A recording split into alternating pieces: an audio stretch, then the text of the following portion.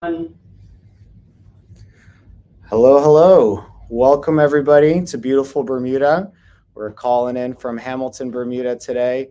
Just want to welcome all of you to our third annual International Tech Summit. For all of our guests joining us virtually, please feel free to chat, network throughout the virtual platform here on Hopin. If you're here in Bermuda and you've signed up for the conference, we'll be down at Front Yard on Front Street. So please feel free to come say hi to us, meet our sponsors, and meet all the wonderful guests from around the world that are here joining us today. I want to just remind everybody that the conference is going to go all day today. We're going to have a climate day tomorrow, and we're going to wrap up the week with a startup pitch contest on Friday with the I3 incubator, which we're calling from today. So we really wish you all a wonderful day. I just want to quickly thank our sponsors, Algorand and 3IQ. This wouldn't have been possible without you guys, so thank you. But I got a long list to hit through here. So Canada Sail GP, thank you. Stable Corp, Blockchain Triangle, and Bermuda Asset Management, thank you for co-organizing this with us.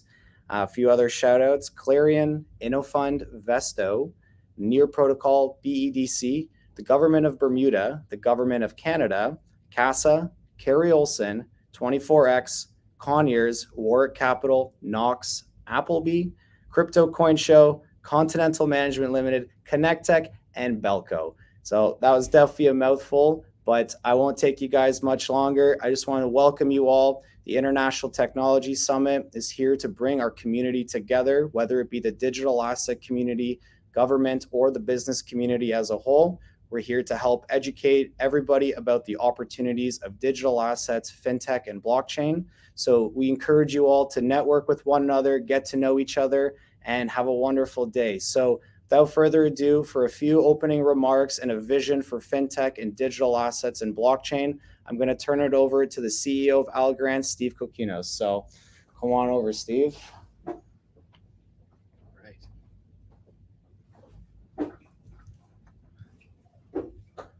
All right. Well, hi, everyone. I'm Steve Kokinos from Algorand, and couldn't be more excited to be here in Bermuda. In particular, I'd like to thank the Premier and many others who put so much work into making Bermuda a place that encourages innovation for the crypto community. For those of you who don't know, Algorand is a scalable, secure layer one that leverages pure proof of stake protocol and was designed by Silvio Micali, who is a Turing Prize winner and one of the founders of modern cryptography. The Algorand public network has been live for about 2.5 years, no downtime, and growing very quickly.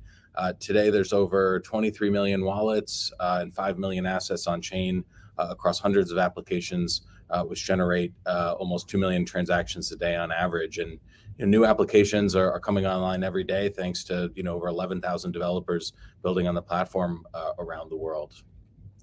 And one of the things we see drawing new people to our ecosystem is a focus on efficiency and ESG, and something that's very important to us. Algorand's very efficient from the beginning, uses about 10 homes worth of power, but it also is carbon negative by leveraging on-chain carbon credits. And I think for us, public blockchains really are becoming, part of the fabric of modern finance.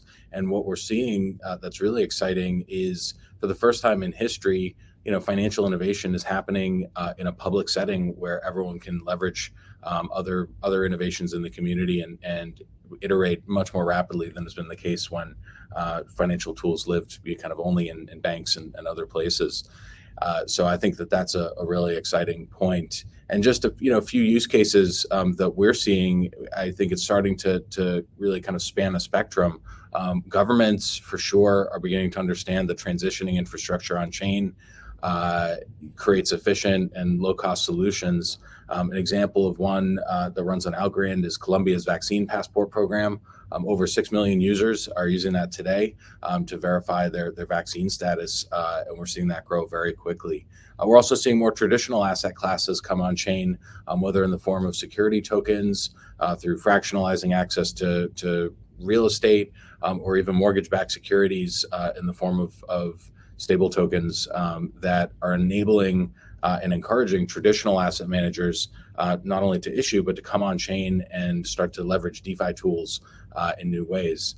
And I'd say lastly, one of the spaces we're really excited is the creator economy, and really the way that artists are changing the way they can sell, share, track, and ensure their craft, and putting the power back into the hands of musicians and artists by eliminating the role that expensive third parties have in the middle of those income streams. So I think we're just at the beginning of a lot of interesting work going on there. And I'll just say on the climate side, beyond our commitment to being a carbon negative blockchain, we're seeing really encouraging innovations on sustainability initiatives coming on chain. Climate Trade runs a CO2 emissions offset marketplace, enables people to offset the carbon generated by air travel and a variety of other applications.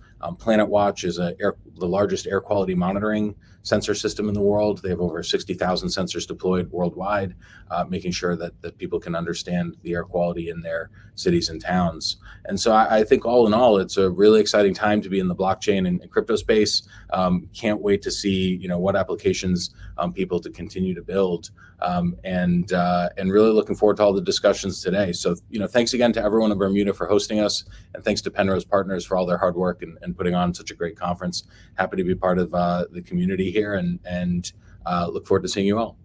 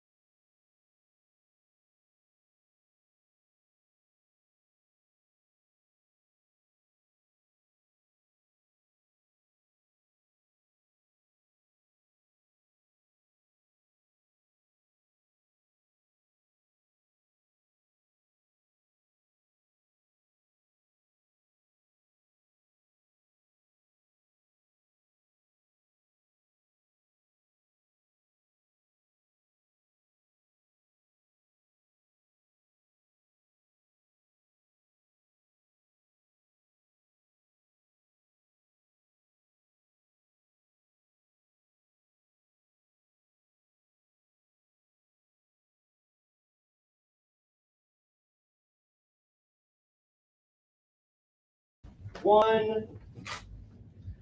All right. Welcome back, everybody. Thank you for being with us here this morning. As you can see, I've got two wonderful panelists here to have a fireside chat. I just want to open up by, welcoming everybody to Bermuda that is here in person. Everybody that's tuning in virtual, thank you so much for being with us. We really hope to welcome you here in Bermuda soon.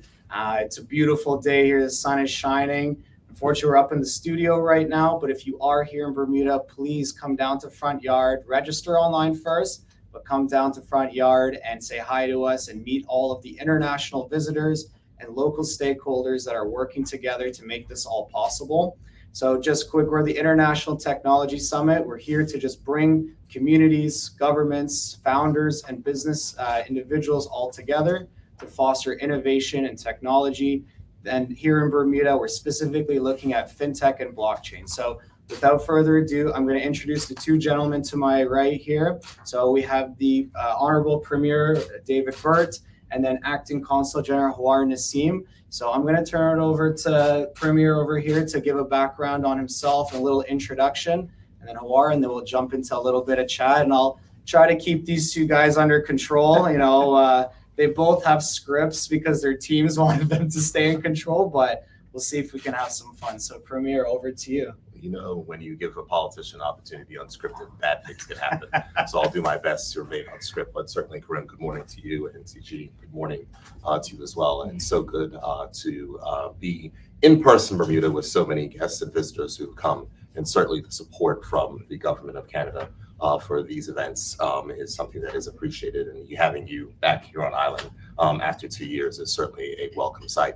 We don't call them fireside chats, Bermuda. We call them seaside chats. Yeah, seaside chats. All right. right here by the water. And as we are facing this way, but right out there is the harbor. And as Karim said, it's a beautiful day. So certainly want to welcome everyone. What we're doing in Bermuda is we have struck out in 2017 to try to make sure that we were an innovator in this space. And we're pleased with the progress today. And one of the most important things for us is not only the international partners that come into Bermuda, but the international partners collaborating with local persons on island, making sure that we can build capacity on island for what we believe is the future of finance. And events like this bring together the international partners with the local partners so that we can demonstrate what it is that we're doing here in Bermuda. And we certainly made a significant number of strides. My background is in tech, actually. It's kind of weird. You don't find people in politics often that have a tech background, but that is where I come from. And so it's refreshing to see the development that has been taking place in Bermuda. We have a history of innovation. If you're an island in the middle of nowhere that has to learn how to fend for themselves and survive, you continue to innovate and make sure that you stay relevant in a global economy, which is changing. And we recognize that there's, I would say, severe geopolitical matters that are taking place. And Bermuda is a home and a place for stability, a place that we value our stability here, and we value the opportunity that we can offer to international companies to come into Bermuda, to experiment, to innovate in our space, and hopefully scale their products to the world. So I'm excited by what is taking place. Certainly, the progress to date has been, I would say that it's meeting my expectations, and the momentum of which we're picking up inside of the digital asset space is certainly something to be recognized. So look forward to the conversation, discussion, and certainly sharing more about what it is that we're doing here. Awesome. Acting Consul General. Yeah, thanks, Karim. Let me start by saying how happy I am to be back in Bermuda. I arrived in New York in 2017, and my first call was on Premier Burt, who welcomed me with open arms, and we had a wonderful conversation at that time. My last visit pre-COVID, because everything's now pre-COVID, post-COVID, and we have that interregnum where nobody's quite sure what happened. Yeah. We lost sort of 2 years, but we've kept at it. And this is my first trip really outside the territory since COVID, and I wanted to do it here. And last night we had a reception. I was in a room full of people, and there's an immeasurable quality of enthusiasm that was there. There was a lot of enthusiasm in the room, and that really felt good. Yeah. It's so good to be back in person. It's what I do best. Zoom when people put me on mute. I don't get it. Why are you muting me? I've got lots to say. You must listen. What I wanted to say, though, is that the connections between Canada and Bermuda are solid. They're strong. They're historical. Yeah. When I found out you've got a ball hockey arena here, you've got beach volleyball players, you've got CEOs who are running finance and insurance companies, you got tech companies who are coming down and come down regularly. The connection is not singular. It's not unidimensional. It's multidimensional. It's Bermudians going to Canada to study. It's connections back and forth, family visits. So look, it's great to be back in Bermuda. It's great to be back in person. And technology is the direction that both of our governments are leading. And I want to give kudos to you, Karem, and to the Premier for leading on this file. And we want to be your partners in this. All right. Well, we appreciate that. So I know usually the main event is at the end when two heavyweights come out and go up for their bout. But I'm going to be the referee here, so I'll make sure everything is above code here. But we're excited to have both of you here. We're excited to be broadcasting this internationally to everybody that may not know what initiatives that both of governments are pursuing. But really the first topic I want to open up with you, Premier, and then Howard, please feel free to jump in, is yes, we do have this pre-COVID, post-COVID, are we still in COVID world? But I think it's all about bouncing back and coming back and being resilient and showing what our governments, economies, and communities can do. So, Premier, do you mind telling us a little bit about what are those priorities, prime initiatives that are really going to help bring the community back up and have Bermuda be a leader for whether it be digital assets, climate, or any of these topics that you're pursuing? Well, I think what's important to recognize from a technology perspective is imagine the pandemic without technology. Imagine if the pandemic would have happened, 20 years ago without, the internet as we know it nowadays, Web 2.0. And it would have been something that I guess would not have been a fun thing to be in.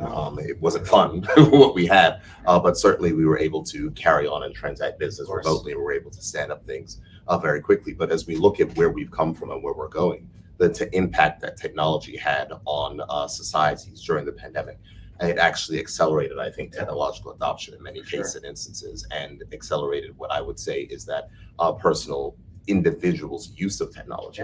And so from the Bermuda perspective, when you talk about the things and the initiatives of which we're pushing forward, whether it's on the tech side, whether it's on the climate side, it's a question of recognizing that, we have to make sure that we adjust the way in which we do business when we're dealing with these type of events. So from the Bermuda perspective, certainly COVID gave us the opportunity to use technology in ways that we hadn't used before, deploy certain things. In Bermuda, it was a little bit controversial, but it still worked, where we deployed SafeKey, which is QR code-based credentialing, which is something that is, fundamental when it comes to digital asset space, and understanding just the view of people getting QR codes, using QR codes, understanding QR codes and how they work and how to verify things, et cetera. It's something that will lead to better use and persons being more familiar with how these technologies will certainly affect.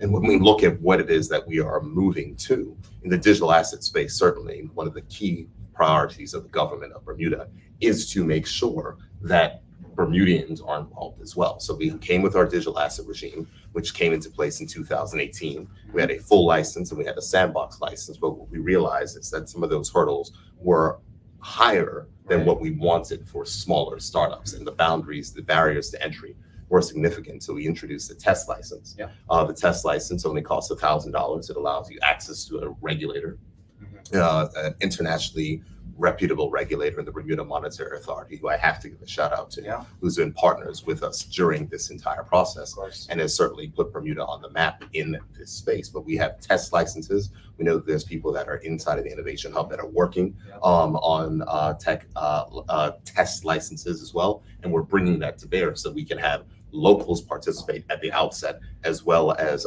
international persons who want to come to Bermuda and to work with local companies. So we're certainly excited there.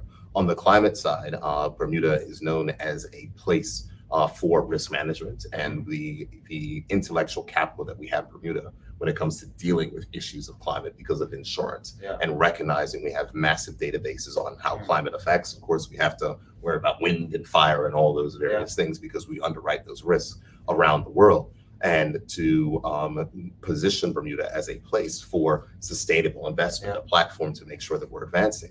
And on the local side, we're not just doing it on the international side, but on the local side as well, where we're introducing our energy regulatory sandbox, which kind of goes along the lines of this sandbox that we have in digital assets, where we're going to be deploying wave technology in Bermuda as a first thing, as a large scale plan. And we want to make sure that Bermuda is open to investors and people who want to innovate and experiment here in Bermuda. So whether it's matters of wave energy, whether it's matters of wind energy, whether it's matters of new style technologies on climate, whether it's distributed energy, looking at how we do that. I mean, we just installed a very large solar array at the airport, and we're putting solar on our government buildings. We're converting our fleet into electric vehicles, where we have electric buses that are now arrived in the country. Our light fleet for government vehicles are now electric, and so we're pressing on with those things which are essential for countries to be relevant and to make sure they're being responsive to what exactly is taking place in the world. So we're excited, certainly from a digital assets perspective. We want people to understand what it is that we have. I have to give a shout out to certainly the fintech team here in Bermuda, fintech.pm, if you want to learn more about what it is, and also with the business development agency, the work of which they're doing to continue to promote inward investment in Bermuda. It's certainly bearing fruit. And what the CG said about the relations with Canada, certainly there's investment that takes place from Canadian companies in Bermuda, but there's also those long-standing bilateral links which continue. You know, we were at a dinner last night, which was not with the CG, something else, and you know, everyone in the room had gone to school in Canada, persons from America and persons from Bermuda, except for me. I went to school in the United States. Declare that interest, but there's certainly a lot there. So from the perspective of innovation, we just want to continue to push. We're excited about the next stage for us is rolling out technologies here locally. If there's one place where I would say we've been very good at attracting international companies, we've been very good at making sure that we have these international players, but the one place we haven't seen in Bermuda is the local adoption. And that's really where we're focused. And we're looking forward to be rolling out things this year where individual citizens can now, you know, harness the power of what digital assets have, the freedom of which provides, and not to speak badly about banks or anything, but to ensure that the transaction costs which are being experienced are reduced, which helps businesses and certainly helps individuals. Of course, and it's an incredible opportunity. And, you know, I think it's all about collaborating, bringing the right people to the table. And, you know, I very much am excited that both of you are at the table together. And ACG Hawar, can you tell us a little bit about how your team and government is bouncing back and showing your resilience? I know, you know, your personality is uplifting, but we need a whole country uplifted. So I'm carrying the weight. And I don't mean that figuratively. What I wanted to suggest to you is I want to pick up on what Premier Burt said in his opening remarks, which is, can you imagine what the pandemic would have been like without technology? I mean, sometimes we get caught up in some of the negatives. Being negative is easy. Being positive takes more work. And the positivities that came out of the pandemic were we got a kickstart on our technologies, and that's going to pay dividends. We can't miss the opportunity of a disaster to make big change in our society. And I think technology is absolutely, you're going to see dramatic changes, and that's going to be a healthy return. In Canada, you know, I think that the idea of separating technology and treating it as a separate element, we got to get away from it. Technology is now everything. It's cybersecurity, it's health, it's education, it's finance. Everything you do is now essentially on your phone, or it's a technology, or it's an app. So, you know, we got to get out of that nomenclature of, oh, well, we're going to do a tech on this or a tech on that, or ag tech. Put tech on it and it becomes sexy. You know? Oh, well, then they're clever, so they're doing tech. So what I would suggest to you is that Canada has recognized that. Canada has put a lot of investment into creating centers of excellence in artificial intelligence in Montreal and in Edmonton, Toronto for fintech. We've invested in our universities. We're delighted to receive Bermudian students. It's a fantastic way of cementing and solidifying the relationship by having Bermudian study in Canada. But technology is where governments play, because it is the path to prosperity. If we can be at that, if you get left behind on technology, people aren't going to wait for you, and it will become non-geographic specific. It is not going to be in one location. And I think the Premier was quite correct when he said we now want to see the adaptation, the adoption of those technologies, because that will be the determinant of how well economies respond to the crisis before them. So if the government in Canada, we have immigration programs to attract bright and skilled people to study, work, live in Canada. We have centers of excellence in university. We have a solid, well-established banking sector, financing vehicles. We target groups that are underrepresented. So we have programs for minorities, for women who to be in. This week or next week, I will be receiving 7 women-founded companies in clean tech at our mission in New York, which brings me to New York. And on the line with me, somewhere in that space, maybe hopefully not in the sea, but are Saliu Babu and Nigel Neal at our office in New York. In New York, we have transformed the delivery of our commercial program to focus on investment attraction and innovation. And we have, in the past year, run 4 virtual technology accelerators.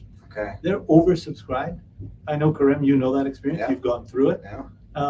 We run them in a range, everything from retail to cyber to financial technology. And it's where governments need to play, because we're taking bright ideas, we're capitalizing them, we're connecting them. We're a country similar to Bermuda. We face a population limitation. We are, as they say, we reside a relatively large neighbor who sometimes has an influence on us, you might say. So we have got to be nimble and we've got to be quick, but we've also got to get our companies branched in. We've got to get them plugged in to creativity, ideas, and markets. And that's what we're doing in New York. So we're running these technology accelerator programs. We now run 12 per annum, which is tripling the size, because that's the space that government needs to play in. So, events like this are the ones that connect us, and we're delighted to be a part of that, because really you're investing in the future prosperity of your nation when you do that. And I think it's something to build off on that, because in the exact same way that Canada has recognized that, it's also something you recognize in Bermuda. And I know that we're here, certainly an innovation house, and the view was that we needed to make sure that we provided support for local entrepreneurs. We provided support for startup companies. And so the government has backed this project to make sure that we can find more funding for local entrepreneurs to go ahead to be a part of accelerators, to go ahead and build their companies and be in a space where they can build companies. And so it's something that we continue to do. We're not a large company as Canada, country as Canada. We don't have a balance sheet as large, but what we do have is the willingness of the government to go ahead and recognize that technology is the future, and you have to put your money where your mouth is, and you have to be willing to take risk, and you have to be willing to say that you're not going to succeed on everything, and not everyone's going to succeed on everything. But if you don't give people the opportunity to even try to succeed and or fail, then you're not going to have progress. And that's something that is particularly important for me. My background is an entrepreneur. I was a tech entrepreneur, so my background is tech, but I was a tech entrepreneur, and I understand and recognize that the government needs to be supported, but at the same points in time, a lot of cases and instances which is important is the government needs to get out of the way to let the innovators. And so one of the things of which we are focused on is open government, exposing our data so that companies can build solutions off that. It's not the government building solutions, it's the private sector building solutions, and they can innovate and they can do things. And, I'm not going to get philosophically here, but I have a firm belief that the markets can do things in a lot better ways because they have better incentives than the government does for making sure that things are efficient. For sure. And so we are here in the InnoFund Innovation Incubator, and we do thank you for making this possible. But you might know or might know, but a lot of the mind power behind the scenes, there's a lot of Canadians involved in this project. And we've gone through the Canadian Technology Accelerator. So I think when you see the program and the startups and the founders, you're going to see a lot of similarities from the programming that has been adopted from countries around the world. And this program is partnered with the Ryerson University DMZ, and we're really looking to build those bridges, bring entrepreneurs here. And I know this initiative started as a international incubator to bring companies and founders from around the world. But now we have local founders too that are part of the program, that are graduating the Ignite Local Incubator, the BEDC programs, and they're coming into this program here with InnoFund. And what we love seeing is just this collaboration, this camaraderie that's being built. They're all down there at Front Yard helping each other, collaborating and boosting each other up, right? Because one thing that I'm truly appreciative of these opportunities is when you're an entrepreneur, sometimes you need that vote of confidence, whether it be from government or mentors or leaders, because when you're in your own world, when you're in your own space, sometimes you think you're brilliant and sometimes you think like, what am I doing? Does this even matter, to anybody? So to have that vote of confidence from the government level in entrepreneurship and in supporting these ideas, these founders and these businesses, it goes such a long way. And it makes what I think Bermuda is incredible is make everyone feel welcome. I think here, the local community is not afraid to bring in those outsiders and make them feel integrated and a part of the community. So I think this is very exciting. So Acting Consul, I'm going to turn this question over to you about fostering innovation between our countries. I gave you a little layup here with the incubators, but I really do want to know, like, how does the relationship between Canada and Bermuda grow? Like, what are the bridges that we should be looking to build? And who are the people that we should be bringing? Is it investors? Is it executives? Is it climate minds? What type of leaders? And I'll turn this over to you after his answer as well. Is who are you looking to attract here, right? Because we want to be able to vocalize that to the world so that they know what Bermuda is looking for, so we can bring them here. So I'll open with you. Yeah. Thanks for that. I think how I'm going to start is I'm going to pick up again on what my colleague to the left, my wise friend, my good friend, Premier Burt said about knowing where government plays and where government steps out of the way. Yeah. And I think that, small, medium companies that have great ideas sometimes lack the wherewithal in terms of how they get to that next step. Yeah. What we need to do is to open people's eyes to prospects that are outside of their traditional markets. Yeah. Get them informed and educated. The message I always give to Canadians, Canadians, Graham, you know what we're like. We have that aw shucks mentality, and I say, you're in New York or you're in Bermuda, and if you've got a 15-minute window, get out there with your pitch, get your ask very clear. Yeah. These are the kinds of tools and training that we offer through our mentorship programs, through the technology accelerator. We put them into Shark Tanks where they're doing their pitches, and they're graded on their pitches. We put them in front of investors, and we hope that the result comes. But beyond that, once they're there, there's not. It's really incumbent on the technology to survive. Yeah. It's the brilliant thing about our markets is that great technologies will succeed. Yeah. It's our job to give it that energy, that push. You mentioned Ryerson. You mentioned some of the other incubators that we run, the technology accelerators that we run. What I think when I think about what do we do, Canada Bermuda, because I want to get specifically to the Canada Bermuda. You have all of the métier, all of the requirements to have success here, based on the fact that there are so many Canadians who are already here. There's so many Canadians who visit here.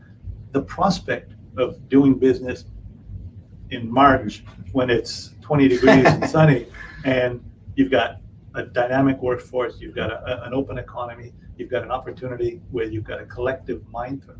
Those things make a lot of sense. What I would think is one of the risks that the Premier and I will face post-pandemic is what I worry about is what I consider calcification, which is that people who may have normally traveled or done business overseas or gone to a trade fair, whatever it is, I think, man, I can do it via Zoom. It's okay, I'll do it on a phone call. Do I really have to go? And then we've got to be active proponents of this sort of thing, the face-to-face, the excitement that I saw last night. So we have to be proponents of that. We've got to encourage people to get in here. I think Bermuda will sell itself once people are so blessed. Got the best salesman in the game They've here. got good policies. I've met with a number of people here, the people in government. I met with the Bermuda Development Authority. There's a clear vision of how they can do it. Canadians, we thrive. We're a country that requires international trade, and we've got a really good brand. I just want to close by talking about the Canadian brand. I got to do the pitch here because it's hard when you're selling a bad product. We've got a good product. We've got a good product, and the beauty of Canada right now is that we're attracting some of the best companies in the world. We've got some of the most creative minds in the world. Places like Toronto are creating startups and generating new ideas. And I would hazard that a lot of that innovation comes from the fact that we're an open economy that invites people into our country. We invite immigrants into our country. We invite bright people to succeed. We invite Bermudians to come and study. I know you're worried that some of them stay too long and don't come back. We can work on that. But what I mean by that is that mix, that creativity, that innovation. That's why we're successful. And so our job is to unleash that creativity, and we do it through our accelerator programs. We do it by having them exposed there and working with folks like you and the Premier. Oh, fantastic. Premier? Well, I would say that in the theme of the pandemic, in the theme of going along, where you started, it is important to recognize that intellectual capital comes from diversity of views and opinions. And the place in where Bermuda sits, kind of similar to Canada, is that we require an influx of intellectual capital. It's silly to think that your citizens will have it all. We certainly have a lot here, but to add to the intellectual capital and to add to that basis, I think is vitally important. And the way the world is changing now, in the exact same way that we speak about, people may not want to travel as much before. But it's also the opposite of that. The opposite of that is that you don't have to be in the particular place where you are in order to work. And so with us, where we launched the Work for Bermuda program, the digital nomads, which is continuing. It's something that has not stopped. It's something that's open-ended. And the fact is that we offer that flexibility. And so I can tell a story, because that's what politicians do. But one of my first engagements when I became Premier was there was a company that was in Bermuda, Hub Culture, that was doing something out on the beach. And they attracted a number of software developers. And I was there at a hotel site, and they were just speaking. And I remember that interaction. And my comment at that time, this is before digital nomads, before anything else, was, if you want to come to Bermuda, stay in Bermuda, and write your code from the beach, feel free to do so. And it's that type of stuff of which we need to recognize, because the more persons that are here, the more persons that are doing work, the more persons that are developing from our shores, that adds to the intellectual capital of the country, that adds to the space where there can be more innovation that takes place. And from a Bermuda perspective, we're viewed as, a hard place to get into. And that is certainly for its historical reasons. But the way that the government views this is that we need to certainly make sure that we are more open, attracting more persons here, and make it easier and flexible, because it's not always the way it was before. And so the fact that if someone just, wants to spend 6 months here and spend 6 months somewhere else, that is something that we welcome. It's something that can work for us. And we know that it can actually certainly create benefits to the economy. So when we look at how we continue to attract those innovators, it doesn't mean that you have to move to Bermuda. It just means that you have to spend time here. Come in for 6 months, do that thing, get an Airbnb, get a long-term rental, do that type of stuff, and immerse yourself into our culture, and immerse yourself into the technology scene of which we're trying to incubate here, because it's different than other places. We're not in Canada. We're not a place that has, these massive buildings and all that, but we're trying to make sure that we continue to develop the critical mass. And if we look at the progress of which we've made since 2018, and when the Digital Assets Business Act came into place, until now, where we have 13 companies on the register, expecting to double the amount of digital asset businesses this year, attracting very big names and investment. That's the type of momentum that we want to have, and the momentum that we want to continue. And so for the people watching, the fact is that if you are actually thinking of starting something and you're having difficulty with a Canadian regulator or an American regulator or a European regulator, you can actually talk to our regulator. You can talk to our fintech unit. You can talk to our business development agency, our economic development department.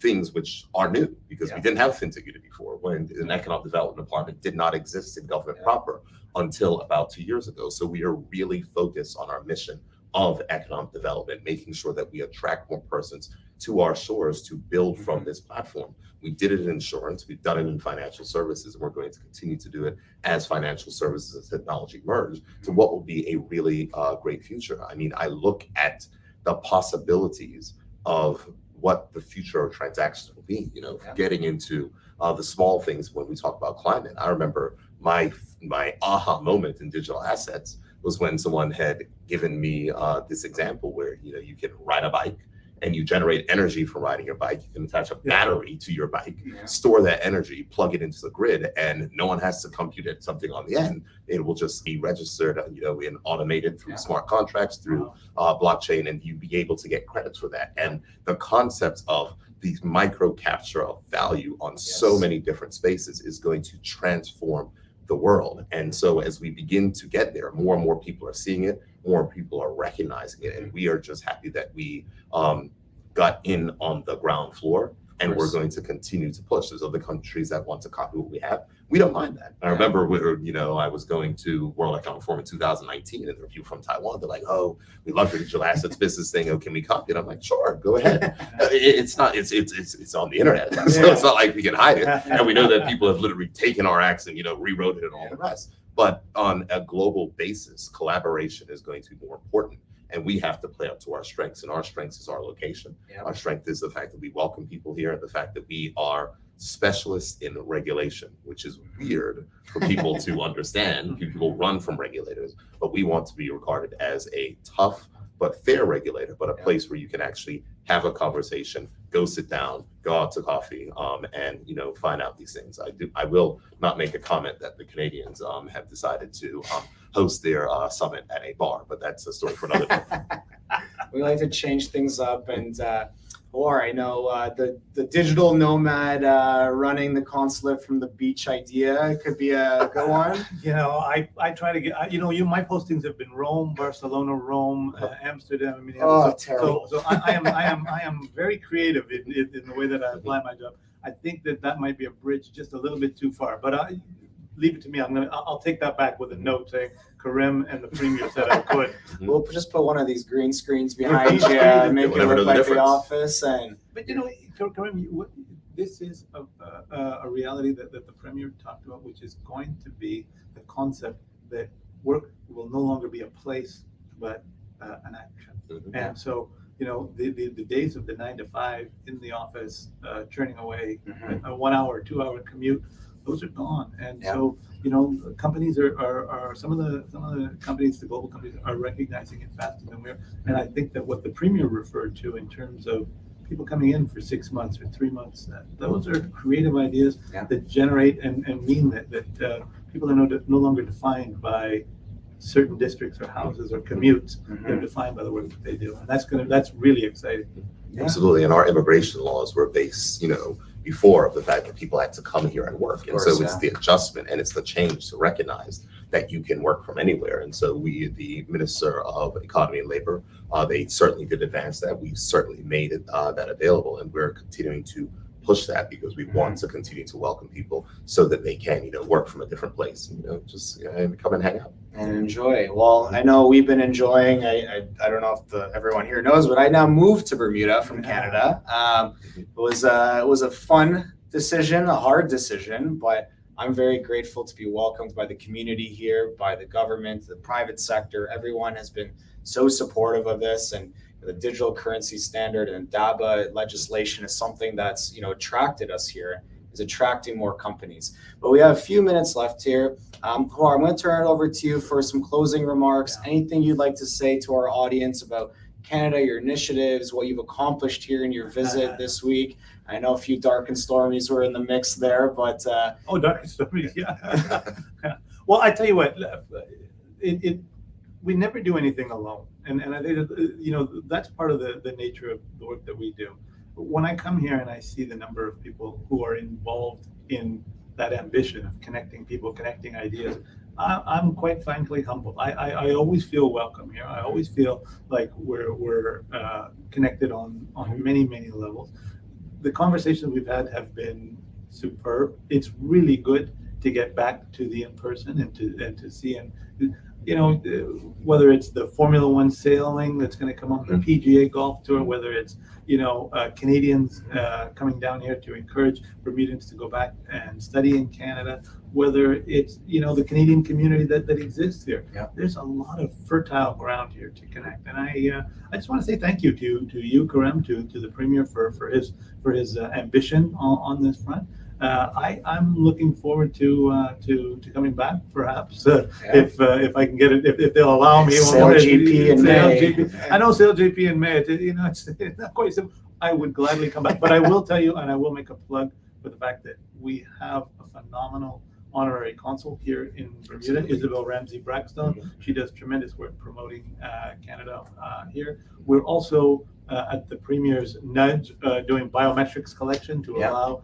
So I have a colleague who's here today and she will be back in May, and we will be back on a regular basis. We're committed to facilitating that process to ensure that Bermudans can get into Canada with minimal friction. So listen, thank you very much, and I've enjoyed it. It's good. It's always good to spend time with you and the Premier. We appreciate you being here. And Premier, what would you like to tell our audience to close off our discussion here today? Well, I'll close with a few things. First, certainly thanks to you, Council General. It's certainly great to know the collaboration that exists between your office and the government of Bermuda, and the assistance of which you've certainly provided and the assistance of which you'll continue to provide.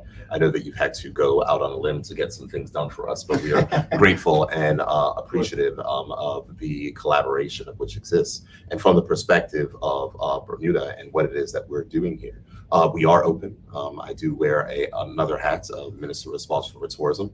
We did just change our policies 2 days ago. No more arrival testing. Everything else come in free, and we're open, and we're looking forward to an incredible summer.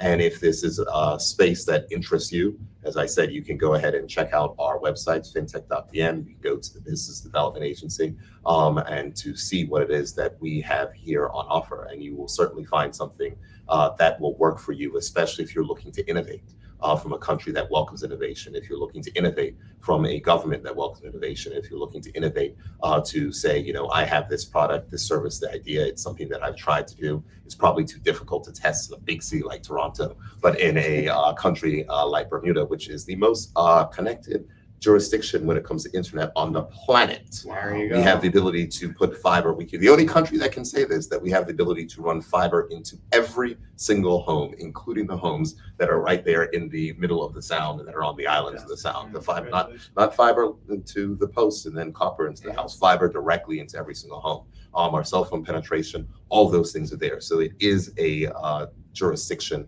that understands tech, that knows what we can do with tech, and is looking to make sure that we attract partners that want to innovate from our shores, want to take advantage of the regulatory environment that we set up, want to take advantage of our test licenses, which only cost $1,000 to go ahead and get started. And basically, you know, say, I'm going to build a business and I want to build a business in Bermuda, involve the local residents, involve the companies that are here, and to make sure that we can build, add value, and make the world more efficient. It's not just the island, but it's the world, because we want things to be built here and to be scaled up to the world. So I'm excited with what we've built thus far. I'm excited to work with partners from the country of Canada, certainly, without question. The relationship is long. I would just like to echo your response on your honorary council here. Isabella is absolutely amazing. And so we certainly want to continue that relationship and look forward to what we have to offer. So please come visit, enjoy our country, and actually, you know, spend some time in that wonderful country of Canada as well. Thank you. All right. Well, look, I know you guys have spent a few days together, so you've got your banter and jokes hopefully mostly out. We didn't get them all out. I was being polite. Well, I was gonna say, if you have any last jokes here, we got a few minutes. When I was joking last night at the reception, and I quoted Biggie Smalls. You sure and did. I said to all the ladies in the place with style and grace, and I was referring to International Women's Day. And yesterday I had the opportunity to go to the Bermuda National Gallery and take a selfie at the exposition. I know you did as well. We are all indebted enormously to the phenomenal women in our lives. I think that it was tremendous to be here and see the enthusiasm. I did a roundtable with a group of Bermudian women entrepreneurs. So good. And I do want to give a nod to the fact that yesterday was International Women's Day, but every day should be. Of course, I appreciate that, and I'll close that off by saying thank you to my mom for everything she's done for me. Mine too. All of our mothers, we wouldn't be here without you and all the amazing women in our lives. So, Premier Howard, thank you so much for being here with us today. We truly appreciate you taking the time to share your vision, to share your thoughts, and we look forward to hosting this again next year with both of you. Absolutely. We're happy to support and look forward to the ongoing collaboration. Wonderful. All right. Thank you. Thank you, Karam. Thank you, Premier.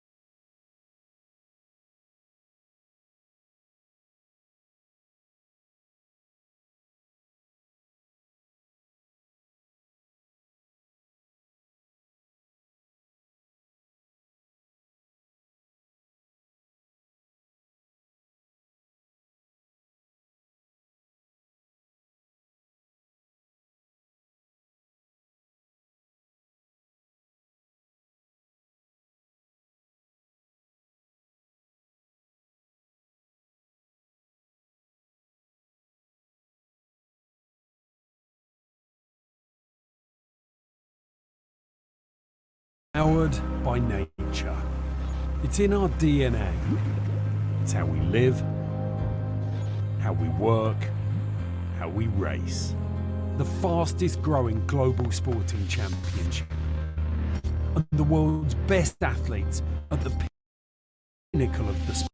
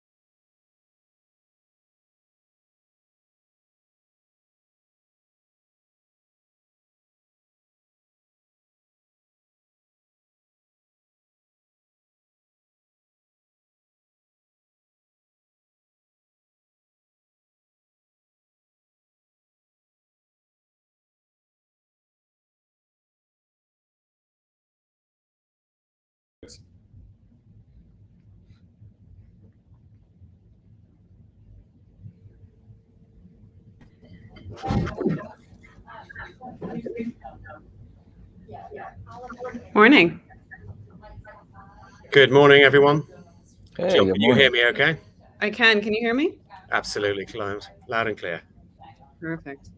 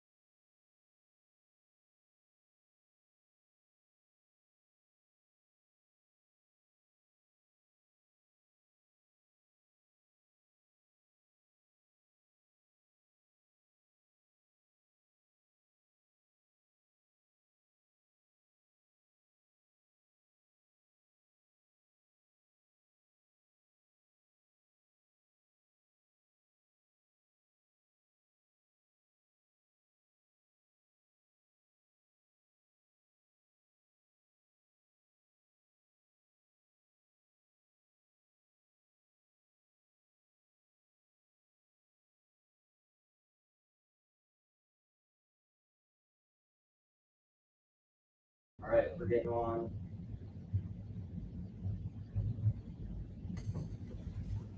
And we're live. Hi, everybody. Hello, Alex. I didn't know you were joining. I thought you were not able to join. I think that was the other Alex that I'm replacing. Ah, okay. Oh, that was the other Alex. Ah, okay. I thought it was, never mind. I thought it was Alex McDougall. Okay. Yeah.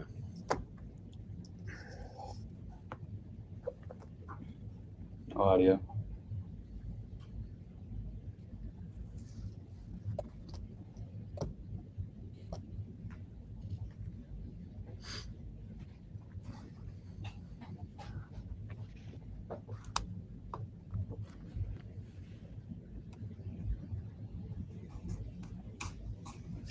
All right. Jill, you want to kick us off? Absolutely. Good morning, and thank you for joining. This is actually a fantastic panel around stablecoins and CBDCs. I really want to start by sort of laying the foundation. So what we know as being sort of once a fairly abstract concept in terms of accelerating CBDC pilots, we're now closer to about 3/4 of the countries that are essentially in a pilot or research stage. Nevertheless, CBDCs have been very much born out of the movement of money and emergence of big technology and competition. That being said, the overall market of stablecoins right now is 178 billion, with Tether still being the largest stablecoin project in terms of market capitalization. Worth noting, nevertheless, that 60% of transactions are still through cash. So I really want to ask and frame kind of this entire panel around, is the work that's going on around stablecoins and CBDCs competing, or coexisting? And with coexistence, how can we as builders, policymakers, issuers, futurists, technologists address risks and really to continue to support innovation, privacy, security, and financial inclusion? And so with that, I really want to hand the floor over to my esteemed panelists to introduce themselves, that being Gareth Hallman, Ezekiel Kopic, Steve Reyes-Davies, and Alex McDougall. I'll hand it over to you, Garrick. Great. Well, thank you, Jill. So I am the head of research at blockchain.com, one of the oldest and largest crypto asset companies. We were founded in 2011, so we just celebrated our 10-year anniversary. Well known for our non-custodial wallet, our blockchain explorer, our exchange, and a rapidly expanding institutional offering. And I'm also a visiting fellow at the London School of Economics. My work on stablecoins goes back a number of years. We published shortly after I joined blockchain.com 2 major empirical studies of the stablecoin market, the state of stablecoins in 2018 and 2019. And yeah, it's incredible. I mean, back then the size was of all stablecoins was about 2 billion. So the growth has been phenomenal. And it was clear, I think, early on that stablecoins were going to play more in the wheelhouse of central banks than something like Bitcoin has historically, which is less used, as we know, is for currency purposes, more of an asset, more of something people just invest in. And stablecoins were going to present a whole host of new questions for regulators around payments that crypto has historically been less used for. At least in recent years.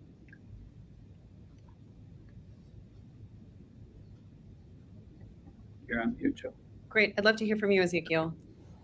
Great. Good morning or good afternoon. I guess I'm in California. But anyway, my name is Ezekiel, Zeke for short.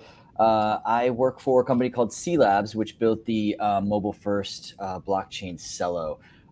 Prior to joining C Labs and really the tech space, most of my career has been spent in central banking.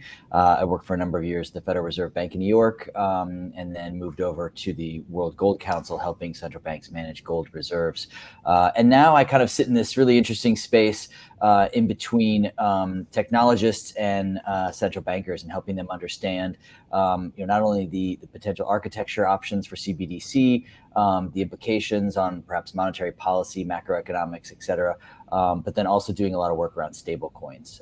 So our company has a couple of stable coins, one pegged to the dollar, the euro, and recently just launched one pegged to the Brazilian real. And so it's an interesting space. Certainly looking to your point, Jill, I really think this is a space for coexistence. And I'm really trying to create partnerships between government agencies, central banks, et cetera, on the public side to work with the private sector and really create some really exciting and new innovation. So excited to be here. Thanks for having me. Thanks, Zeke. Alex? Awesome. Yeah, super excited to be here. Happy T+1 on International Women's Day to everybody. Fantastic to see everybody that the Penrose team's brought together in Bermuda. It's been a great event so far. So I'm the president and COO of Canada Stable Corp. So we build financial technology for Canadian banks and international banks. And we really looked at it as there's a fundamentally different infrastructure that we're trying to migrate our entire payments finance system over to, but that's going to happen in incremental steps and very slowly. And we, as a venture capitalist prior to launching StableCorp, we really spent a lot of time kind of 15 years out of what is the archetypes of pure decentralization that we could potentially build in this theoretical future world. And really zoomed a lot back in and what are the steps that we really need to focus on today, tomorrow, the day after to get the biggest institutions in the world to start taking one step down the path towards what a good outcome is in digital asset world, because there are bad outcomes in digital asset world. And I think this is what we'll talk about today as well. This technology is unbelievably powerful, unbelievably transparent, unbelievably efficient, unbelievably quick. But there's a lot of humanity that still gets built into this type of technology. And I think when we start to talk about private stablecoins versus CBDCs, we'll start to get into some of those government aspects around it, privacy pieces like that. So our lead asset is something called VCAD, which we basically worked with a Canadian Schedule I bank, VersaBank, to take a deposit receipt. So something similar or akin to a traveler's check. And tokenize it. So it looks, acts, and feels like a stable coin like USDC or USDT, but it has the full weight and backing of a Schedule I bank behind it. So these types of partnerships, to Ezekiel's point of where the regulated entities are, where the regulation should be, where the yield should be, where the deposit reserves and the BIS guidelines should be, versus where the technology should be and where the technologists are building out these structures, building out these integrations, building out these assets. So build assets, we spend a bit of time at the edge as well, doing fiat on-ramping and really working on having seamless flow into and out of the crypto space as we grow and grow and grow the crypto space and hope to minimize the amount out of the crypto space. As well, we play around in the yield space and do a lot of analytics and a lot of on-chain monitoring of CeFi and DeFi platforms. So excited to dig into all this stuff. There's such a rich batch of topics to talk about, especially as we are on this beautiful island of Bermuda. And a lot of this is around remittances, cross-border stuff that we really need to build the right infrastructure to really access. So thanks again for having me, and really excited to dig in here. That's great. Thank you. Thanks, Alex. Steve? Yes, thanks, Jill. So my name's Steve Rees-Davies. I'm a corporate partner at Carey Olson, international offshore law firm, and I head up the technology team here in Bermuda. And I'm 21 years in the law. Most of that time has been with clients in the technology or energy sector. And more recently, I've been assisting in Bermuda in establishing our regulatory and legal regime that specifically regulates and governs digital assets or digital asset business as we've defined it. And it's a great, unique place to be working because we are able to look at how the sector needed certainty and what we could do to ensure that we were actually attracting people to Bermuda in order to both bring some credibility and legitimacy to their projects and obviously certainty to what they're doing. But how does that then play into the more global space where there is still uncertainty as to how the different types of digital assets out there, be it stable coins and the whole idea of sort of central bank digital currencies, how they're going to be regulated. Obviously, every country in the world seems to be taking a completely different approach. And where we land is, who knows? I definitely think there is a definite factor of coexistence here, certainly for the foreseeable future. I don't actually think, I'm not a technologist, but from a legal perspective and seeing how the law and regulation, which just does exist, and how it's applied to this sort of technology. I think the technology is still far from being ready really for a proper CBDC. But obviously, I'll leave the technologists to decide that. That's not my remit. But it's going to be how do you introduce CBDCs and bring that into a regulation and regulate it as legal tender? And are you then going to say that, well, nobody else can do it, and therefore have some knock-on effect to something like stablecoins? I think stablecoins are certainly here to stay and certainly here to grow for some time yet. That's certainly my view. That's great. Look, I think it's really important that we at least kick off and acknowledge and take the temperature really from everyone on this panel as it relates to this morning's long anticipated executive White House order. I'd love maybe for everyone to comment. I'm going to start with Alex. Just your opinion, thoughts. I know that I won't pepper it. Go ahead. I am a fan of clarity, period. So, and any set of rules that can be put in place that are definable, enforceable, actionable, and can be built around, we as technologists can put into our model and come up with business models that operate in those. When Steve, this is something we were talking about over the last couple of days here.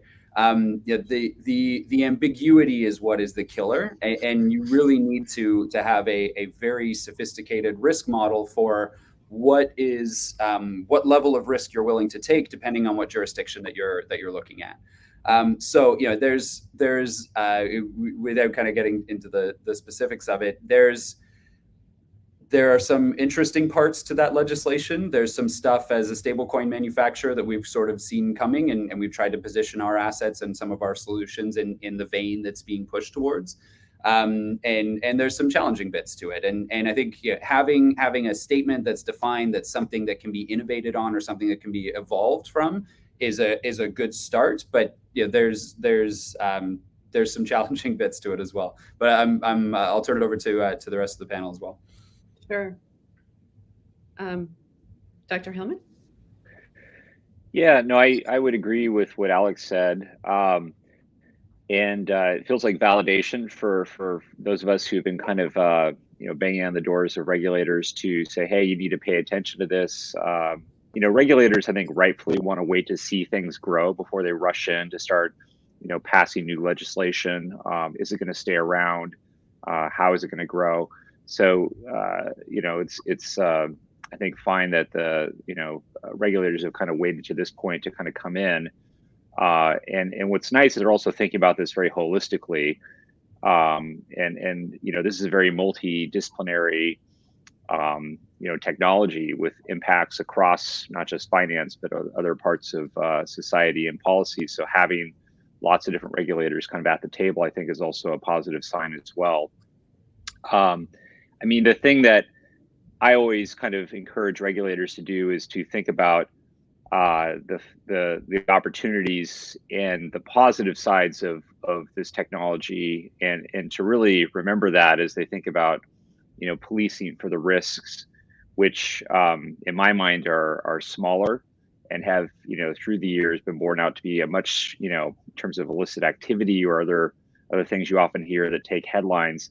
That's really a pretty small fraction from the data we have of activity that's taking place with crypto.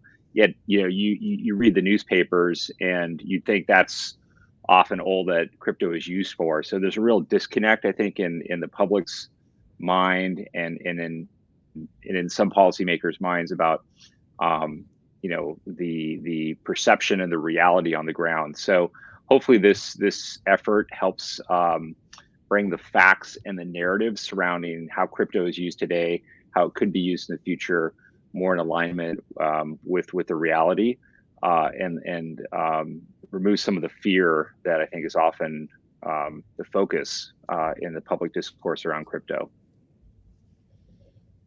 Great, thank you. Ezekiel? Yeah, I agree with with Garrick and also with Alex in the sense that I certainly appreciate clarity. I also see this as a way of communicating and as an opportunity to communicate.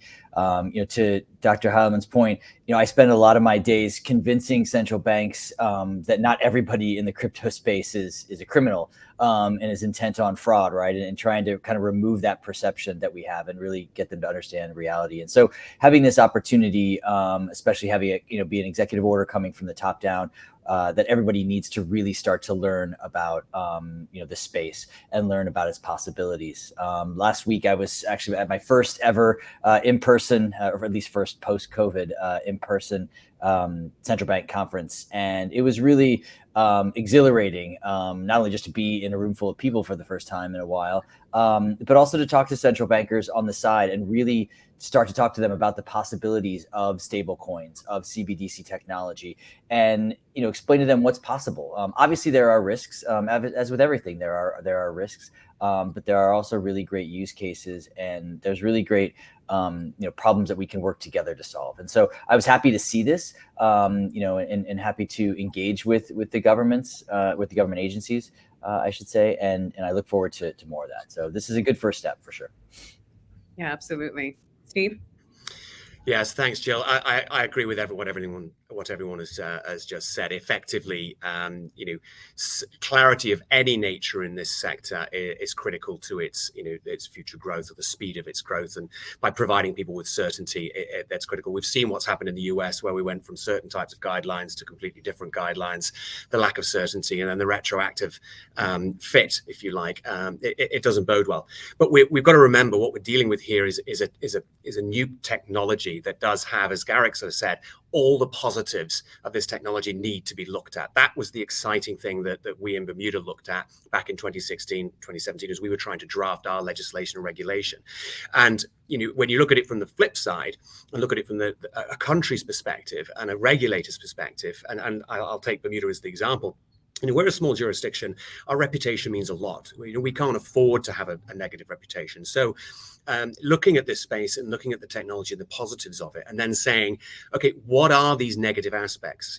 What the public see and what all of us saw over the last decade, I think, is very much the small, minor, scary bits, the fraud, the money laundering, the terrorist financing, but with no stats and proven evidence behind whether it even existed or could be facilitated. And people often forgot that, well, look, money laundering and terrorist financing and fraud goes on in normal days life. You only have to talk about things like NFTs and the sort of art world. Well, the art world is rife with all sorts of problems in its own right. So looking at the technology and saying, look, these actually have dual purpose. We've got the positive side to actually combat some of these issues in their own right. Let's look at that for a start. And secondly, yes, there are issues, but what are those issues and how large are those issues? And as Gary's saying, there's not a lot of evidence that it has been used for nefarious purposes or to the extent that everyone was worried about. So when we came to draft legislation in Bermuda and put it in place, we did look at exactly that. We looked at fraud. Well, how do you minimize the risk of it? We don't want to stop the technology. We want to help advance it. We want to help people use it. And so you put in place effort that would allow people to have credibility and legitimacy in the space like you would with any other kind of use of technology or service provision. And the same goes for the rest of it. When we were looking at money laundering, terrorist financing, who are the players in the sector who might facilitate transfer and therefore could be the key sort of gatekeepers to minimizing those risks? And AML, ATF from the Financial Action Task Force, who I think it was back in 29, gave guidance of how this sector ought to follow its global policies. It's clear that people have to understand that the technology needs to advance to a degree that can cater to those types of things, but it shouldn't be used as a hindrance at this point. And the last thing I'll say is that positive statements are great, but whoever makes those statements does need to look at the knock-on effects. You can introduce a great piece of clarity over here, and then it just creates a whole gray area over here. And then you have lawyers like myself trying to grapple with, well, that's great, we can do that, but then we're going to hit upon this. And so that it's a much bigger picture. And I think I agree with everyone that they said. Regulators need to take their time in getting to know the technology, getting to understand the players in the technology. No, as Zeke said, they're not all criminals. They know that I've not yet come across one. So it's about sort of collaboration. And I think I love that piece that we've got in Bermuda, and that's how we're doing it. And I just hope a lot of others follow suit. It does seem things are going that way. No, that's great. Dr. Hyman, I actually, I want to start here. You've actually been quoted as saying that you think CBDCs right now are really running the risk of being massively overhyped and under delivering. I'd love for you to expound on that just a little bit. Yeah, no, that quote got some attention.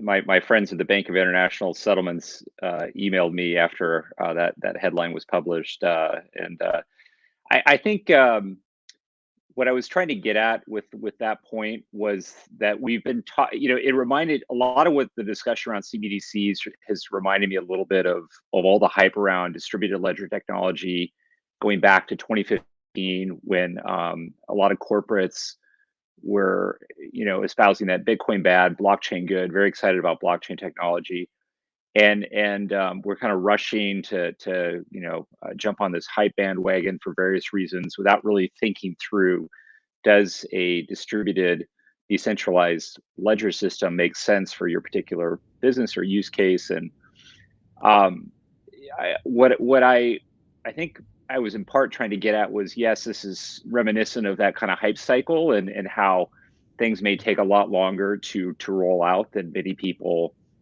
are imagining, or based on the drumbeat of headlines. You'd think CBDCs were just right around the corner, about to drop any day now, and the reality is, certainly for many countries, this could take a long, long time, or may not even happen at all.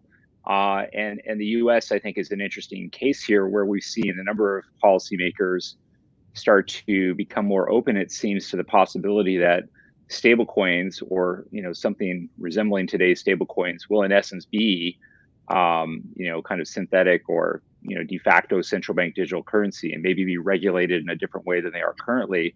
But you wouldn't have the central bank, the Fed, maybe minting its own CBDC, trying to operate wallet software, trying to become a retail bank, and competing directly with commercial banks. And so that's, I think, in part what that soundbite was trying to get at. I don't know that that's going to be true across the board. I think, in Europe, you're seeing, I think, more interest in doing something directly, possibly, launching wallet software even. So I think there's going to be different approaches for sure. But I think things may not happen, especially amongst the major central banks, as quickly as some of the headlines would suggest. And B, you might see, an approach where the private sector is really charged with kind of leading the digitization of money, and piggybacking on the stable coins that exist today, rather than trying to launch something completely novel.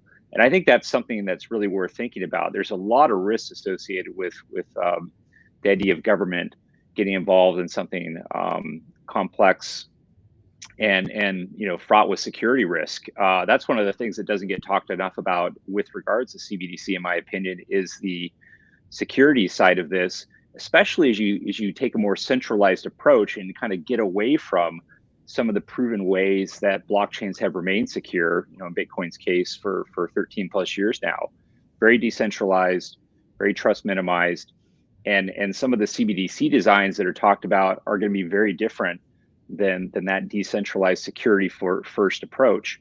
That makes me very nervous, and could be kind of the dark side of that quote, where you could have a catastrophic, hack of some kind, because something is too centralized, isn't properly secured.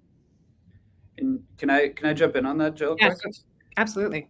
Awesome. No, and it's CBDCs are obviously a fascinating archetype. Let's call it that. And I think we're all struggling with blockchain adoption to various degrees, whether it's from a pure tech perspective, and you look at the 2017, 2018 solutions that are basically only developers can use it, to today, even the most advanced are still pretty crypto raw. And we're starting to see a lot more evolution from kind of traditional financial institutions or traditional financial rails to incorporate, some level of crypto in the back end, but keeping it extremely abstracted and still having this sort of fat top part of fiat. And if the push for CBDCs can be a big hammer to push the integration of blockchain technology and blockchain infrastructure through our financial system, then that's a good outcome.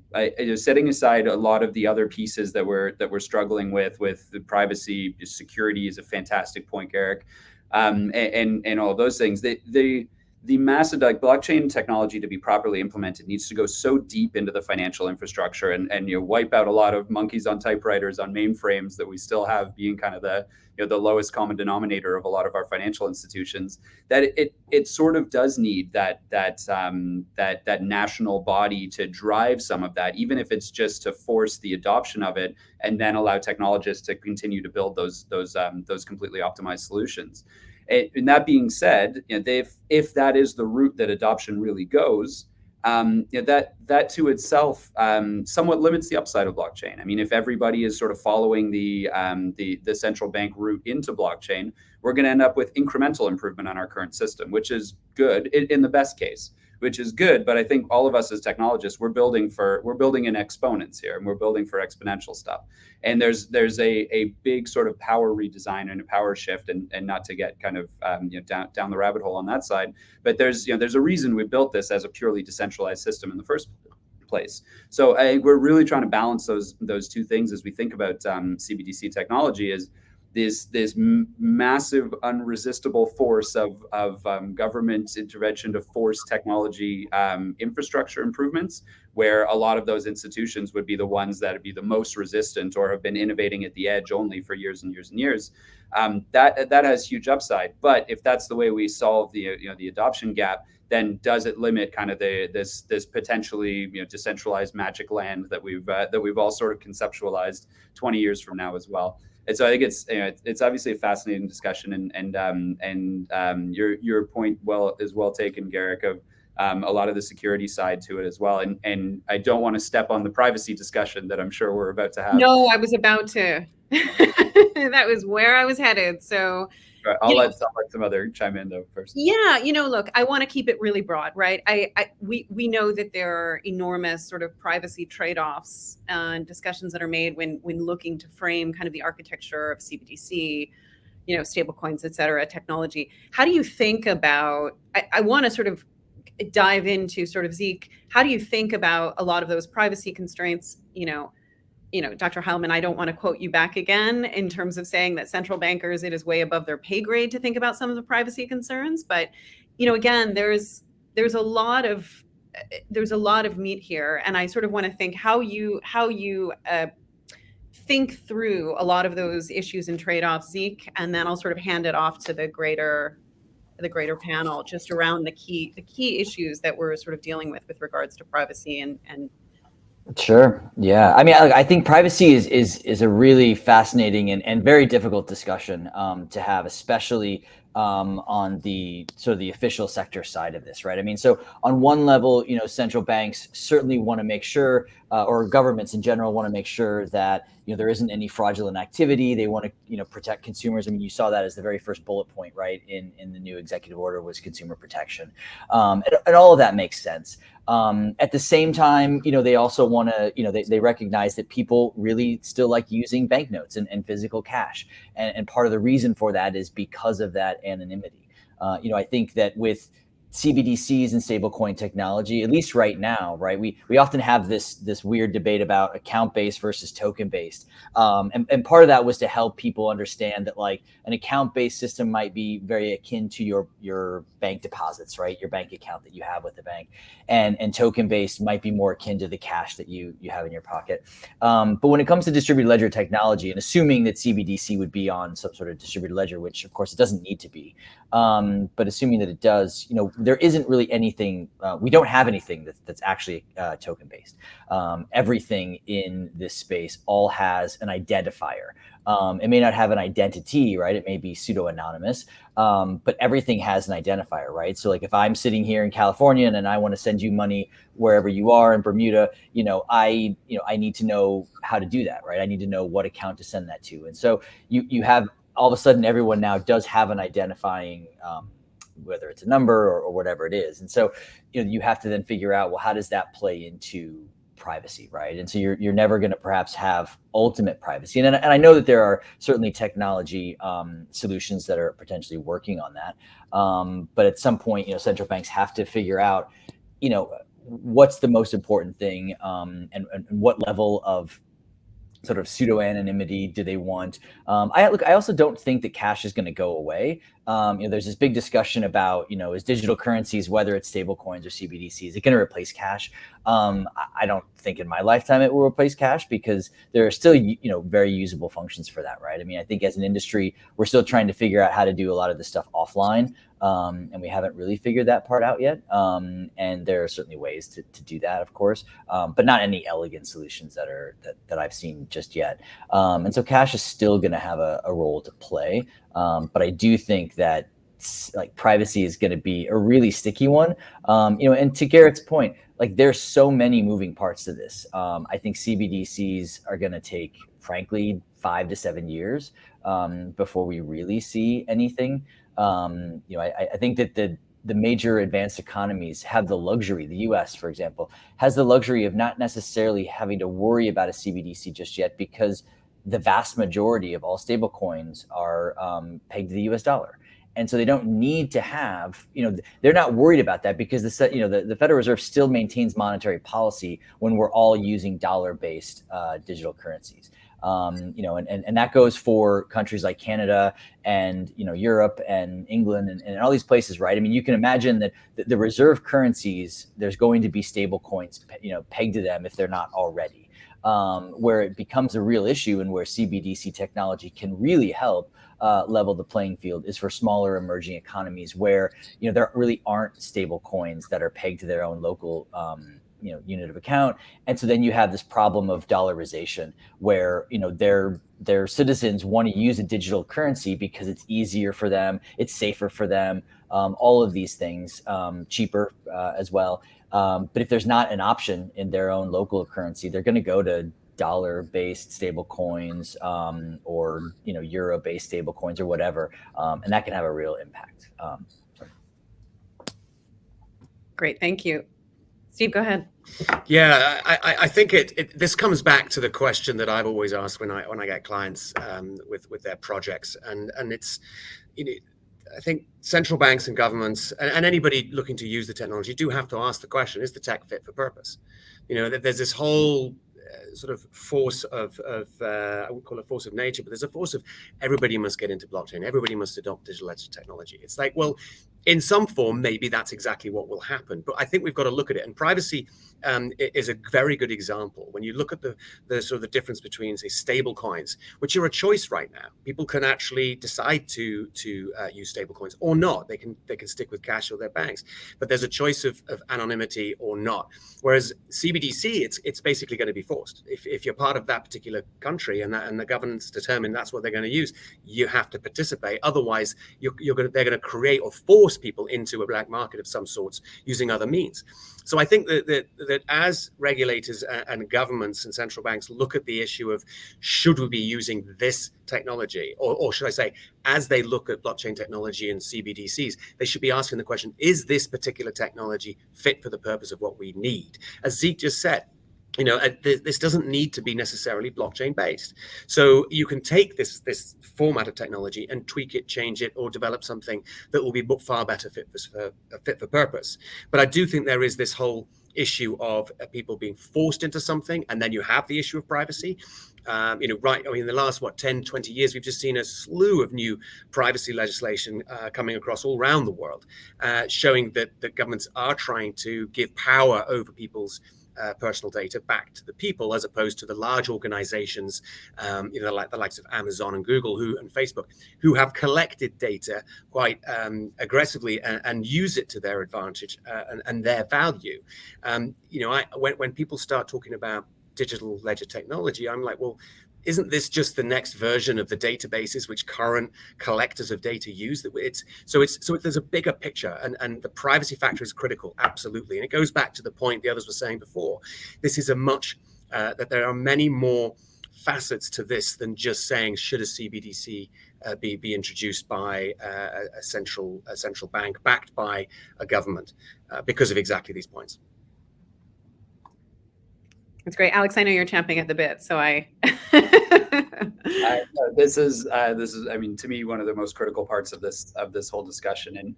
And I think we sort of forget how cool blockchain can be sometimes when we think about implementing it in certain of these situations. And today, with kind of our cash-based system, we almost have anonymity by complexity. Like there is no way to effectively AML, down to the dollar, and assign identities to all those people. It's too complex. It's too cumbersome.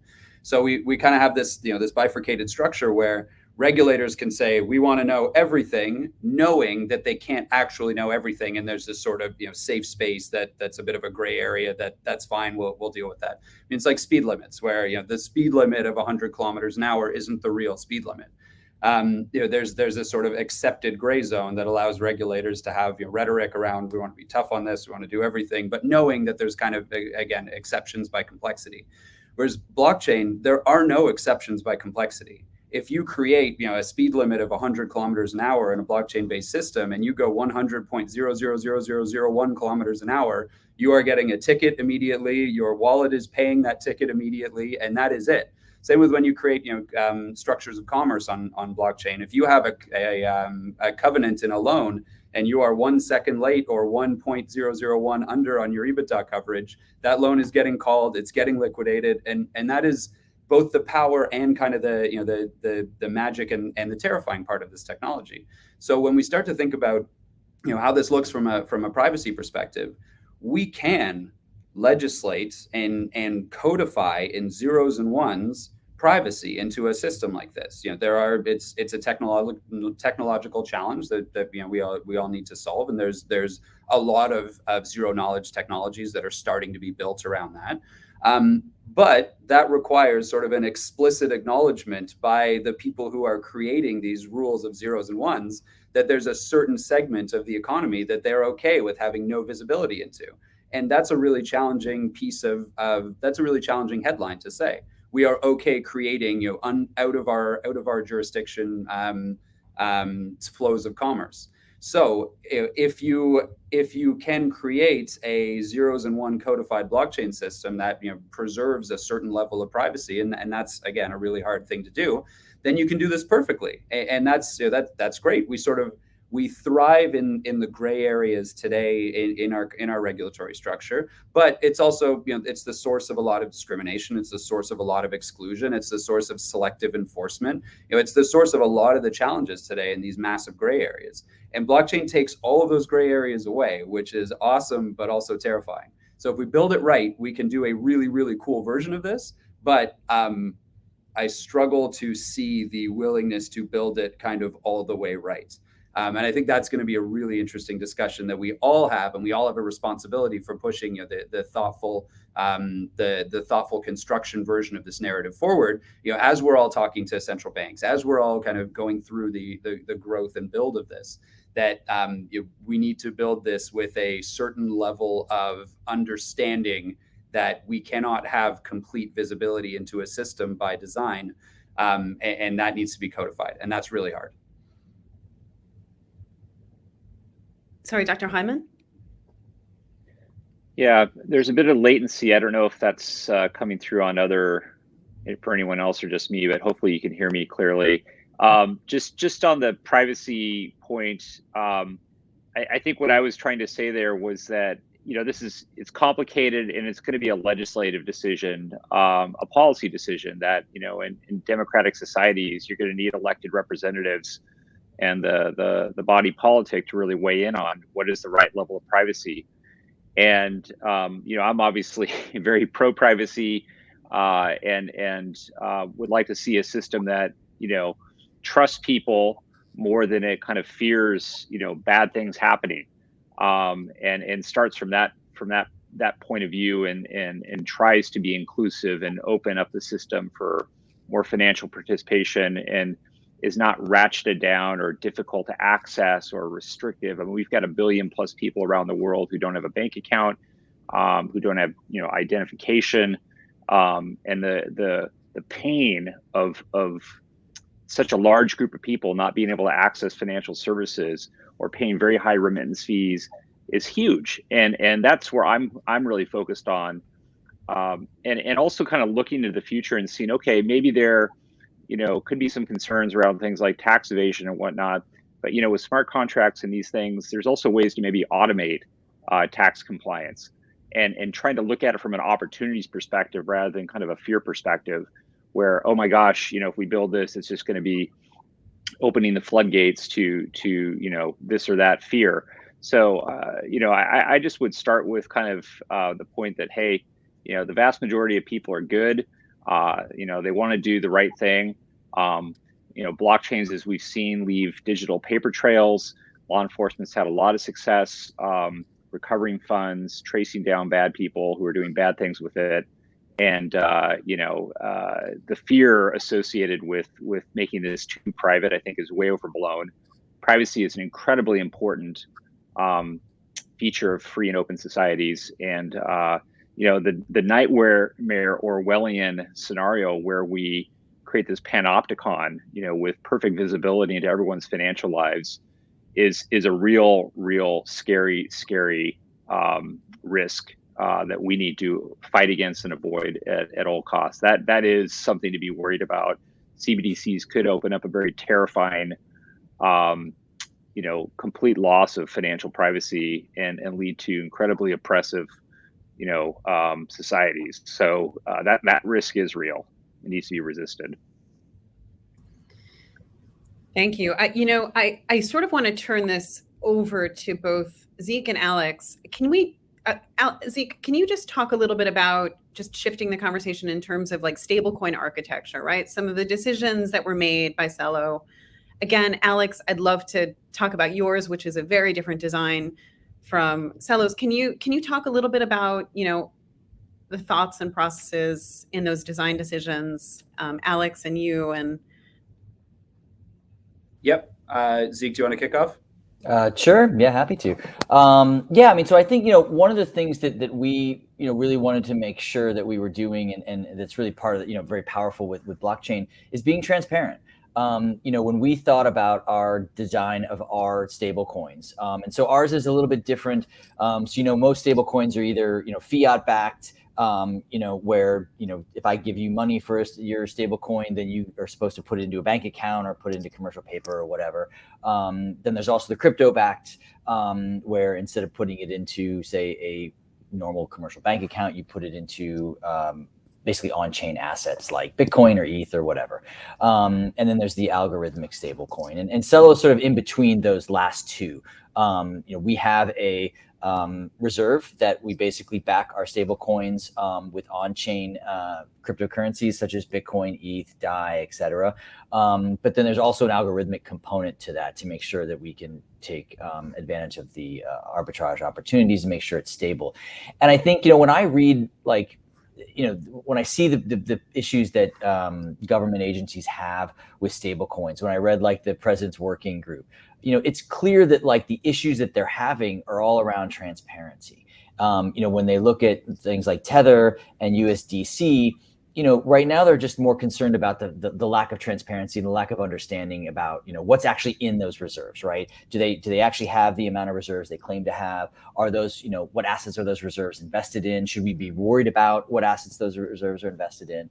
And so at Celo, we decided just to put everything on chain, right? So you can go to celoreserve.org. You can see everything that's in our reserve. And eventually, right now, while those might just be, more volatile assets like Bitcoin and ETH, I envision a world where eventually, all financial assets or most financial assets will be on chain. And so, our reserve could have treasuries or bonds or, other sovereign debt instruments or commercial paper, et cetera. But those don't currently exist right now. But I think that, the idea of this is having that transparency really makes, it allows people to sort of have trust then in the system, right? Because if you don't know what's in there, it can be difficult to want to use it. So. Alex, go over to you. Awesome. And I totally agree that a lot of the heartburn right now is around transparency. And so it's been a really interesting sort of evolution of stablecoins. I think, Jill, you said at the start, 178 billion, and a lot of that has come kind of in the last 9 months or through DeFi summer and all of that fun stuff. And you can really see sort of the evolution of the model over the time. I mean, Tether is obviously the biggest early mover. And there's always been questions about its reserves. And a lot of people looked at that and said, I don't care. This will, when I'm algorithmically going from one exchange to another and I need a dollar denominated marker of value, I am totally fine to use something that I have no visibility into the back end for that microsecond that I'm doing it, or for that that timing. And that that solved the use case, and obviously got way out in front of the market, and has created a big business around it. USDC kind of came along and said, well, let's do the grown-up version of that. Let's be cash-based, let's be transparent, and let's be more transparent about trying to be what the reserves were, with the intention of solving a very different market. And then I think we're all in this business and on the stablecoin side, really trying to solve the remittances, cross-border payments, FX, all of those things that we've kind of patted ourselves on the back since 2008 that we're going to do, and haven't really done in the grand scheme of things. The vast majority of crypto activity still today is in trading and in DeFi and in kind of those more financial use cases within a relatively limited bubble. And so USDC came along and really wanted to have the more compliant version of it, but there still is some yield chasing there. It looks a little bit more like a money market fund on the back end, through having some commercial paper, and what you can call your asset on the front end when you're backed by a series of money market funds is unknown. They're doing it in the best possible way they can, and I know they're approaching the banking license and the banking side of it.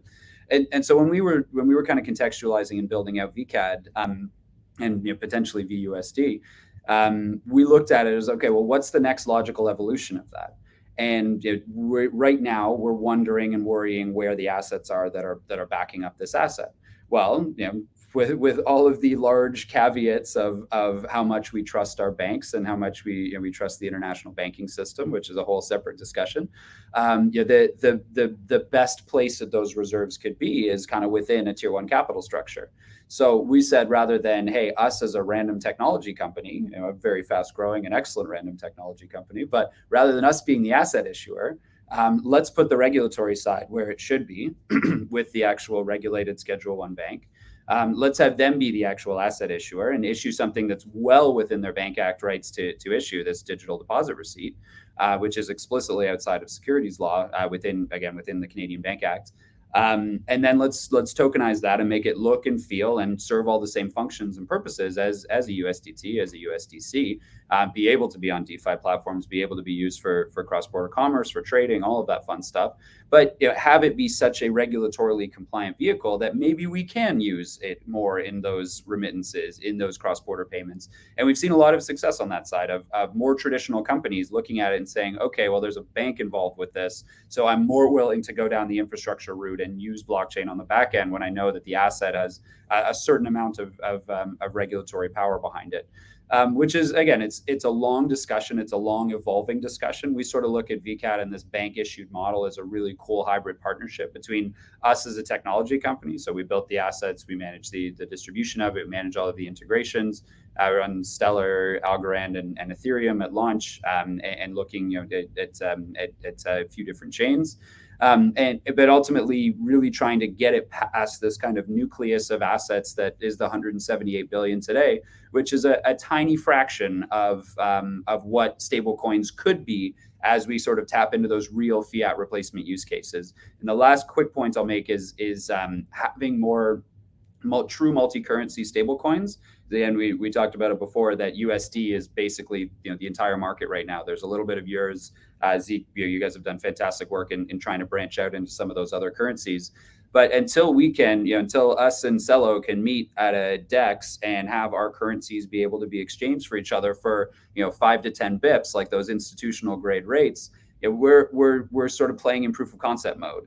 So it's sort of up to us as technologists, both to create the technology, but also to create the business structures whereby a person who needs to send money to Brazil can do that at scale at the same rates as institutional and just get the upside of blockchain, instant settlement, all of that fun stuff.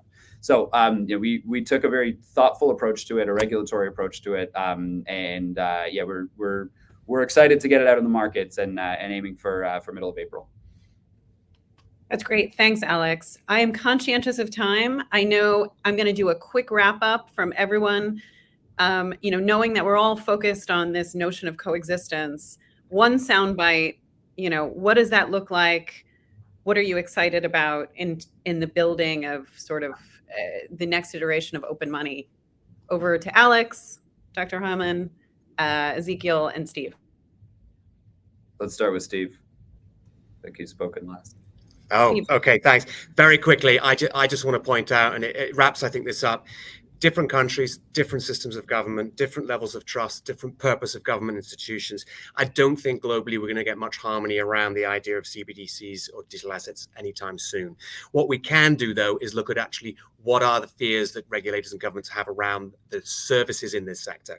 And that's where we start to see sort of global principles start to be applied in areas like AML, ATF. I'm not saying I agree with it or think it's a great workability, but that's an area to focus on, along with fraud, privacy, cybersecurity. So I'm excited to see that we are starting to get a lot of the jurisdictions and the regulators actually engaged in understanding the technology, realizing that it's the technology that's exciting and the progression and development of it, not necessarily what's been going on with the technology today. That's it. Great. Zeke? Sure. Yeah. I mean, I think continuing with our discussion on stablecoin reserves, I think, one of the most exciting things that I'm really excited about is this idea that, this is the perfect place to have the trust and the security of a central bank and kind of, intertwine that with the innovation of the private sector. And so by that, we've been talking a lot about CBDCs, but it's mostly been on this idea of retail CBDC. But, I have this idea that, you can get that trust if central banks were to issue, for example, wholesale CBDC.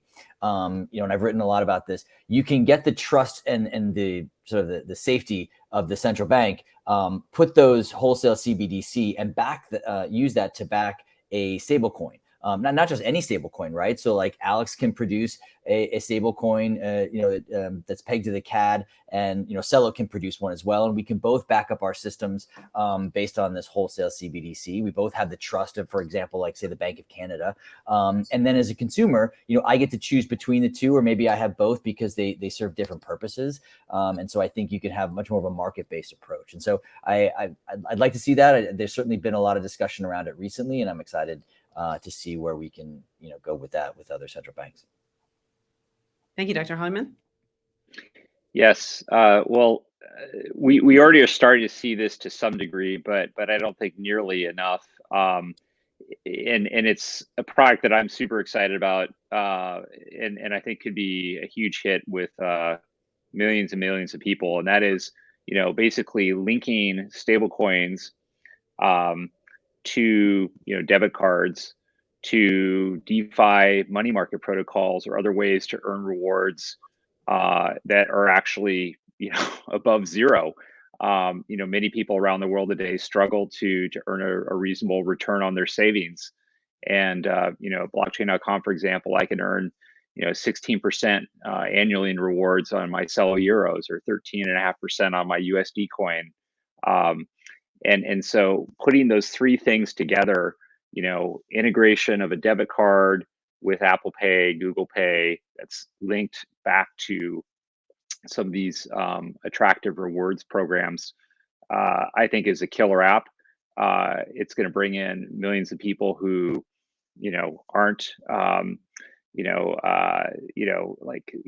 crypto obsessives, or they're just looking to actually be able to try to build some savings and put their money to work and try to build capital, and so that I think is starting to arrive, and it's going to grow. And look, I think stable coins are going to become the biggest category in crypto, possibly as soon. Well, I don't know. I don't know if we're people like to talk about flipping this and that. I'll hold that prediction to myself, I guess. But stable coins are going to continue to grow, and a product like the one I'm describing is, I think, a huge vehicle for getting them to millions and millions of more people. Awesome. Absolutely. Alex? Yeah, yield on assets at rest is one of the coolest pieces of digital assets that we should be building. And you can do it on traditional fiat right now, basically only if you're $1 billion company and have like overnight repos that you just get swept in and out of. And doing that, down to the dollar is kind of the platonic ideal of what we're trying to do here. Just put yield at the block speed through every piece of our payment network. It's awesome. And some of the stuff we can talk offline, Garrick, but would love to work with you guys on that. But the last piece I'll say is there's this kind of hidden 2 or 3% that we have in our current financial system that is the cause of so much exclusion. It's the cause of so much friction. It's the cause of so many of the challenges that we have in kind of our existing financial structure. That's all just it's basically hacking, where we don't have the right technology to make up for our mediocre mainframes on the back end. So we've innovated at the edge and just accepted this kind of like 3% tax on everything that we do. And let's get rid of that. Whether it's CBDCs, whether it's private sector technology, I mean, this is what the power of the blockchain technology can do: is eliminate those trust-based frictions, eliminate that 3% gap where frictions collect, and a lot of companies profit off of it. So there's a way to do it, whether it's government-led, whether it's private sector-led. It obviously will be a hybrid-led, but let's do it. Fantastic. Great panel. Thank you guys so much for your time. And have a good afternoon. Thank you. Bye all.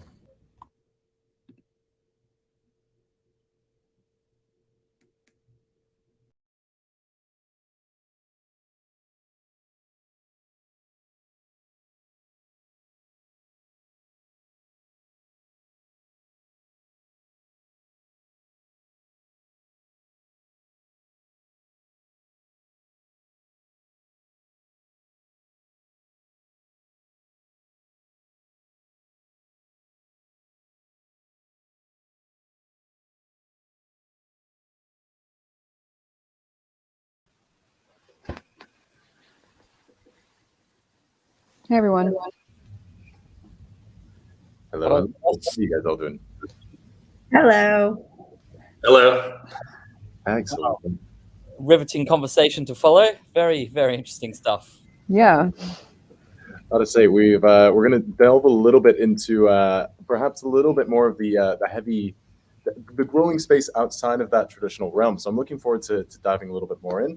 But I think we're getting the thumbs up from everyone over here. So welcome to all the panelists. I'm excited to dive in today on our crypto and DeFi panel. So I know we touched on actually quite a few pieces that I know we've discussed previously amongst ourselves today. So I'm looking forward to diving in a little bit more heavily on all of this.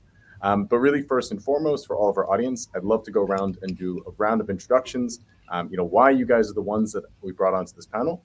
And then from there, happy to dive in with all the topics that we've chatted about. So if we'd like to kick it off, Sandra, would you like to take it away? Sure. Thanks so much, Sean. Hi, everyone. And once again, thank you so much to the entire Bermuda team as well as the Penrose team for the opportunity to speak.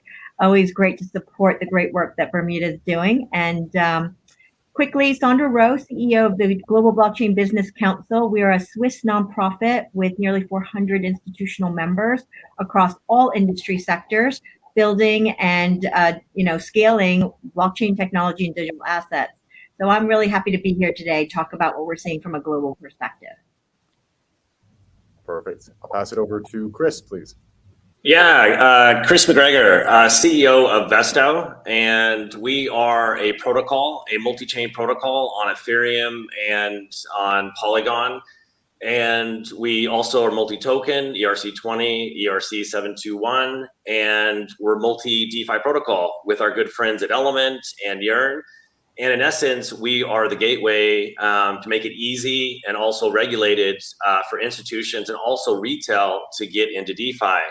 And I would say thanks, Penrose, and for having me, and also Bermuda. It's a beautiful place, and now I call it home. Excellent. Thank you. And I'll pass it over Aksa.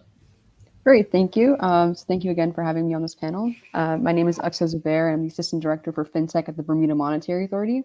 We regulate the full spectrum of digital assets in Bermuda, and my team is responsible for licensing and authorization of digital asset businesses and issuances, as well as conducting regulatory supervision for licensed entities.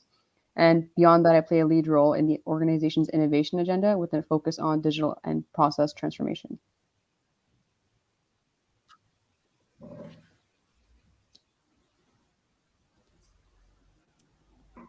I think you're on mute, Sean. I'm guessing you're passing it I over was, to I me. was indeed only understanding. And last and certainly not least, Mark. Hi, everyone. Yeah, thanks again for having me here on the panel today. My name is Mark Sugden. I'm in the growth and ecosystem success team at the NEAR protocol, or specifically the foundational arm of the protocol. NEAR is a general purpose smart contract platform. We focus on building out a simple, scalable, secure platform for entrepreneurs and applications to come and build various different general purpose applications ranging from smart contract tooling, NFTs, and of course, DeFi applications. Fantastic. Excellent. So as I'm sure all the audience has realized, we've got quite a range here, from nonprofit organizations to the builders of the space to TradFi moving in, and then regulators. And so really to kind of kick things off here, I want to start shifting a little bit from some of the topics that we discussed on the previous panel and talking a little bit more around how this open permissioned transfer of value could be a little bit of a double-edged sword. And as we've seen a lot more of the industry shift around, we have also seen that crypto's obviously recently made headlines around Ukraine having crypto donations available, but it also does mean that potentially other individuals could be using this as ways of shifting around the traditional system. And so, I think it would be good to pass to you first, Sandra, of kind of, let's talk a little bit around, crypto enabling this open flow of value. How are you seeing these national governments, these institutions and others get themselves involved in this space? As I know you presented last month in front of the US Senate. So we'd love to hear your thoughts on kind of how do we handle a bit of this juggling act, shall we say? Yeah, no, thank you very much, Sean. And just to kick off, I think at a pure, technology and sort of innovation, point of view, open, permissionless systems are actually remarkable. You think about anyone can join at any time and they can participate in this wonderful network. But then where you have the problems is when you start talking about bad actors coming in, inability to actually safeguard against those who want to actually harm others in the network.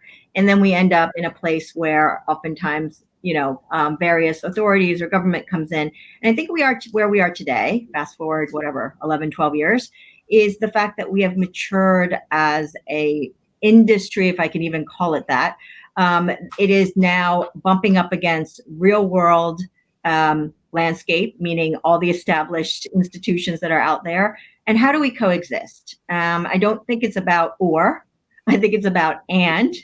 And that and is actually a very difficult question to ask depending on which country you're in. We can talk a little bit later more about the US, but today, the executive order is out. I mean, literally a couple hours ago, and that's a big deal. The US has now got an all government strategy around digital assets and blockchain. That took 10 years. But hey, kudos to the US and thank you for doing that, because now it's been recognized as a top priority. And we've seen that across other countries as well. Perfect. Axel, did you want to add anything from a Bermudian perspective as well?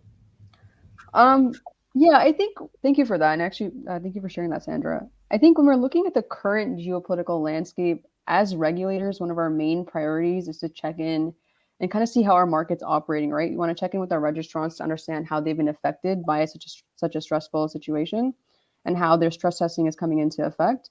We want to understand that they have the appropriate, systems of control in place, the markets that they're catering to, the jurisdictions that they're catering to. How are they affected? How are their customers affected?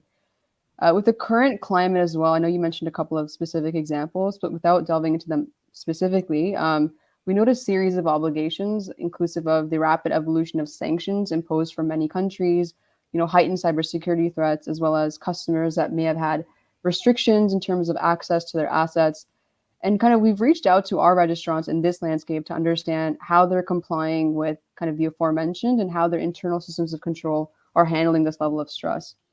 From a regulator's perspective as well, this is just a general point to the public, whether you're an applicant or a registrant or someone that's interested in, becoming regulated in the future. When we ask for risk management frameworks, policies, business continuity plans, and stress testing, the current geopolitical climate is an example wherein all of your systems are tested and the business has to respond right away in a prudent manner. The requirements that we have for our companies are really for your own protection, as well as for the protection of your customers. we ultimately want to see you win. So in markets like this, ultimately we find ourselves playing a reactionary role, but we try to make it so that the requirements that we have allow you to have preventative systems of control in place. I appreciate that. And I suppose really, as we saw, especially over the last few years with COVID, obviously we've kind of accelerated a little bit more of that digital transformation. And so, yes, as Sandra said, it's taken us almost a decade to get to this point. But, there are certain aspects we've certainly seen have moved things a little bit faster than even those of us in the industry might have predicted. But I suppose at this point, it'd be good to shift a little bit over as well to Chris, given that he's deep in the industry in terms of trying to get some of those firms a little bit more up to speed, a little bit more involved. And Chris, would love to hear your overall thoughts. Yeah, I like what Sandra said. Coexist, right? I mean, you've built this unbelievable technology called crypto and DeFi. It's permissionless, right? And you want to make sure that people are innovative, right? You don't want to stifle innovation. At the same time, you made a very good point. You got bad actors coming in, right? And how do you deal with it? I think that what we've seen, which is, I mean, on topic, is you look at Aave, right? I think they now are looking at a permission, which basically, for the audience, KYC, AML, we know what assets are coming into the protocol. And I think this is extremely important for institutions. I think to date, I looked this morning, what was it, 80 billion in DeFi locked up this morning. And I think to take that next step, I think that the trend is going to go permissioned, but at the same time, we don't want to lose, the innovation that's going with it as we kind of take this. And you can't, in my opinion, it needs to coexist. We need to work with the innovation that's happened, and the regulators need to work together on a path. And I think what I heard yesterday on our prep call was from one of the regulators here on the call, that there is kind of the innovation where we want to work with startups and people with ideas. At the same time, what's the framework and risk of the company so it can be regulated? And I think that's the balance. And I think that once this gets more and more developed from the technology and that, I think institutions, retail, payments, everybody's going to want to then feel more comfortable to jump their big toes right into into crypto. Perfect. And then kind of shifting a little bit more directly into the crypto space, Mark, obviously coming from a bit more of an ecosystem perspective, you're trying to think of, okay, we need to play with all these actors. We're building something we think to be quite special. And, how are you looking to interact with these different foundations, with the regulators? And as a protocol, how do you guys want to best approach, finding that middle ground that Chris is talking about? Well, it's a difficult line that we have to tread because as far as the foundation is concerned, we are only interested in the utility of the token, which in this case is to pay for transactions on the network. But at the same time, we want to support the innovators and the growth and these people making really cool, disruptive mechanisms to increase the velocity of capital.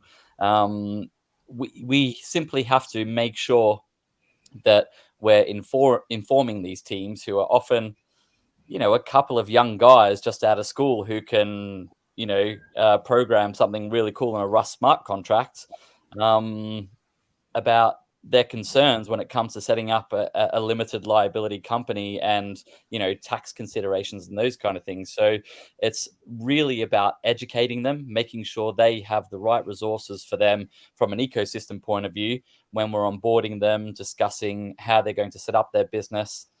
It's a lot more than say, okay, here's this permissionless platform where you've got all the smart contract tooling that's open source, go and build it. But we want to make sure you're a long-term success. So have you thought about how you're going to regulate, what jurisdiction you're going to set up in, and all those various tax liabilities that are going to eventually come and get them later down the line? I think I would add to that as well. Thank you for sharing that, Mark. So from a Bermuda perspective, we kind of have the next step in that. So a lot of the companies that we've come to meet with since our inception, since the act was launched in 2018, was a lot of guys that were, or women as well, were these startups that are a few individuals in a garage, as you mentioned, and they have these really cool ideas. They have a lot of funding and they're looking to kind of get something off the ground. This is where the Class M and Class T licenses really came into play for us, which are in our sandbox. We recognize that these are technology entrepreneurs and not necessarily those that are used to being regulated financial institutions. So we kind of devised a program in place that we work with them to kind of help them build their policies, procedures, risk management frameworks in place so that they're able to grow in a prudent manner. So from our perspective, that's our contribution to the ecosystem from that lens. Perfect. No, thanks for adding to that. And yeah, good. Honestly, we like diving in a little bit from the top and understanding where does everyone stand, because there are a lot of thoughts in this space. And one of the parts that, personally speaking, I love about the crypto industry is that, as you say, it can be a couple guys or gals in a garage with an idea released to the world, and everyone can use it right from the get-go. And so to, building on that a little bit, one of the parts that the last panel discussed quite heavily was obviously institutions moving into the space, and how are we going to see some of these businesses that can take advantage of these technologies in order to help innovate themselves. But when we speak about crypto and DeFi, it's rarely going to be as much the institutions that we're talking about, and more about the everyday person that can get access to these tools, which traditionally were only held by a select few. And so when we're looking at kind of the evolution of the crypto space, and especially in terms of, talking about assets at rest and yield generation and just trying to beat out inflation, what do you guys think are some of the ways in which, DeFi is opening this up to the world and to those everyday individuals to help them gain a little bit more financial freedom? And I might shift it back over here as well, because Mark, I know one of the goals of NEAR is obviously to onboard 1 billion individuals. We love the lofty goals, and I think you guys are well positioned to do this sort of thing. How are you approaching in terms of making it easy for people to get involved and ensuring that they're not, as you say, just coming in for the quick rise, hopefully of their token? They want very much to gain some new tools that can allow them to achieve this new financial freedom. Yeah, I'm going to keep on circling back to this point around education. Around onboarding 1 billion users, we also have some lofty goals when it comes to getting certified developers. And I think Sharif, who heads up our education department, he's got a lofty goal of 500,000 developers going through the course.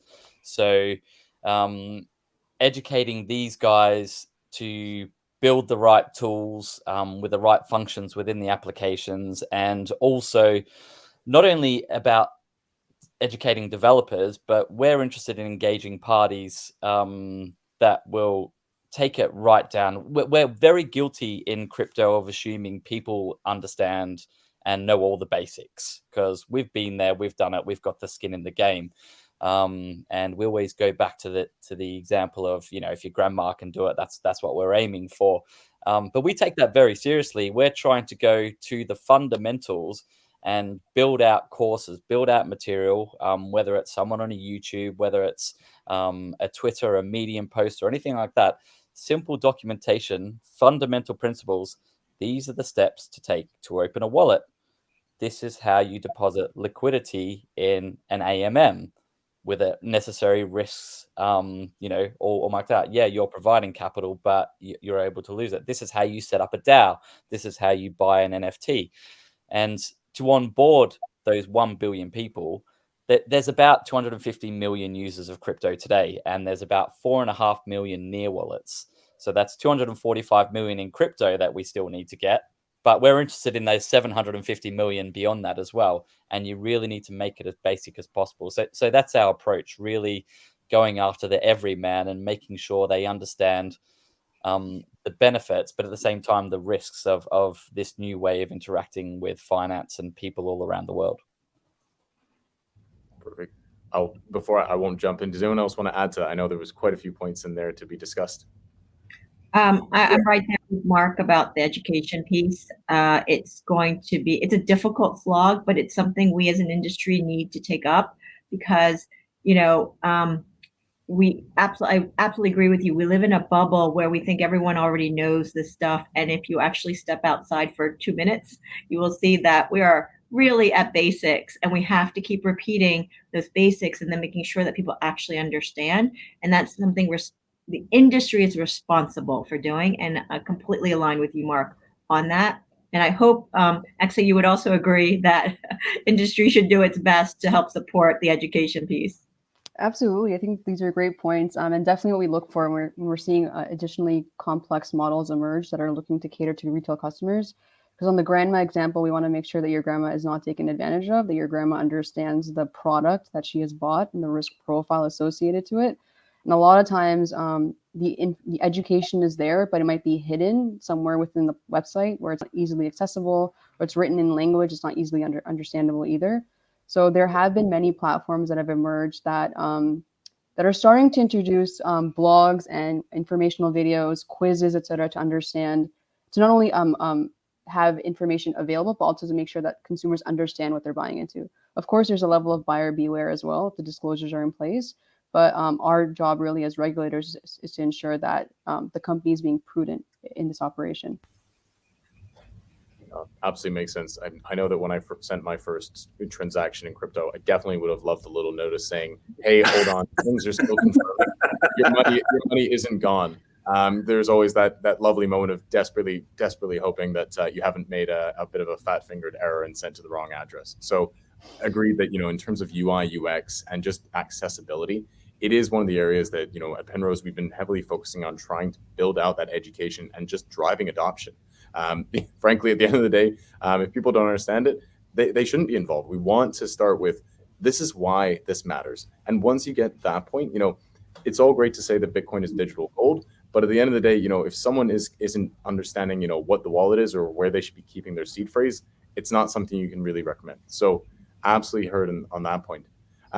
And so really, kind of shifting a little bit as well from there, this idea as well of identity and inclusion is something that has been talked about. I know we have our panel this afternoon, so I won't steal all of their points. But when we talk around this inclusion aspect as well, one of the pieces is to do with how do we onboard people but ensure that we're not, one, allowing any bad actors to be involved, but two, how is it that we're hoping to actually be able to include more people while making sure that they understand what's going on? And I think companies like Coinbase have done a really good job where, from an educational perspective, you can earn some free tokens by going on and answering educational questions. Gamification is going to be the way that a lot of this comes to play. But I want to kind of ask your thoughts on, what are we missing? What's next? And where are the areas that we could really dive in the coming years? And we as industry players can make it a little bit easier in terms of how do we help people understand? And I'll turn it as well, Chris. I won't let you slide away from getting.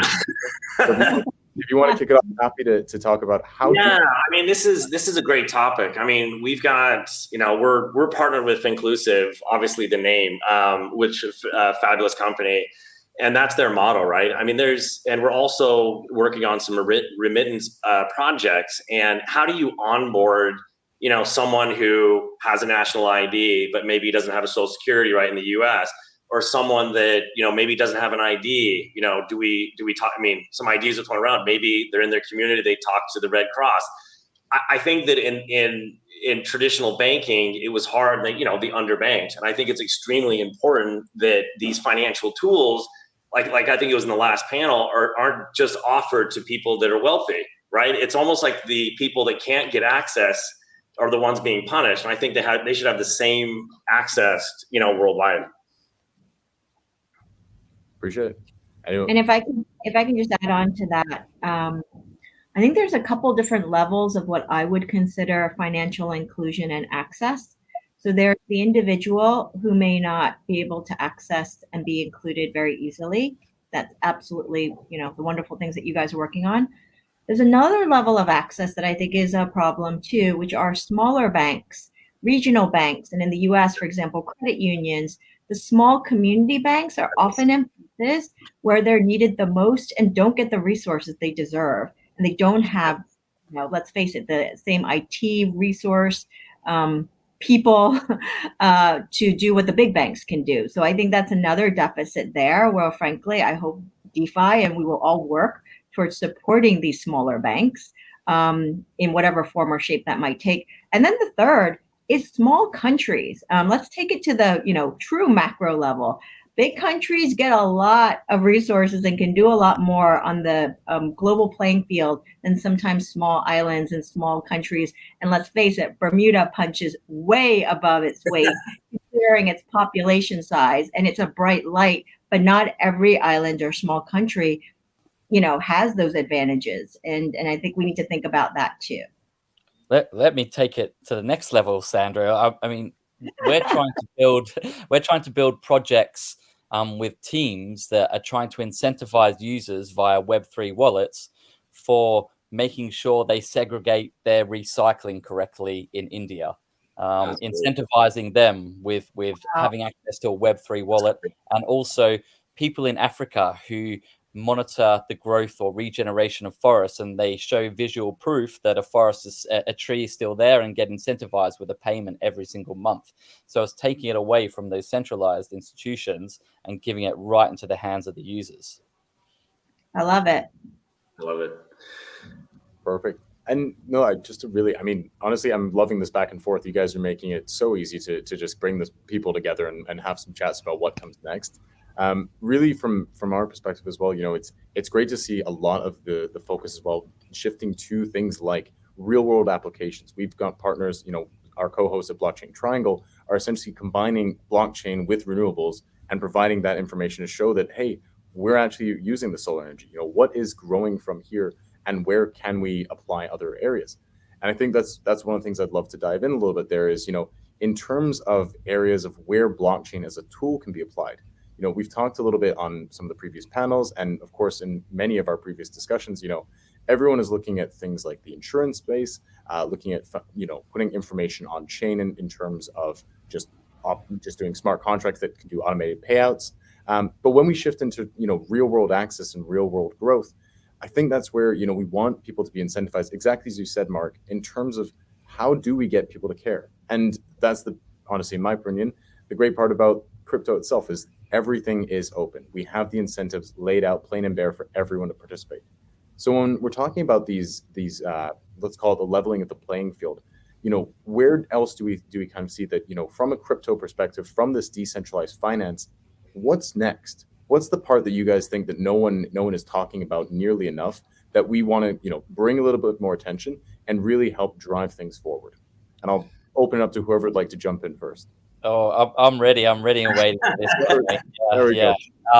Definitely DAOs. The way that they can incorporate in different jurisdictions, and I'll go back to that point, how they need to make sure that they are covered from a limited liability point of view. So the people that are taking those funds are responsible for taxation in whatever jurisdiction that they are. But what we're seeing here is communities form around a certain passion, certain topic, and all contributing to the development of that, whatever that topic is. And they might put together some content, or they might run a campaign, or they might help on board someone else. All of these which are incentivized by a token or something like that.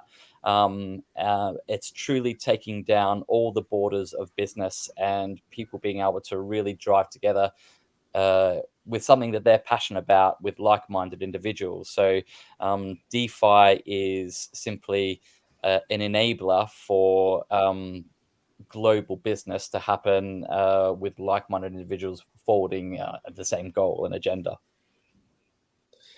I guess I'll jump in because, Mark, that was really exciting. I see endless possibilities once you start thinking. I think a big one I'm from the telecom industry originally, and I got into crypto. Now I'm stuck. I can't get out. I love it too much. But the mobile money, I mean, if you could think, and remittance, I mean, if you think about it, so you're mobile money, you're making transactions, you got DeFi. Could you imagine someone saying, somewhere in Africa where they're paying QR code, whatever it is in crypto, at the same time they're getting rewards? That is a use case that you're giving financial tools to basically the underbanked. Is a big passion for us. And I think that's a big use case. Just to jump in off of what Mark said. Thank you for that as well. I think as a regulator, trying to stay agnostic from specific use cases, our responsibility is to ensure that as new use cases emerge, our regulatory regime can keep up and maintain space and continue to serve the market that it was intended to serve. So from our perspective, there are no real winners or losers. Rather, our focus is to ensure that our framework is fit for purpose and that we're accomplishing our mandate overall. We want to ensure that we're preventing financial crime, ensuring financial stability, and ensuring consumer protection. I think really interestingly in the market, we've seen in industry, we've noted a series of banks investigate use cases within the open banking landscape. So we saw in the past, banks opening up their APIs for fintechs and other tech players to kind of build atop that infrastructure. I think increasingly what we're starting to see, at least from my standpoint, is these traditional institutions start to build atop a DeFi infrastructure to kind of see where they can fit into this particular landscape. It's kind of interesting to see kind of those two verticals come together. But for models, again, coming back to the regulatory side that don't necessarily fit within regulatory capture, What we offer as well is an innovation hub. So this is for those that are perhaps DeFi protocols or other innovations that are looking to perhaps seek regulator feedback, but not necessarily fall into capture. This provides an opportunity to seek feedback on your particular product or service, gain insight from us. If you're looking to cater your product or service to our registrants or applicants, we can advise on what's top of mind concern for us or top of mind concern for them. And we can also operate as testers on those platforms. So from our perspective, we're really trying to see the ecosystem grow, ensure that we have the framework in place to kind of see it grow, and then be there to provide insight to the industry to ensure it's growing prudently. Excellent. There are so many areas I'd love to take it. Sandra, did you want to add anything else to that before we shift a little? Well, I was thinking, do I want to drop this in or do I want to hold it back? But I might as well.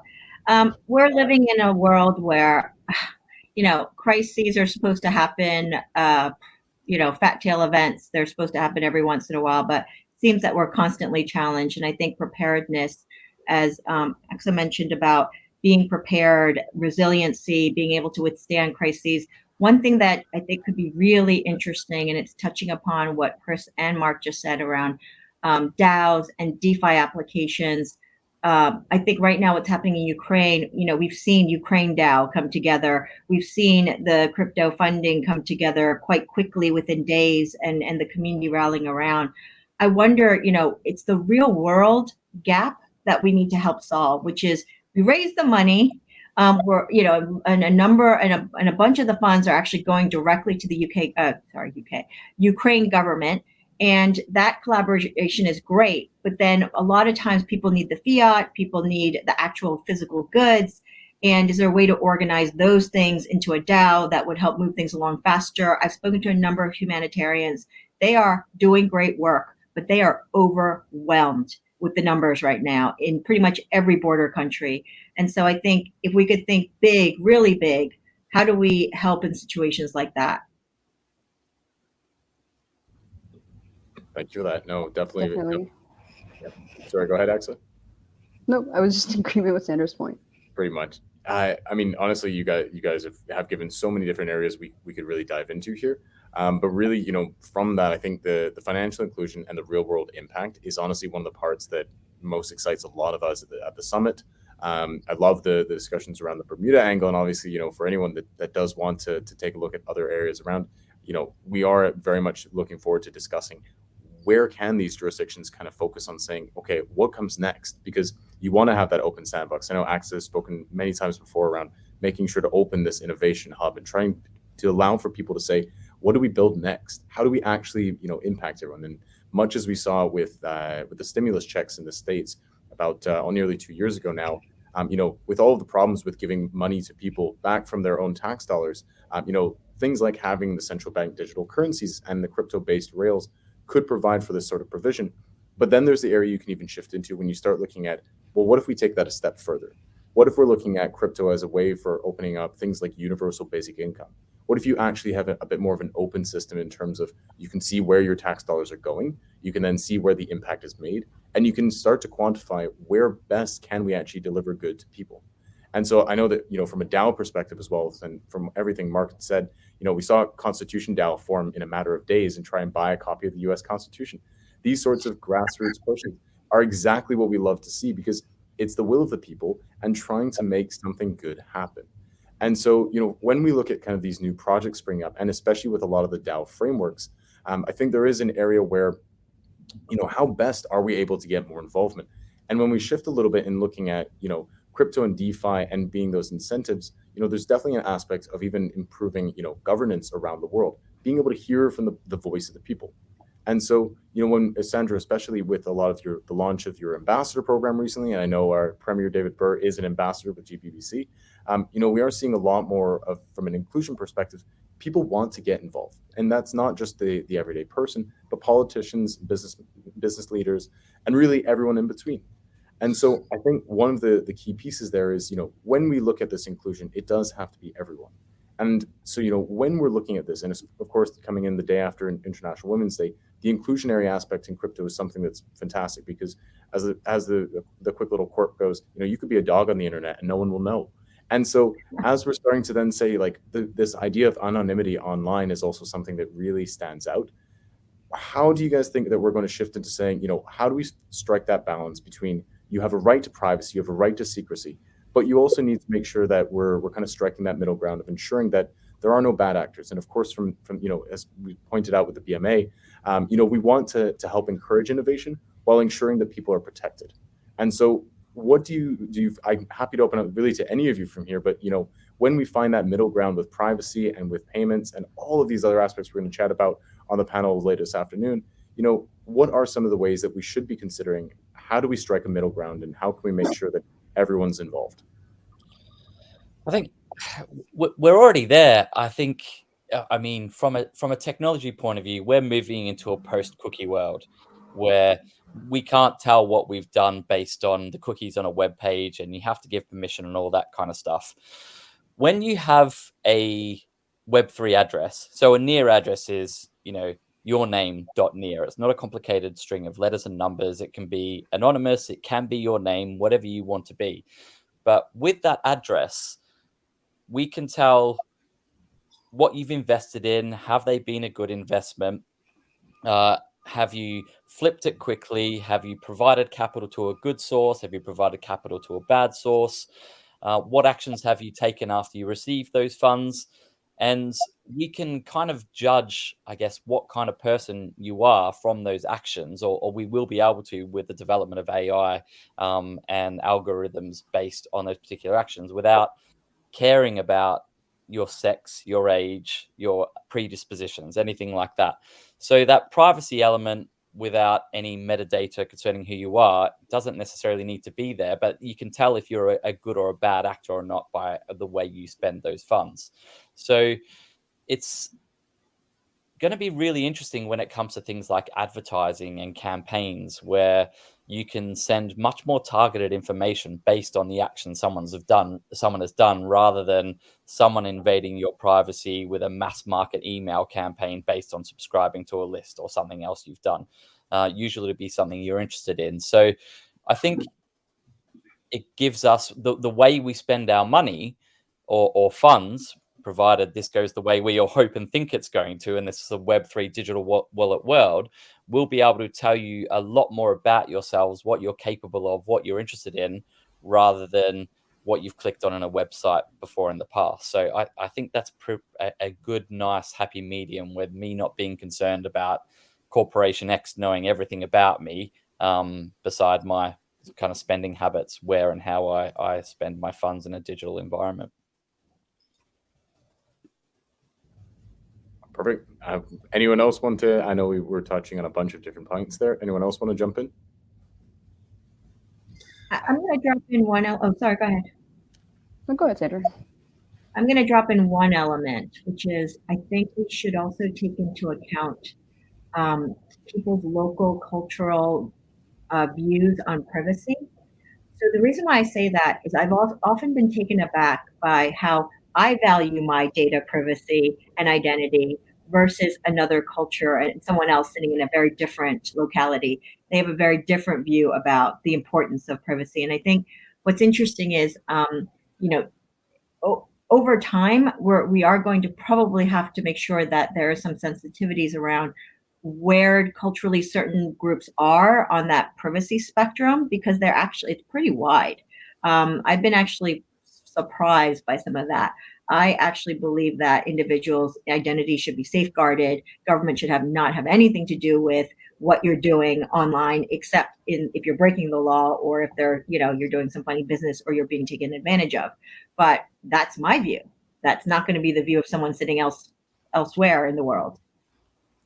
Yeah, and I think my point really relates to yours, Sandra. I think we've seen a large wave of digitally enabled startups in the last 10 years or so that have allowed customers to sign up to their platforms with their Facebook credentials, their emails, their LinkedIns, and customers are really willing to just give up their data for just operational efficiencies. I've seen a number of crypto-enabled businesses, digital asset businesses that, don't want to do the bare minimum in terms of KYC because it's going to, perhaps there's privacy elements, but also they don't want to add that extra layer of information gathering for the customer. So the happy medium, I think, goes back to Sandra's point as well around what is it the customer actually wants to give up and what data is actually necessary to conduct the operation. That is such a, let me jump in real quick. It's a big topic. And I think that it's one of those things where as Vesto, we're fully regulated, KYC, all the rest of it.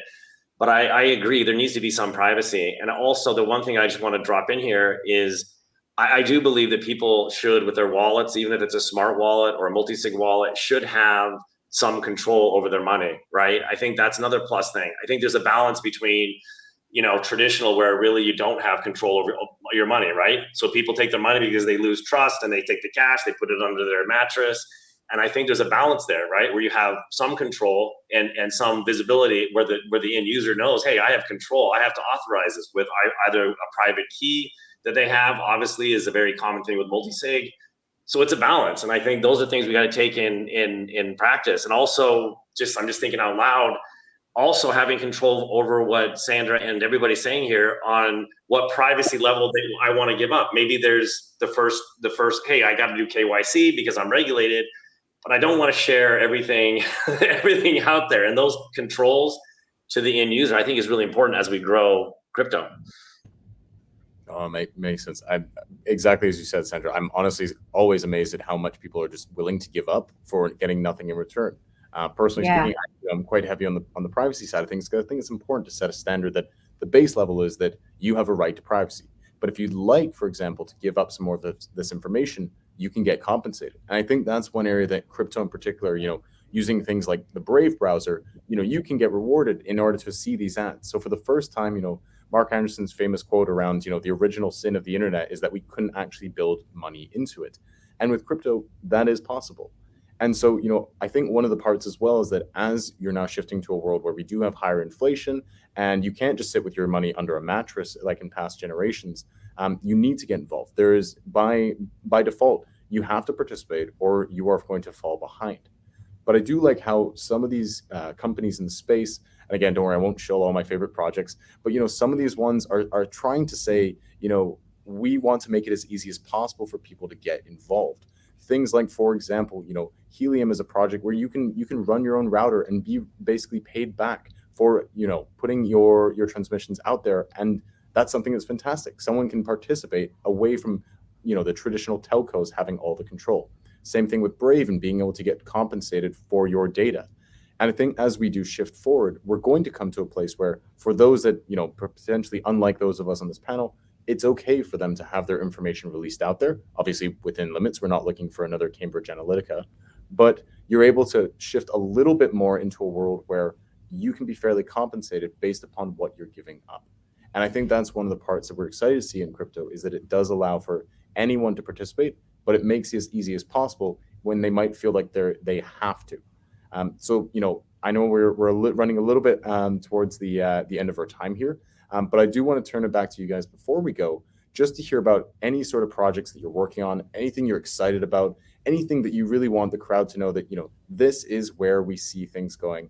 And I'd love to also let everyone have a bit of a closing opportunity. So don't worry, we're not wrapping up too quickly. I know we've got, everyone will be excited for lunch coming up next, but want to turn it over to anyone to chat about the favorite projects, anything you're excited about, and really to let people know just why you're in crypto. Happy to open up with whoever would like to. Let's maybe shift back to Mark. Yeah, sure. I just want to touch on a point that you said earlier with everyone being able to take part. And that's the beauty of proof of stake consensus mechanisms. If you want to hold and buy a token, you get rewarded for simply validating the network, right? Which is something that we are very passionate about at NEAR. Simply, we buy the tokens, we stake, and we chill. And you are performing the validation of the network, making sure that there's continual running of an open source general purpose protocol for other people to build really cool applications on. And on that point, I think I touched on it earlier. I'm really, really excited about DAOs. We're seeing a lot of development in that area, and we're trying to move away from crypto degens wake up in the morning, they check the price on CoinGecko. That's just how it is. They want to know how they're doing, how their investments are doing. We want to enable that shift, so they will check the Discord of the DAO and see what's going on there, see how they can be rewarded, see what's happening in the community today to enable and reward consistent participation within the community and making sure that it is a circular economy. We've got a whole lot going on in that space. If you are interested in DAOs, I recommend you take a look at Astro DAO. It's a mechanism for setting up a DAO within 4 or 5 clicks. You don't need to be technical at all or code any smart contracts. We're building a lot of associated tooling to go with that, like multi-sig wallets and all those kind of details. And of course, education. If anyone has any experience in educating anyone in blockchain, right from first principles right through to developers, please feel free to reach out to me on LinkedIn, because we would love to talk to you. Yeah. Fantastic. Looking to basically say that I remember hearing, I think might have been from one of you, where someone's saying we actually now have the ability with DAOs to have a group chat with a bank account, and it allows for people to get together and try and just push things forward, with the means to do so. Very cool. Thanks for the heads up, Mark. I'll pass it over, Sandra. Oh, sorry, Sandra. I think you're still muted there. We're missing some alpha there. A very big, but I think very practical problem, which is all supply chains. You insert whatever industry you would like, supply chain. The lack of an embedded payments layer. Has anyone ever tried to look at how long invoices get to be paid? 60 to 90 days. In what world is 60 to 90 days okay, especially if you're a small business? It outrages me that this is the system of operating. It's invoices, it's bill and lading, it's 60 to 90 days. It's absurd. This is where a crypto or DeFi payments layer needs to come in. Some version needs to be digitized and enter all markets. And so I think it's an enormous problem. It'll take us a long time to solve, but we'll get there. Excellent. And a bit more or less pushing forward, just, why bother waiting? Why should we need to wait in a digital world? Excellent. It's absurd. Perfect. Axel, is there anything you'd like to jump in? Anything you're excited about or seeing in your space? Yeah, for sure. Definitely on that note of supply chain, definitely seeing an increase in supply chain use cases. So that's nice to see. But I think personally, I'm very interested in the financial inclusion use cases more broadly, especially as we're noticing in the current geopolitical landscape, and truly understanding where the funds are going. But also increasingly models that are providing tools to local markets so that they can build their own solutions for what makes sense for them. So you're allowing them to not only be educated in the ecosystem, but participate in a way that actually grows the ecosystem and continues to involve them as the market grows. And then also on top of that, these stress test scenarios and pitfalls that are allowing the industry to further mature and correct itself so that it can actually sustain long-term growth. Fantastic. And Chris, take it Yeah, home. What are you excited? There's a ton of stuff. I mean, I love DeFi, and it's been a big. I think for me, what we're really excited about, and we've integrated, is the multi-chain, right? I mean, you've got Ethereum, proof of work. It's expensive but very valuable. They really are the pioneer. You've got Polygon, where a different consensus algorithm, proof of stake, and how these, and then you got Solana, and how these all networks work together. You have, like, for instance, one use case is you lock up assets on Ethereum in DeFi, and you have receipt tokens on Polygon for payments and transfers because you have the low gas fees and it's really fast. I look at NFTs being a huge market that is going to be capitalizing on kind of the multi-chain concept, right? Everybody wants to sell their NFTs on Ethereum, but they don't want to mint things that are so expensive. Gamers, I think NFTs with gaming coming out, Solana, super fast, buy your NFTs or the character avatar in the game. I think how these all work together, the bridge technology that goes back and forth, I think is going to be really exciting in the years to come, and how they all play together. Fantastic. So DAOs, we've got DAO supply chain, financial inclusion, and the multi-chain future. And honestly, we could probably spend hours talking about these. But thank you once again to each and every one of you for joining today. This was fantastic. Looking forward to seeing those of you that are in Bermuda down in person at the front yard. And to everyone, thank you once again. Thank you to all of our sponsors. Thanks to all our partners for making this happen. Hopefully, we're going to be able to get some more crypto and DeFi chats in the very near future. This was fantastic. So thank you once again to everyone, and looking forward to speaking very soon. Thanks, everyone. Thank you. Thank you. Bye, guys. Bye. Bye.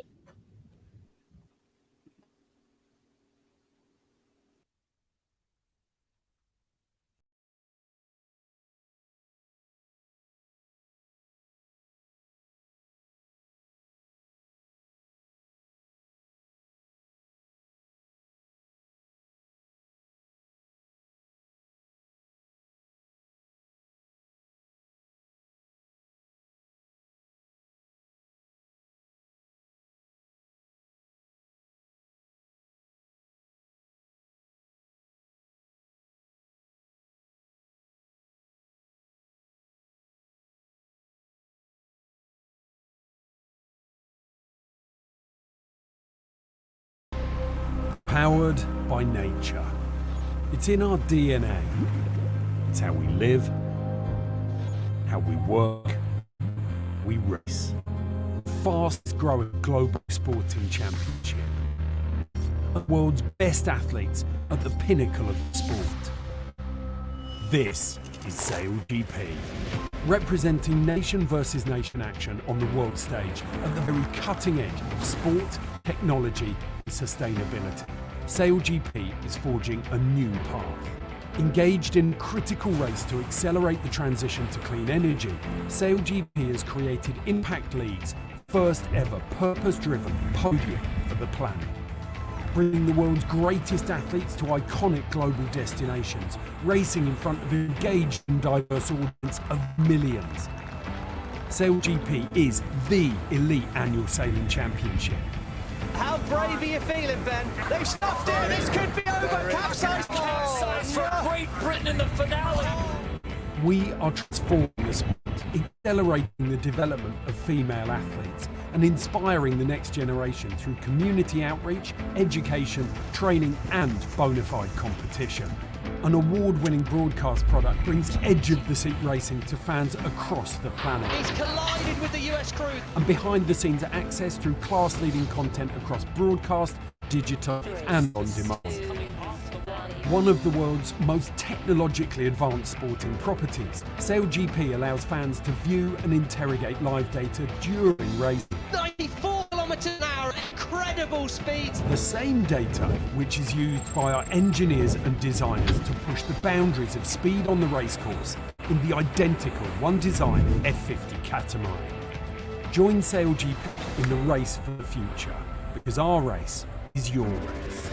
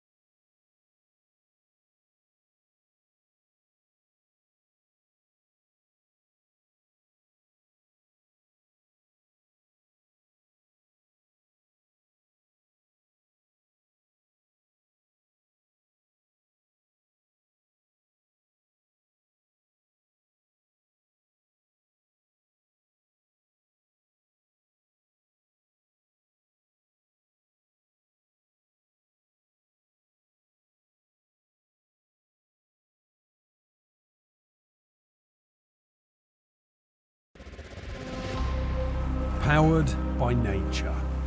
It's in our DNA. It's how we live, how we work, how we race. The fastest growing global sporting championship. And the world's best athletes at the pinnacle of the sport. This is SailGP, representing nation versus nation action on the world stage at the very cutting edge of sport, technology and sustainability. SailGP is forging a new path. Engaged in a critical race to accelerate the transition to clean energy, SailGP has created Impact League's first ever purpose-driven podium for the planet. Bringing the world's greatest athletes to iconic global destinations, racing in front of an engaged and diverse audience of millions. SailGP is the elite annual sailing championship. How brave are you feeling, Ben? They stuffed it. This could be over. Capsize for Great Britain in the finale. We are transforming the sport, accelerating the development of female athletes and inspiring the next generation through community outreach, education, training and bona fide competition. An award-winning broadcast product brings edge-of-the-seat racing to fans across the planet. He's collided with the US crew. And behind-the-scenes access through class-leading content across broadcast, digital and on demand. One of the world's most technologically advanced sporting properties, SailGP allows fans to view and interrogate live data during racing. 94 kilometers an hour, incredible speeds. The same data which is used by our engineers and designers to push the boundaries of speed on the racecourse in the identical one-design F50 catamaran. Join SailGP in the race for the future, because our race is your race.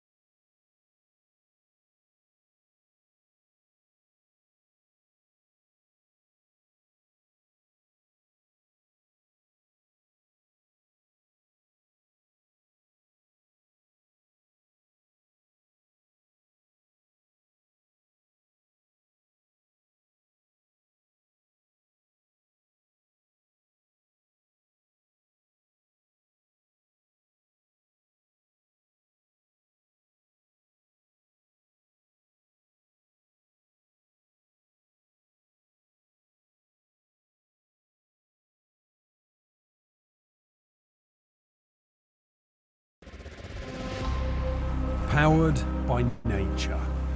It's in our DNA. It's how we live, how we work, how we race. The fastest growing global sporting championship. And the world's best athletes at the pinnacle of the sport. This is SailGP, representing nation versus nation action on the world stage at the very cutting edge of sport, technology and sustainability.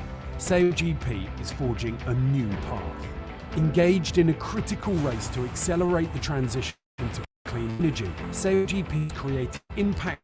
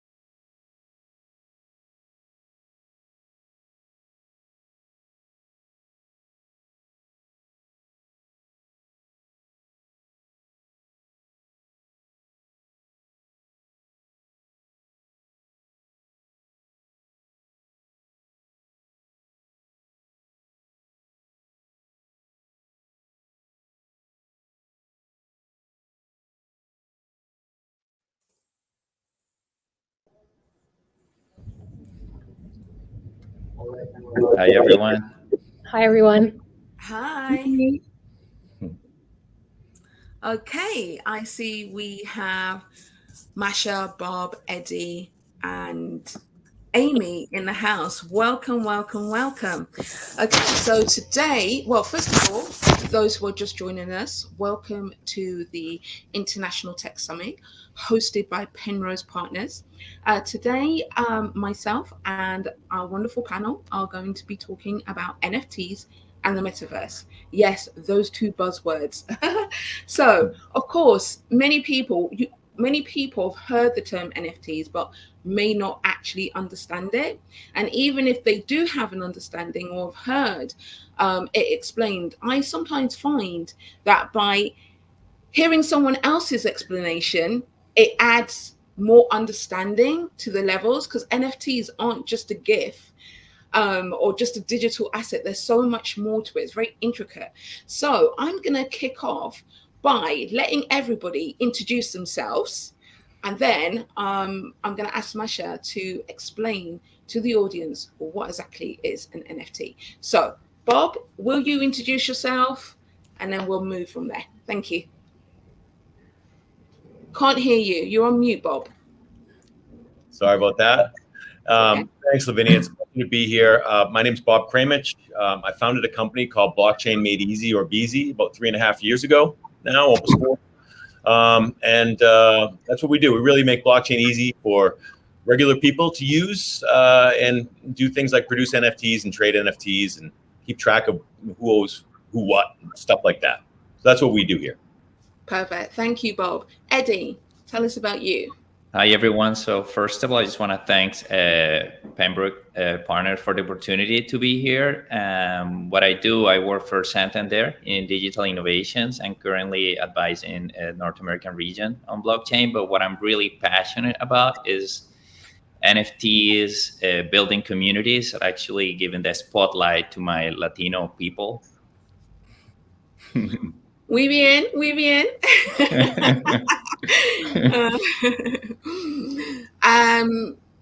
Then Amy, can you introduce yourself?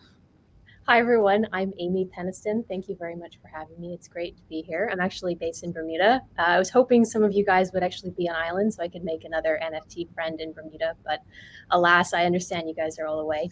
I'm co-founder of Game and Earn. We are the portal to play and earn gaming. We connect investors, gamers, and game companies across the metaverse. We've got a variety of different products, free and paid. We also offer a managed scholarship service to allow new investors to get exposure to the space. And then lastly, we launchpad new and emerging games using our existing community. So yeah, excited to be here. Perfect. And finally, but definitely not least, Masha. Yeah, hi everybody. My name is Masha, and I'm head of communications at Rarible, the NFT marketplace. Perfect. So cool. Okay, so before you answer the question, I should really introduce myself because I didn't do that. So my name is Lavinia Osborne, everyone. I am the founder of a platform that is all about educating people about blockchain and helping, particularly when I say people, particularly women. So we're all about diversity and inclusion. And we spotlight the many dynamic women in the blockchain space, such as Amy, such as Masha, to just show that there are many women in this space, and of course representation matters. One of the key things about our community, Women in Blockchain Talks, is that yes, we're women-led, women-focused, but we are open to all genders, because together we are stronger. So with that being said, please, Masha, what is an NFT? That's a good question. And yeah, I think I've always kind of like inventing ways on how to best describe it as like this kind of space evolves. But like ultimately what like I have come down to and what like is pretty easy to understand is that like we live in this kind of like physical reality where we own things, where we like buy things, we have things, and like those things like really represents like our identity, things we wear, things we own, things we put on our walls. But then we also have this digital world, and right now, honestly, like people spend, well, sometimes more than a half of their days just in this digital world, at their laptops, on their phones, like through all of the apps. And like what ultimately NFT is, like it's an answer to a question how I can own something in a digital world, analogous to how I own something in a physical world. And so an NFT can really be like anything. It can be something that you can wear in a game. It can be, you know, like right now with, you know, Twitter PFPs, like profile pictures, your avatar. It can be a land in a game. So it really can be a wide variety of things. But like ultimately what it comes down to, and I think that Eddie mentioned that right now NFTs and the value that they hold is like really in the community, because when you hold this NFT, which is a digital asset that really lives in your wallet, and your wallet is like your digital identity, where you have your money, meaning crypto, where you have, you know, like your avatar, when you have all those your like wearables that you might have, whatever it is. But it really shows like the community that you belong to, that you associate yourself with. And it is really the power of NFTs. It's not like a JPEG or a GIF, like you said, Lavinia. It's like really this kind of sign of your digital identity and belonging to like certain values, to certain communities. Yeah, and that's what I find really fascinating about it, because it's really this like technological layer for how we identify and how we position ourselves in the digital world. Yeah, I think. Sorry, I didn't mean to interrupt. Please finish. No, that was it from my side. Yeah, I think that's a great explanation. And I think one of the key words that you stated, and I think that's important for people to, you know, wrap their head around. It's not just about ownership, it's about belonging and how we represent ourselves in this new space to show that we belong. And as you touched upon, the values that we stand for. I think that's very powerful. So thank you for sharing that, Masha. Bob, you talk about how you are creating a process to help more people to utilize blockchain. So I really would like for you to expand on that and talk more about how we can make NFTs and this whole digital world more adoptable for a wide variety of people and organizations. Like, how do you do it? Because of course other people will do it differently and their answers will be different, but how do you do it with BZ? Yeah, what we did is we said, okay, we started out of enterprise and realizing, like as Masha said, about the identities, the sovereign identities of those people that you're trading with, that you're interacting with, and the attributes or terms that you're agreeing to trade on, your IP, your digital asset. You know, we started to say, okay, well, a lot of those things exist already in places like Salesforce or CRM platforms, and just like other general purpose technologies, pick electricity, for instance. You know, people didn't build new homes to run electricity to. They figured out how to get it into their home. So what we did is we said, okay, well, in order for individual entrepreneurs and regular business folks to really adopt the technology, it's got to be agnostic to where you're going to pull the identity and attribute data from. And it's going to be agnostic, too, to what blockchain protocol you're going to interact with. Because people need products. People need simplicity. And as good as all the different protocols may be in their different communities that they serve, average people, for sort of what we consider ourselves, don't want to get caught up in all that asymmetry. They just want easy. And so what we did is we built a solution that, you know, you can mint an NFT from your own website or from your own inventory and sell it on your own website through Shopify. And you enable your fans to buy with credit cards as well as trade with cryptocurrencies. And then they can immediately post on OpenSea as well. So we're really just trying to reduce friction in the process and make the adoption of cryptocurrencies as digital assets, not necessarily non-fungible tokens, just digital assets, easy for people to participate in. And some people would argue, but is that really blockchain? Is that really decentralization? If people are not willing to, you know, get into the nitty-gritty of the actual process of creating a wallet, exchanging their fiat currency to a cryptocurrency to then create or purchase an NFT, are they really adopting this space? Are they even respecting this space? I have my own thoughts on this, but what are your thoughts if someone comes to you with that sort of argument? Well, the way we look at it is that, you know, we see the blockchain is distinct abilities is this. It's the ability to verify, transfer, and enforce the transfer of intellectual property rights, both physical and digital goods. And so for us, we want to provide that capability to every human being on the planet. It's something that you should be able to authenticate your own digital assets. And as Masha said, if you only have a community of 50 people in the world that will buy those assets, but those are 50 people that will buy your assets, you should be able to sell and monetize your IP and defend your IP. So that's the way sort of we see it. We see it as taking the best of what crypto has to offer in terms of authenticating IP rights and helping you manage those rights and monetize those rights, as it does about the purest nature of, you know, the decentralized economy and that kind of stuff, if that makes any sense.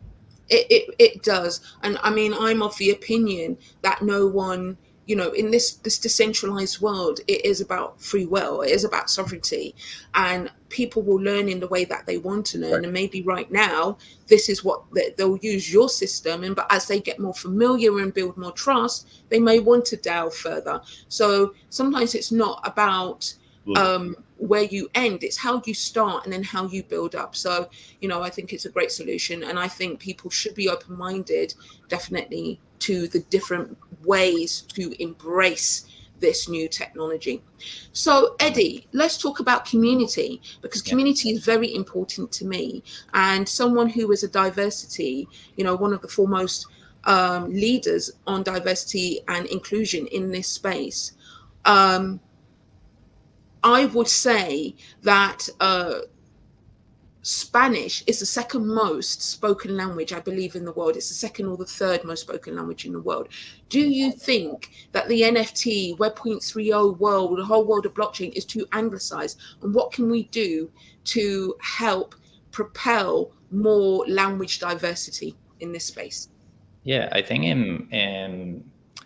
on language diversity, I mean, I think the beauty of the NFTs and all these new platforms is just basically just serving as a gateway for all the artists in Latin America to be in the spotlight, right? Well, before, in order to discover like these artists that it was, let's say, in Venezuela or Colombia, it was a little bit challenging. I think right now what this platform is actually bringing the spotlight to these new artists to promote their culture, also their language, because that's part of our culture as well, and is allowing all those people in developing countries to, like I say, to have a voice and people to know about them. And what are you doing? Because I know that you're very much into this space. Yes. You're all about community. So what are you doing to help propel and create more adoption within the Latin American market space? Definitely. So right now, I'm on a quest right now. So my goal by the end of the year is to onboard 100 nonprofits around South America. Right now, I have only 3 because I thought the process, it was going to be a little bit more simpler than it is right now. But what I'm doing is actually setting them up with their ENS domain so they can start receiving cryptos, donations in crypto. And also one of the beauties of that quest is I actually start them like while before the ENS actually dropped the token. So the amount of money that they made for this drop, it was amazing. And the impact, it was unbelievable. So I'm very happy about that. And yes, to me, it's about education. It's about, because unfortunately, not that many people in Latin America have the same infrastructure that we have in developed countries. So they probably don't have access to a bank account. So what I feel is this whole new technology, by teaching them how to be onboarded into, let's say, MetaMask and all those crypto native tools, is actually easier in Latin America than, for example, in the US, because they don't have access to a credit card, they don't have access to many financial tools that we take for granted here in developed countries. So that's one of the things that I'm kind of like teaching them, how to leverage and how to use this tool and how to be self-sovereign.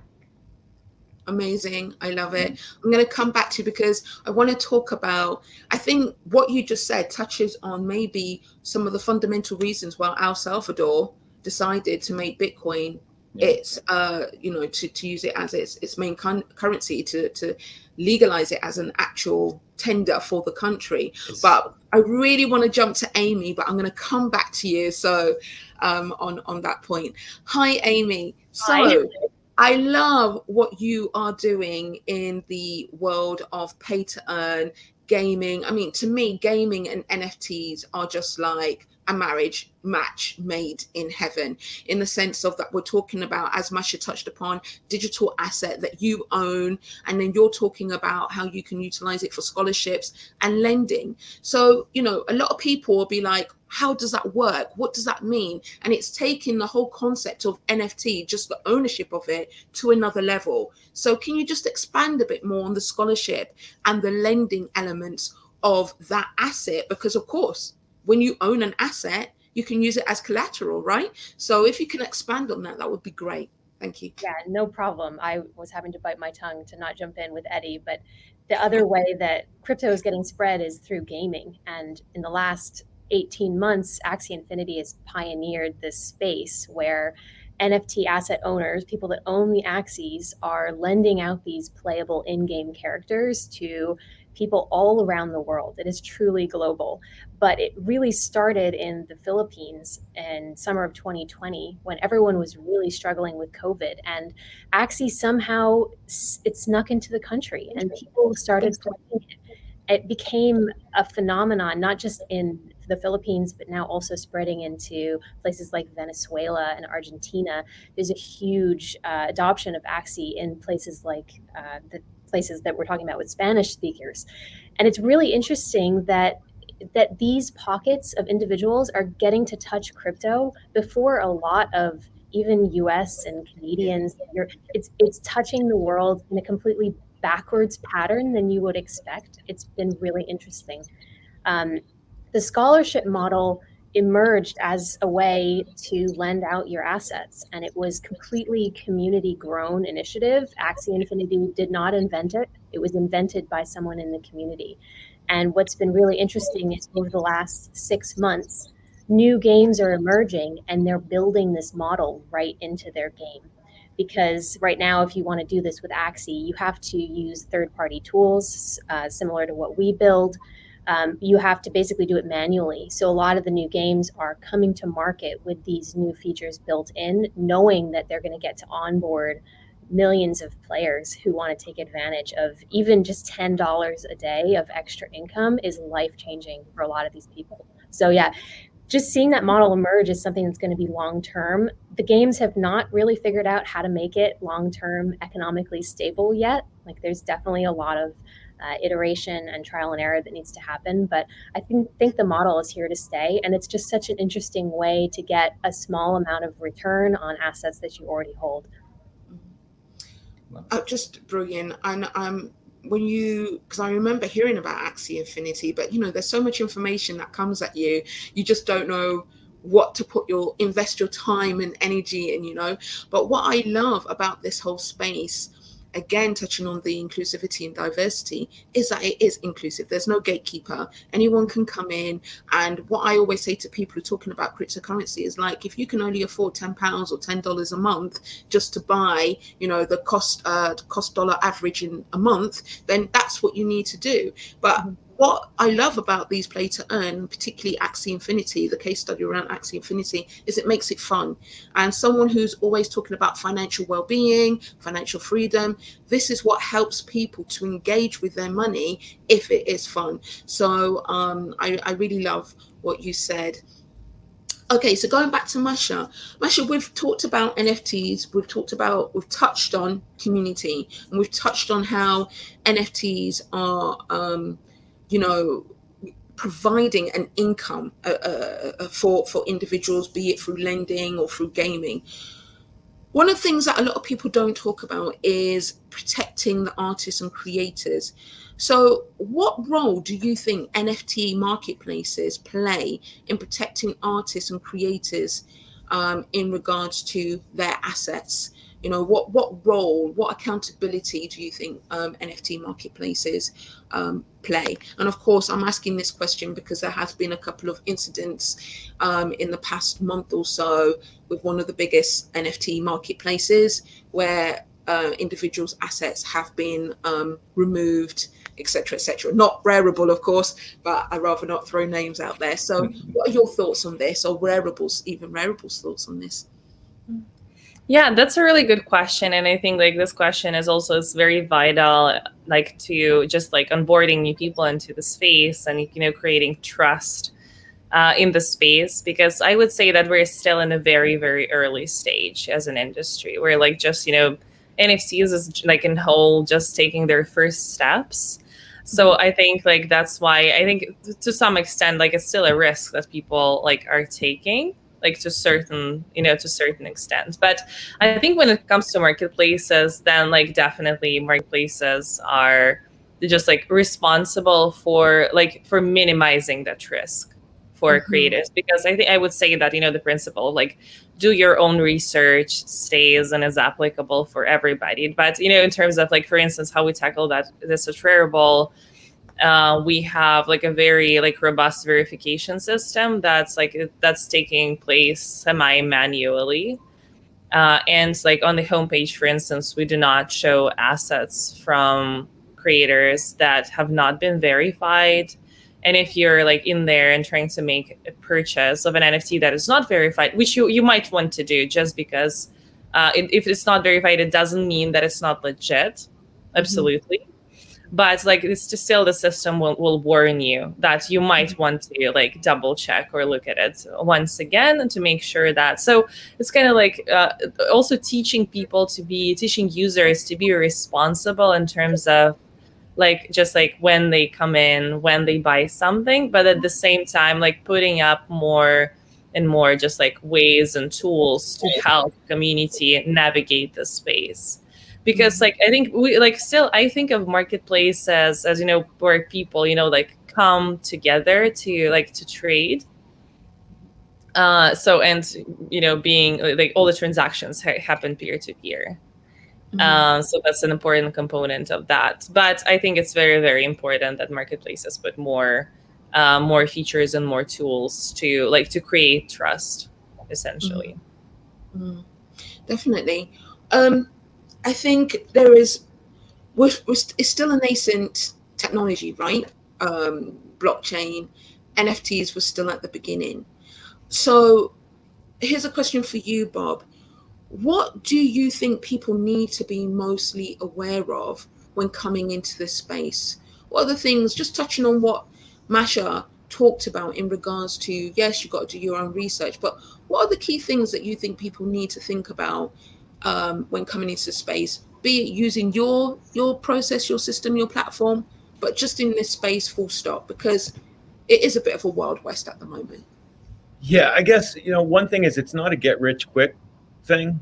In my opinion, this is a long-term general purpose technology like the internet, like I said, steam engine, electricity, it's going to be around for a long time. You don't need to rush out there and do something, number one. Number two, it's an asset like any other asset class you may have, really, and it's got to be treated as such. It's got ramifications if you start to sell these things and you're making money as an athlete or a student, and you have tax implications you have to be wary of. So it's not something you just jump right into. But if you have IP that you own or that you are going to develop that you want to protect in a new and unique way that also will help you benefit contributors to that asset and help them get them paid faster, or add royalties that benefit constituents for a long time. I mean, it's a tremendous asset, I think, to have, because I put it this way. I said, do you think the people who embraced electricity first as businesses had an advantage over those that said, I'm gonna wait on that because might burn my place down or something, right? But at the end of the day, I would argue that those that embraced it and figured out how to make it work for them probably had a competitive advantage. And so that's how we kind of see it. But it's definitely an intellectual property play, in our opinion. The NFTs are terrific. But to us, it's really about how you manage all your intellectual property. And so again, just social consensus, what you agree to on a piece of paper, okay? We create software that takes those terms and manages and verifies compliance with those terms on a network. So social consensus drives the network consensus. And so you always want to be improving your ability to create smarter contracts and verify your IP on a network. That's sort of the end game here, I think, over time. Yeah. I think for some people, that's just gone. I mean, I understand it because I'm in this space, but for some people, that concept of what you just said, it's like, I just want to create an NFT.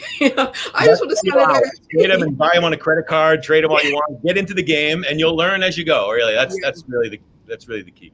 That's very true. That's very true.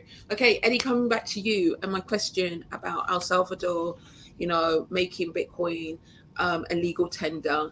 Do you see other, and we're going to touch on community in a moment, but just because you was talking about how the adoption of Web 3.0, crypto, NFTs is being embraced more because there's more of a need for it, I would say, in developing countries than that. I mean, developing countries rather than so-called developed countries.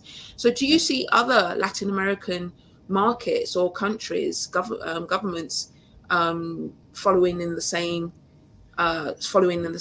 route as El Salvador? And if yes, why? I think yes.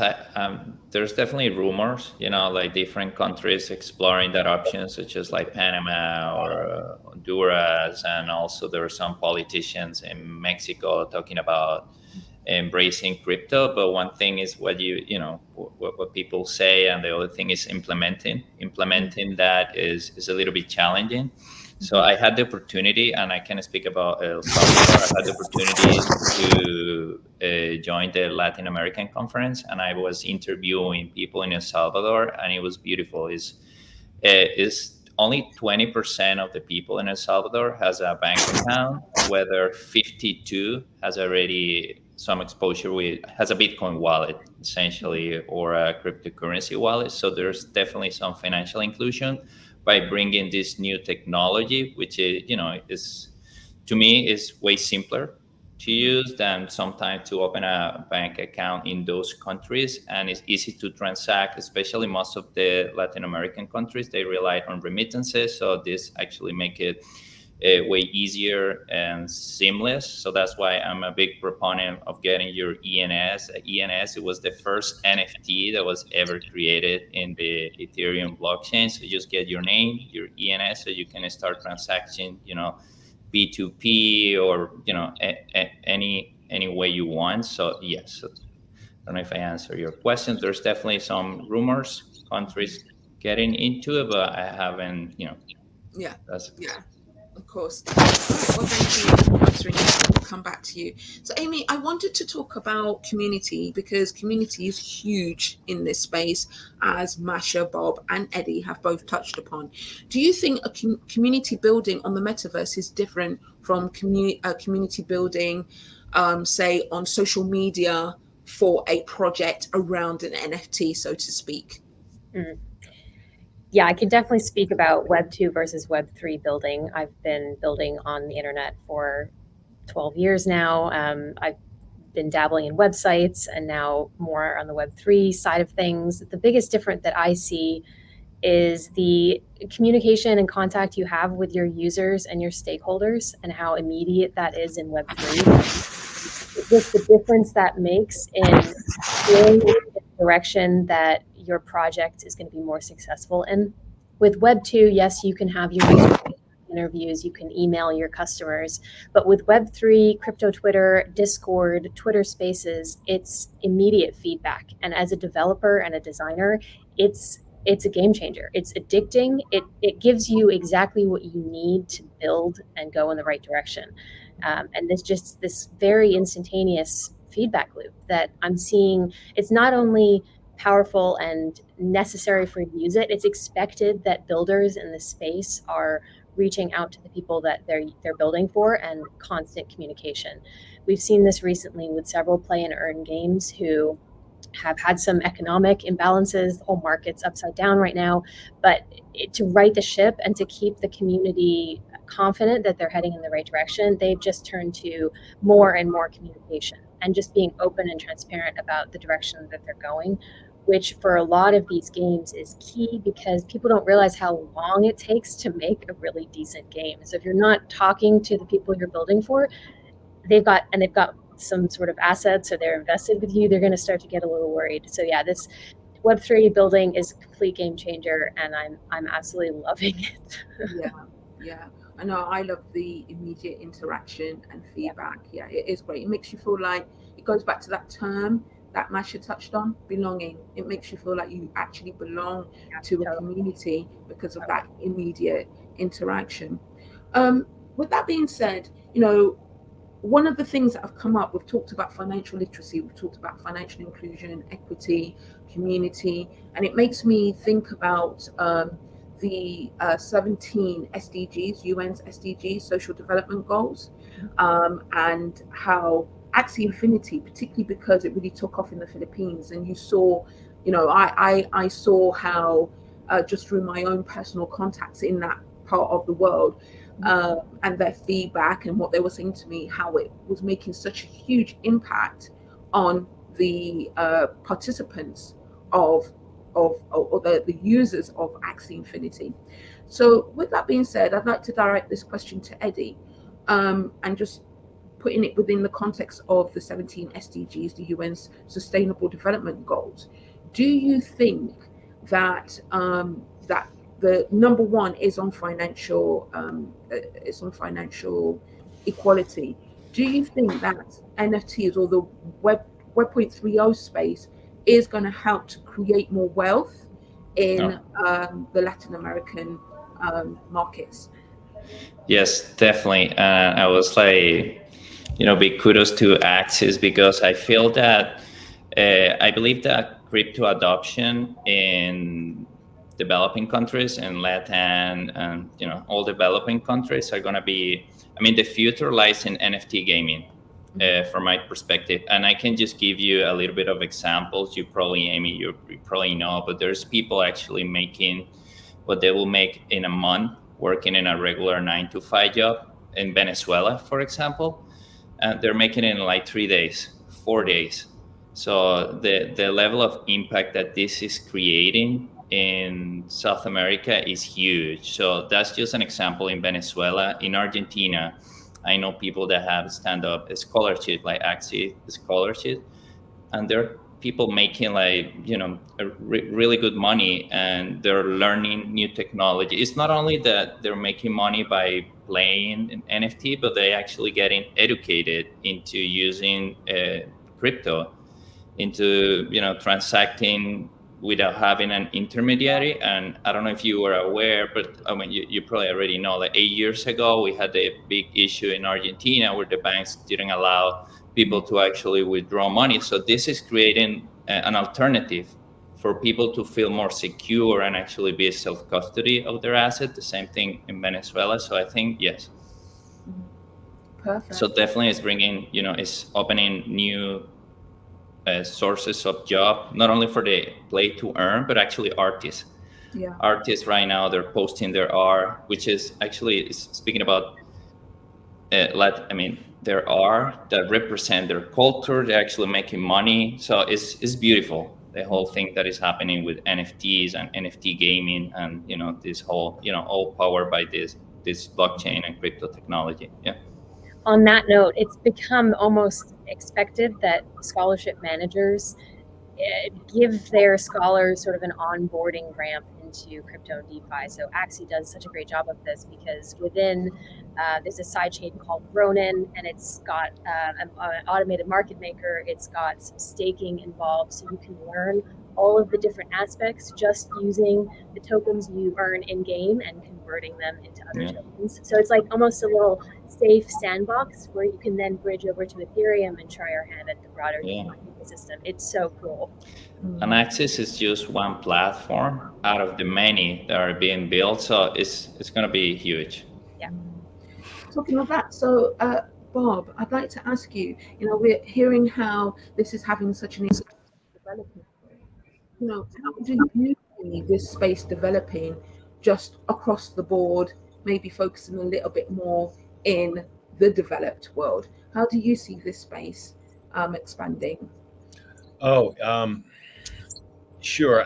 To me, it's about liquidity. It's about creating pockets of market liquidity, right? So Rareables has a wonderful community, right? Great offering, great community, right? We're hopefully building a similar great community with folks like colleges and other professional athletes, and Eddie's going to build a community, and Amy's building communities, and so all these communities, if they're blockchain enabled, can now rapidly unite with relatively little integration cost, right, in the future, depending on values and community values and so on and so forth. So for us, it's just we welcome liquidity. We welcome people building along this blockchain standard, because more market liquidity creates more network effects. More network effects create better products and more product liquidity and so on. So for us, that's how we see it happening. And we're starting it. We're really trying to partner with institutions that have lots of assets, like a UNC, for instance, who is just has lots of digital assets, legacies that it can now mint and monetize and share with other contributors and other beneficiaries. And so we will start there and try to build around those communities. And then ultimately we see it's really about, you should be able to trade across any of these networks, any of the NFTs you own, and so on.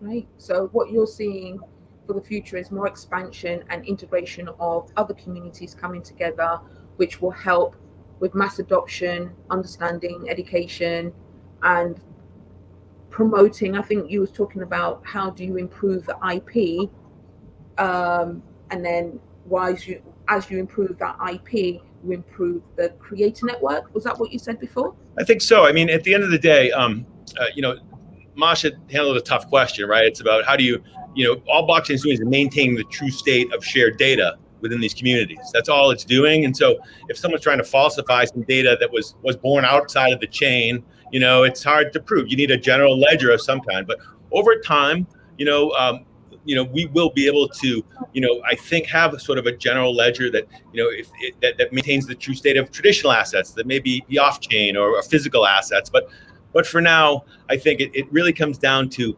who are you trading with? What are the sovereign digital identities, the partners you're partnering with, and what are the agreements you're making with each other? You really need to include a contract inside of your NFT, and we really suggest that as a best practice, no matter where you create your NFTs, right? Something that spells out the utility that you're offering to whoever's buying these things, the longevity of it, the rights that they're going to have with it. And if you work with people that have real IP and real assets, that obviously should take care of itself pretty easily. Okay. Masha, so Wearable is one of the market leaders in this space, in the NFT space. What is not even the vision, but what are you seeing as maybe interesting concepts that are coming through to the marketplace in the next coming month, this year? I don't want to say projects because it's based on different opinions, but of course PFPs were quite big in 2021. So what sort of projects outside of gaming do you think may blow up in 2022, and what sort of growth do you see in this space in the coming month, in the year? Mm-hmm. Yeah, that's a great question. And honestly, it's pretty tough to answer just what's going to be next, because, we didn't know 2 years ago that we're going to be at this, place and situation where we're at, which is amazing. I think we'll totally, I think, see some further development for PFP projects, and for something developing further to maybe some kind of clubs and communities. I think gaming is definitely something where we'll have still a lot of room for growth and expansion. Definitely. I think for like Bob said, for some of the major IPs and brands, I think a lot of brands and IP holders from more institutional world are yet to discover the most kind of meaningful way for their communities, for their audience to enter the space. And we're seeing a lot of, not a lot yet, but, some great examples for, like Adidas entering the space, or, from some of the kind of mainstream creators like Snoop Dogg, having building his presence in Sandbox. So things like that. So I think we'll definitely see more merging of this very kind of crypto native degen space with more mainstream, and getting ready to onboard more people in the space.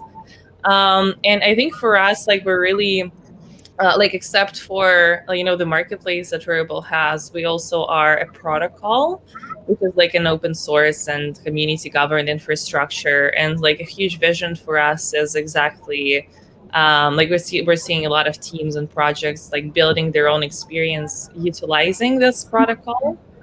And for whatever shape it may take, Cyber, for instance, just integrated the protocol so you can walk, in the virtual reality, around the gallery space and buy an NFT directly from there, powered by the protocol, which is a really cool case. And, we're working with a bunch of different projects, and just being able to like take the tech and like build whatever application it may take. So I think we'll see more customized solutions for different projects and everything becoming more niche, more community focused. So we'll see. Yeah, I'm super excited to just be in the space and just witness what's going to be next. Sure. Okay, so we've got less than 5 minutes, so we're just going to round up. So is there anything that you would like to add, Eddie, to this conversation, just, in regards to community and, the inclusion and diversity element of, you focusing on the Latin American markets and other markets and things like that?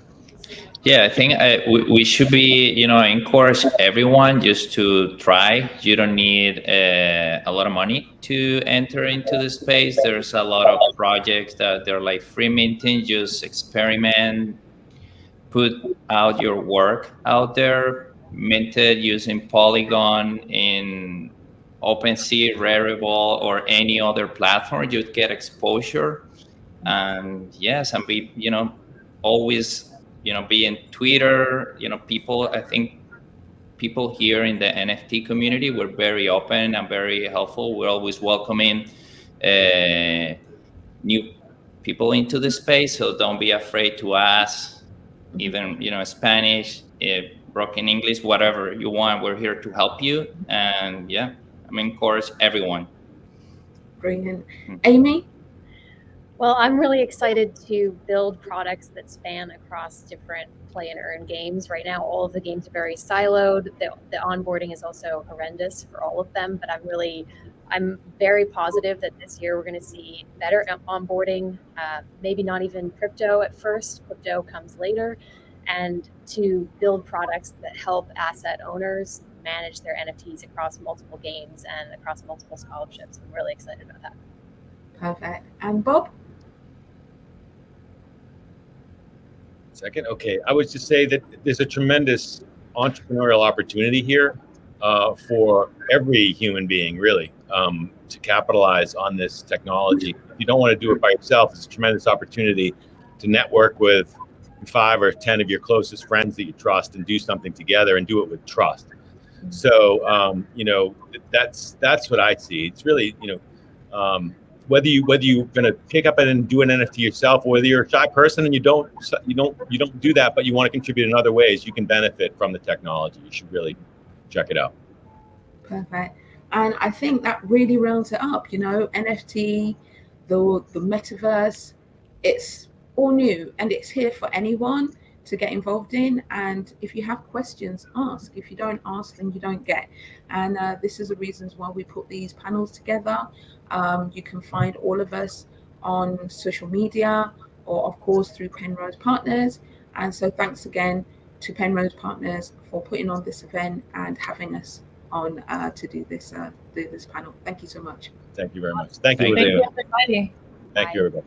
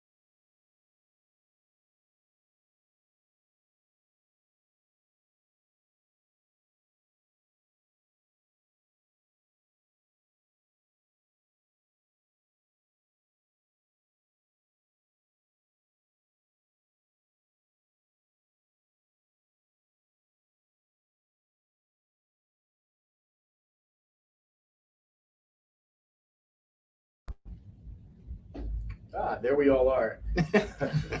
Well, thanks to everybody for listening in and giving us a little extra time to get ready. As you can see, we managed to get a panel in here of some distinguished colleagues and do them all in person. So we thought that was important for the purposes of this conversation.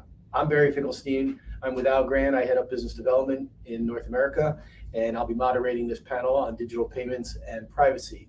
I'm going to ask each of the panelists to introduce themselves, give you a little background on themselves and their institutions, and then we'll get right into the meat of the conversation. So I'll start with you, Eric, and then just pass it down the line to Mike Dersham and to the rest of the round. Sure, sounds good. Thanks, Barry. Yep. I'm Eric Kriske, CEO and co-founder of Bidali. We're a blockchain or banking as a service and a payments provider that's using cryptocurrency and blockchain technology to reduce fraud and improve financial access. Thanks, Barry, for having me today. Michael Dersham, aka Dersh. I'm CEO of MAPay, global healthcare fintech company, U.S. based just outside of Philadelphia, and our global headquarters now is in Hamilton, Bermuda. Great. I'm Adam Hoffman, CEO, founder of Nimble, decentralized and democratized insurance. And we have, we're in Boston, but we also have a setup here in Hamilton as well. And hi, I'm Justin Newton. I'm the founder and CEO of NetKey. We do digital identity and know your customer work for a number of companies across the cryptocurrency and the blockchain space. I'm also the author of a Bitcoin standard, BIP 75, that deals directly with identity, privacy, and compliance. Great. So obviously, as hopefully those of you out there in the crowd can see, we've got a lot of different folks that touch on a lot of different things within the payment spectrum and the privacy spectrum that we'll now endeavor to touch upon. So let me throw it out there to the panel. I'll ask Eric, and perhaps you can address this first and foremost. Digital payments isn't a new concept. It's been around for a long time. Basically, anytime you're thinking about movements of money that don't involve taking a greenback, if you're in the US, out of your pocket and sticking it in somebody else's hand in order to buy a good or a services, you're probably using some form of a digital payment, like a credit card for that matter, or your phone or something along those lines. But blockchain has clearly brought it to a whole new level. And what I was hoping you could do is sort of talk about those changes that have come upon because of blockchain, the efficiencies that it's brought and can bring, as well as talk to some of the compares and contrasts of previously more perhaps well-known forms of digital payments, things like Venmo and PayPal and the like. And so what we can expect to see and kind of touch on each of those different elements. And then we'll kind of pass it down the line to anybody who has anything else to add. Sure. So I think, you're right. We've had digital payments for quite some time. Bermuda and other parts of the world, I think, are still adopting newer forms, or still have challenges in adopting newer forms of digital payments that we may enjoy in the United States or Canada, Western Europe. Part of that's a lot has to do with the banking rails that back it. I think the real opportunity with blockchain or distributed ledger tech and the programmable and verifiable nature of cryptocurrencies, I mean that in the pedantic sense, like cryptographically secured currencies on these networks, is that it gives you that verifiability and that programmability that we haven't had before. And I think the real opportunity is that we can enable a real-time gross settlement system that's global in nature, maybe even real-time net, which can bring really huge efficiency gains to the flow of capital and global trade relationships. Most people don't, and I didn't know this when I first kind of got into this space 7-8 years ago now, but I didn't really understand how the banking system worked. And especially for cross-border payments, the settlement between countries involves a lot of counterparties, a lot of counterparty risk, as well as a lot of inefficiency in the liquidity movement around the world. And I think this is what we kind of see even little bits of in DeFi already. And with things like stable coins like Circle, is you're already seeing a lot of these efficiencies happening between businesses that are utilizing this tech and effectively acting like a real-time gross payment rail. And I know even for our business, like we make heavy use of USDC. And because of that reason, because it's dramatically reduced liquidity requirements between us and our counterparties, and enables us to do business 24/7, 365. And so you touched on two things, and one I was going to ask Dersh if you could kind of speak to, because you talked about lots of different hands in the till that have to get paid. But one of the things that always strikes me is that existing payment systems that people know of, as I say, Venmo, PayPal's, they're digital, granted, because you don't see money going back and forth, but what perhaps isn't known to the common man when they're using it is that the transaction isn't really final. So it's happening, but it's really no different than if you had given a dollar bill to someone. That transaction isn't actually final. It's not really in your bank account. And so with the advent of the blockchain, we get things like atomic swaps, something I can speak to if you give me the forum to be part of Algorand. But when I think about that, and Dersh, maybe you can comment on this, what it allows atomic swaps. Well, not on atomic swaps, but the fact that the payments are final and that they are crossing not only between people, but across borders, and there is no banking institution delay, if you will, or other middlemen in between that have to settle these contracts and also, or anyone else on the panel. But yeah, I think you bring up an excellent point there. I mean, we've talked about this before, because our business, and as I mentioned, we're a healthcare fintech company, so we're in this medical commerce space, right? And what I say is that medical commerce is different than any other type of commerce. When we're talking about the friction that happens in regular payments and digital payments, what that can do. In medical commerce, that claims processing, when you go to the doctor's office, right, and you see that bill that comes and all that back office that has to happen with your insurance company or government payer, that adds about 20% to the cost of care. So just to give you an example, here in this country that we're sitting in, which we're going to fix, but they do roughly about $800 million worth of healthcare spend. 15% of that goes cross-border. Simple math. That's upwards to $160 million that's going to the adjudication of claims and moving that money, right? So where we see, our specific area that happens within blockchain and smart contracts is if we can cut that administrative burden through a more automated smart contract adjudication, we can collapse that administrative burden, as well as guarantee that that's the payment that is, that should be transmitted. So essentially, blockchains help to create efficiencies and reduce costs. Sounds like a win-win for everybody. Yeah, and then for us, I'll let you guys. Yeah, go ahead. But the other interesting thing in medical commerce is all those payments then are attached to data. Yeah. Right.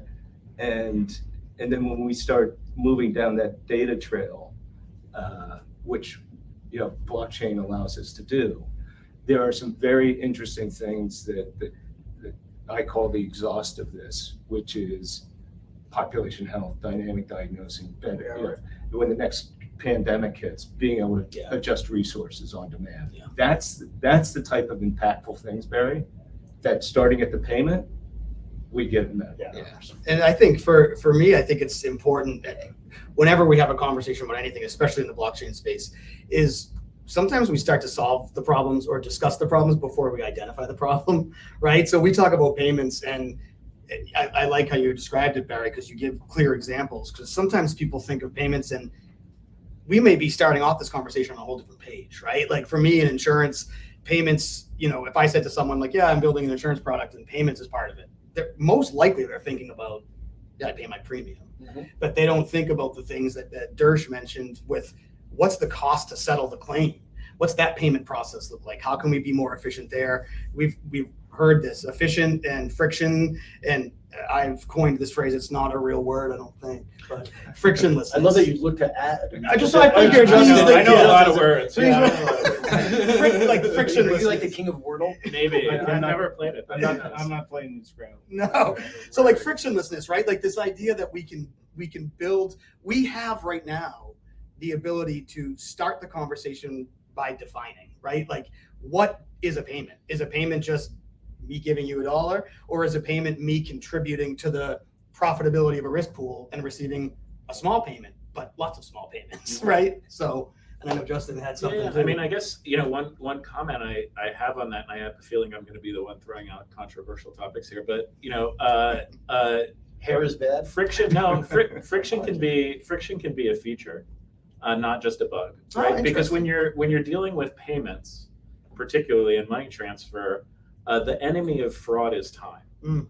Because the more time that you have to evaluate something, the more data sources that you get to look at something, the more likely you are to be able to catch a fraud, right? When you're talking about instant settlement and instant finality, you've actually given the bad guys a giant advantage, because the time that you have as someone preventing the attack is now milliseconds or microseconds instead of T+3.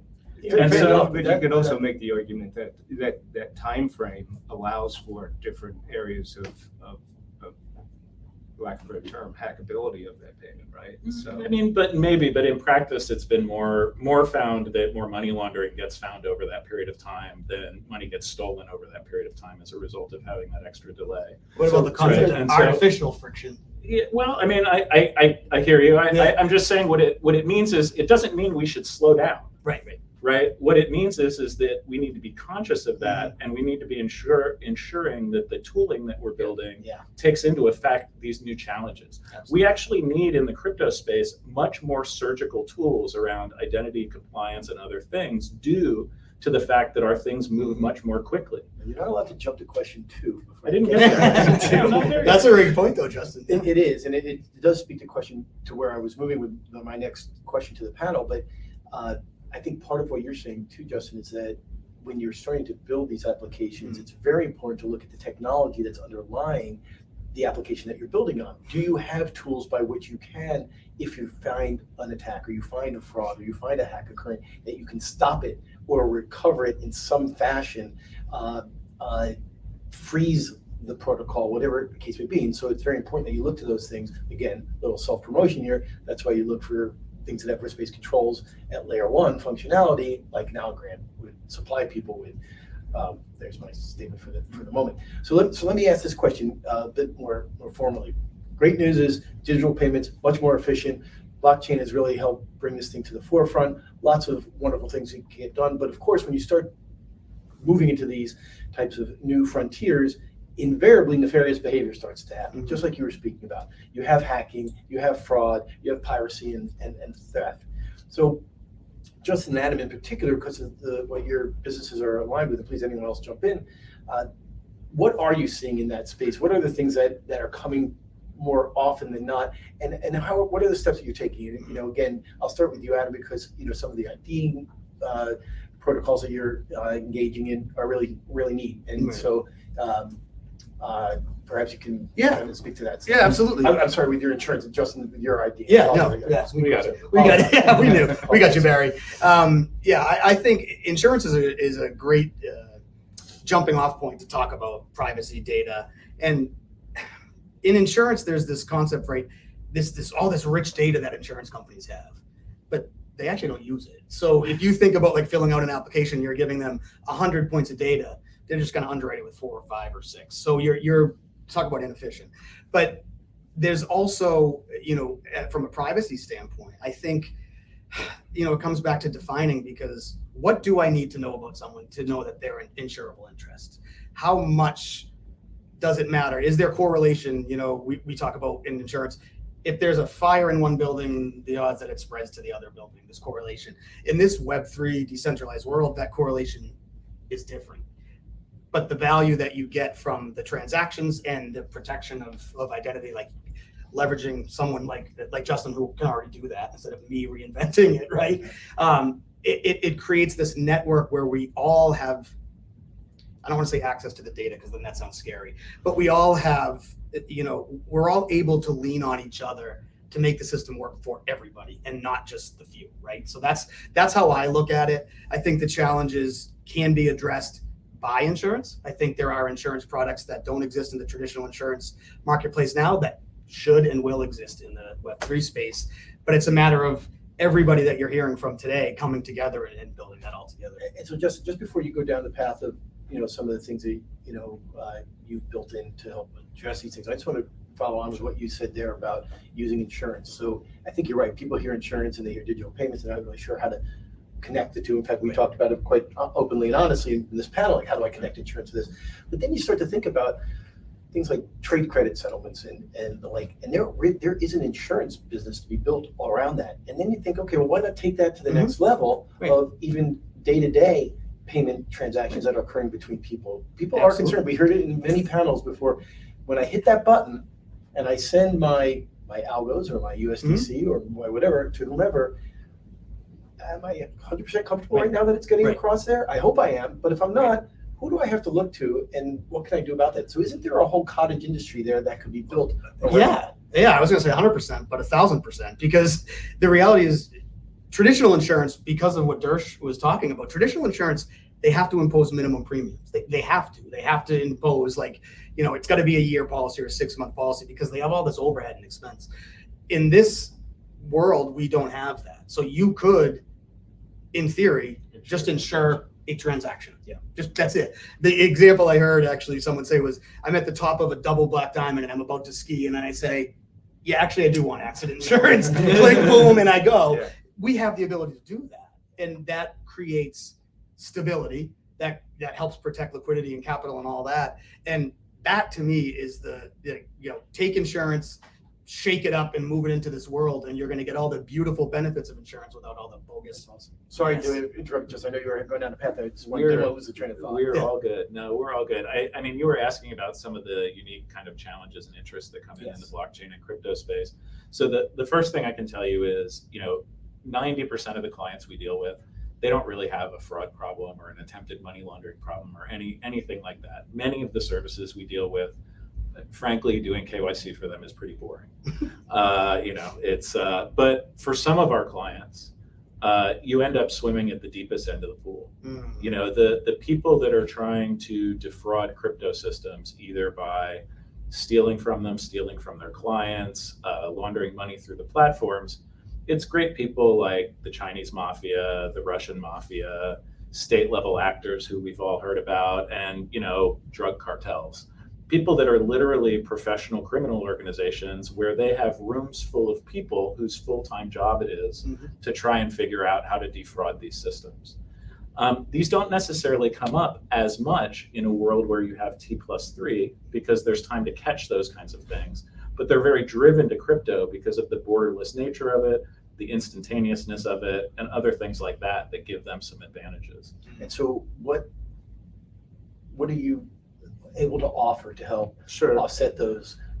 Well, I can't even list all those bad people. I don't even know that many bad people. You have a whole different realm of knowledge that I don't. I've got some nasty emails from many of them. Yeah, besides being a wonderful speller, you seem to have a lot of connection with Costa Nostra.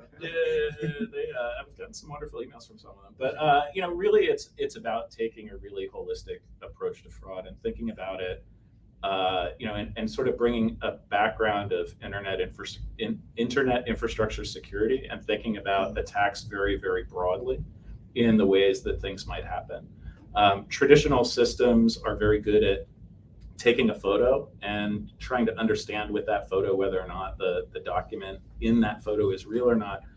We go much beyond that in terms of was that photo actually taken by the camera that was in the person's hand? And what was how did we ensure that there was no tampering or changing throughout the process, or no opportunity for an image to ever enter our system except through the lens of the camera?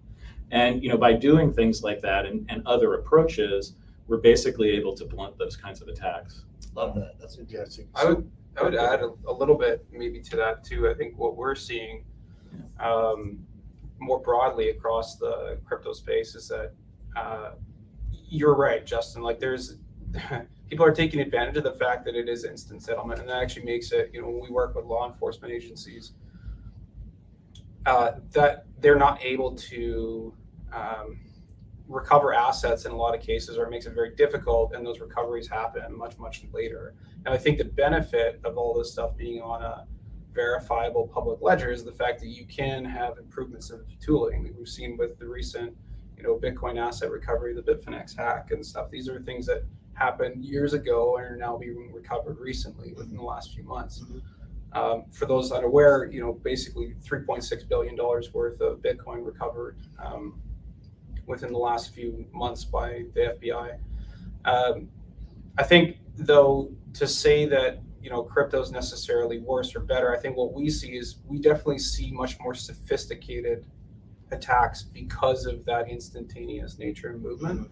But organized crime, I think, still very much plays in the traditional banking rails because of liquidity, because they're familiar with the mechanisms for moving money around. A lot of that involves shell companies or money mules, et cetera. And that's stuff that, you know, you may still have in crypto, but frankly, because it's a newer industry and because there isn't as much liquidity, I think we will, much like any technology, the more that it grows and gets adoption, the more, you know, you will see in terms of you will see more criminal activity, but on an aggregate basis compared to everything else, you're right, it's still quite small. And I think where that trade-off is, and we've been thinking about this a lot, is, you know, what is that trade-off between financial access, privacy, and preventing criminal activity? And I think it's a really hard problem. Our thinking has been a lot less around the traditional maybe KYC mechanisms like identity verification, because for a lot of people in countries where they may not have financial access, one of the big deterrents is they either don't have the money to open a bank account and they're basically hand to mouth every day, or they don't have a digital identity that meets AML requirements today. And so, you know, with FATF's new travel rule of basically $1,000 or less per transaction, not requiring KYC AML to the same degree as transactions above, we've been thinking a lot about how do we leverage on-chain heuristics in order to enable financial access and reduce risk. And this is new stuff that just wasn't possible because you didn't have a centralized ledger that was public that also had verifiable transactions. Well, yeah, we look at it. Sorry. Yeah, if I can just jump in on that one quickly. You know, my second controversial statement of the day is transparent on-chain transactions. You can't say that yet. It's part of our next question. Well, but it's a bug, not a feature. Right. It's disguised as a feature today, but we see that actually going away on many of the main networks, specifically when they move to layer 2 protocols. So, you know, in my opinion, actually, the fact that we had on-chain transparency was a happy accident for a period of time. But we shouldn't assume that we're going to have that kind of transparency going forward. And the tooling that we build, the tooling that we build shouldn't be centered around that, right? Tools shouldn't be actually applying, in my opinion, and we might disagree a little on this one. I don't believe that compliance should be on chain. It should be happening at the application tier, because if you do it on chain, you have to end up effectively with global policies across the entire network, where individual applications and individual use cases actually have completely different compliance needs. And so by migrating compliance into the application layer, assuming the chain isn't going to be able to provide that compliance, one, you're going to be able to do a better job over the long term. And two, we're going to be able to better protect the privacy of users that are operating on the network.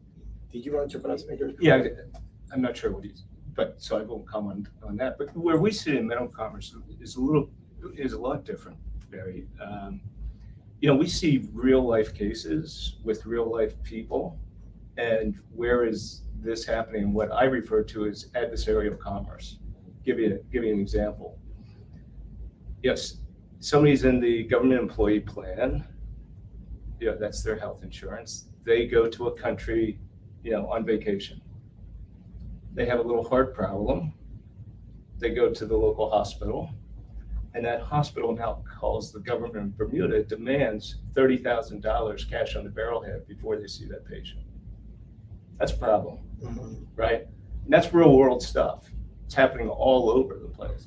So what I see in isn't that problem exasperated even further when they're going to take care of the guy by hook or by crook, even if the $30,000 hasn't been paid when he starts to go into heart failure. They're going to take care of him, and then he may or may not be there to pay later. Depending on what country. Yeah, right. Depending on what country. Here in Bermuda, I'm fairly confident they're going to take care of him. But so my point is that if in this area of, again, what I refer to as adversarial commerce, you have somebody, I have the money, we want the money. If we can act also as that trusted kind of escrow jurisdiction, right? That says, yes, the money is here, it is good. And we say, okay, go into the OR, we're good. And then there's a KYC that has to be done to make sure that it goes to the right person. But in that time frame, we could have saved a life. And that might be dramatic, but it's what happens. Yeah. And I think those are the things that we can do on chain to provide transparency and visibility, all that good stuff that we can't do in today's world. Yeah, so I mean, it's a really great point, George, because what you're really bringing up, and you too, Justin, is there's all sorts of these little dichotomies that exist in this world of digital payments and privacy, and so one that you can't avoid is this question of privacy versus transparency. We deal with it almost on a regular basis. It's at all different layers of the conversation. And it's really prevalent now where when you start to talk about blockchain in particular, because the wonderfulness of an immutable ledger is theoretically you have all the transparency you could possibly want there for your eyeballs to go back and find a year later, 2 years later, 5 years later. And at the same time, as many have said, people have a right to their own privacy, and it's demanded at certain layers and levels.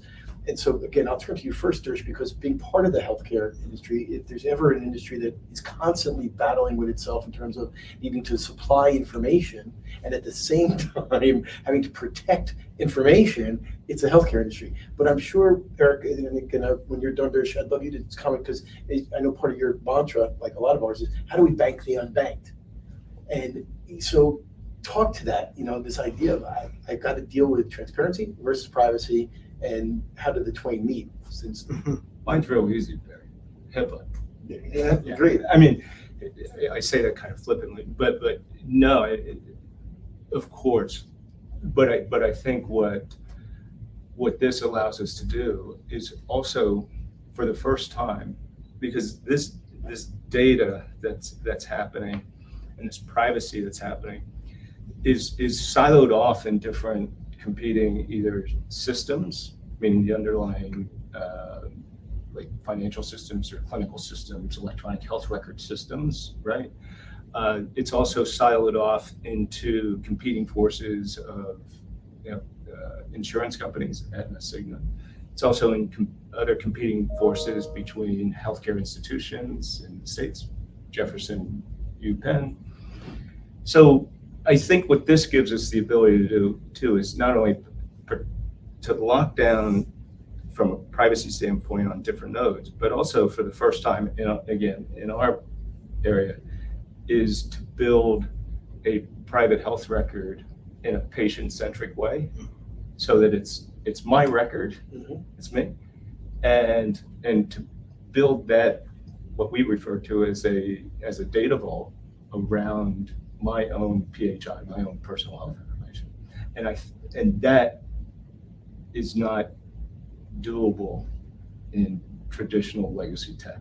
And so, Eric, just before you kind of maybe touch on it, what I've always found very interesting about what you just brought up, Dersh, is that you've now taken something which instinctively and inherently belongs to your data, and you've actually turned that into an asset, which then can run along digital payment rails. And so it kind of brings it all back around, which I find sort of fascinating, and one of the great use cases of this new digital world that blockchain is bringing. So again, I want to turn it back to you, Eric, because again, banking of the unbanked speaks to so many of these issues away from just healthcare. I forget the stat, but it's something like 50% of the world has a bank account, but 90% of the world has a phone.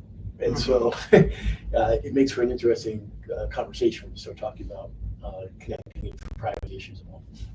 Yeah, I think Dersh is right. Like what is now available with this technology, both because of the cryptography aspect of it and the fact like how you can effectively have ownership over your own identity and information, and then lease out that information to people on a more transactional basis, right? Whether that's to do KYC or augment KYC with existing companies, or whether that's to provide and grant temporary access to health information and other sorts of information.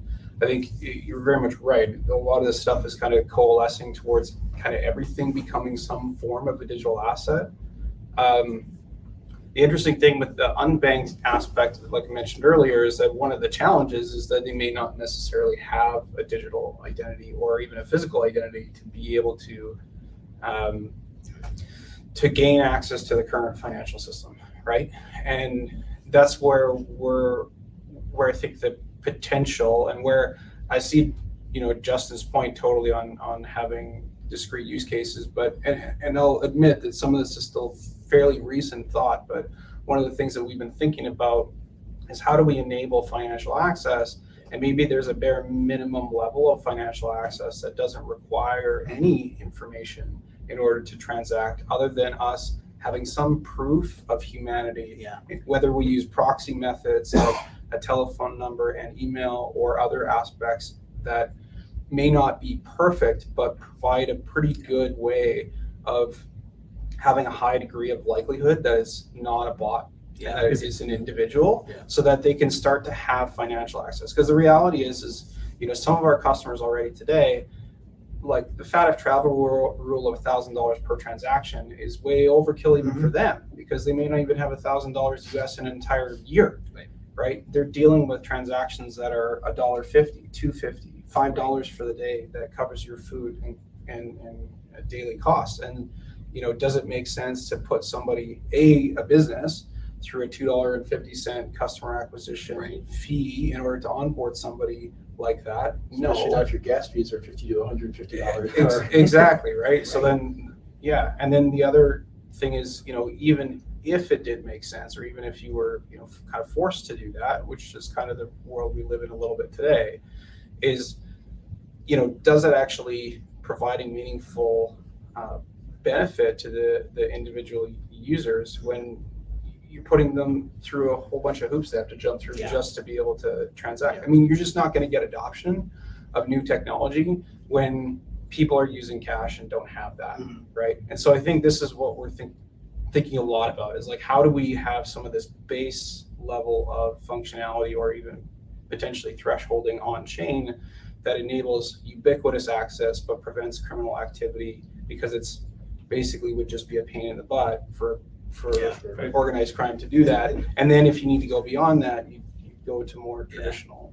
And I see you chomping at the bit. No, I just love what you said, Eric, because I think there's, we've seen this like in the real world, in the traditional world with like NGOs where, they're trying to give out $100, but they're spending $50 to give out 100. And they say, if someone asks for $100, why don't we just give it to them? Like, without all that. And what ends up happening is, to Dersh's point earlier with insurance, you're driving that efficiency down. And that's what I think is the most promising thing about this technology, is that we're creating opportunities for win-win-win-win-win situations, right? Like, if somebody's only in this game because they want to put money into a protocol so that they can make money, well, great. But if they do that, that also enables us to give opportunities to other people who don't exist, and then they can consensually share their data with whoever they want and be paid for consensually sharing their data. Right. So that's where it could again, go, this right? this is back to converting data to asset value. Asset value becoming something that can move much more efficiently in a digital landscape.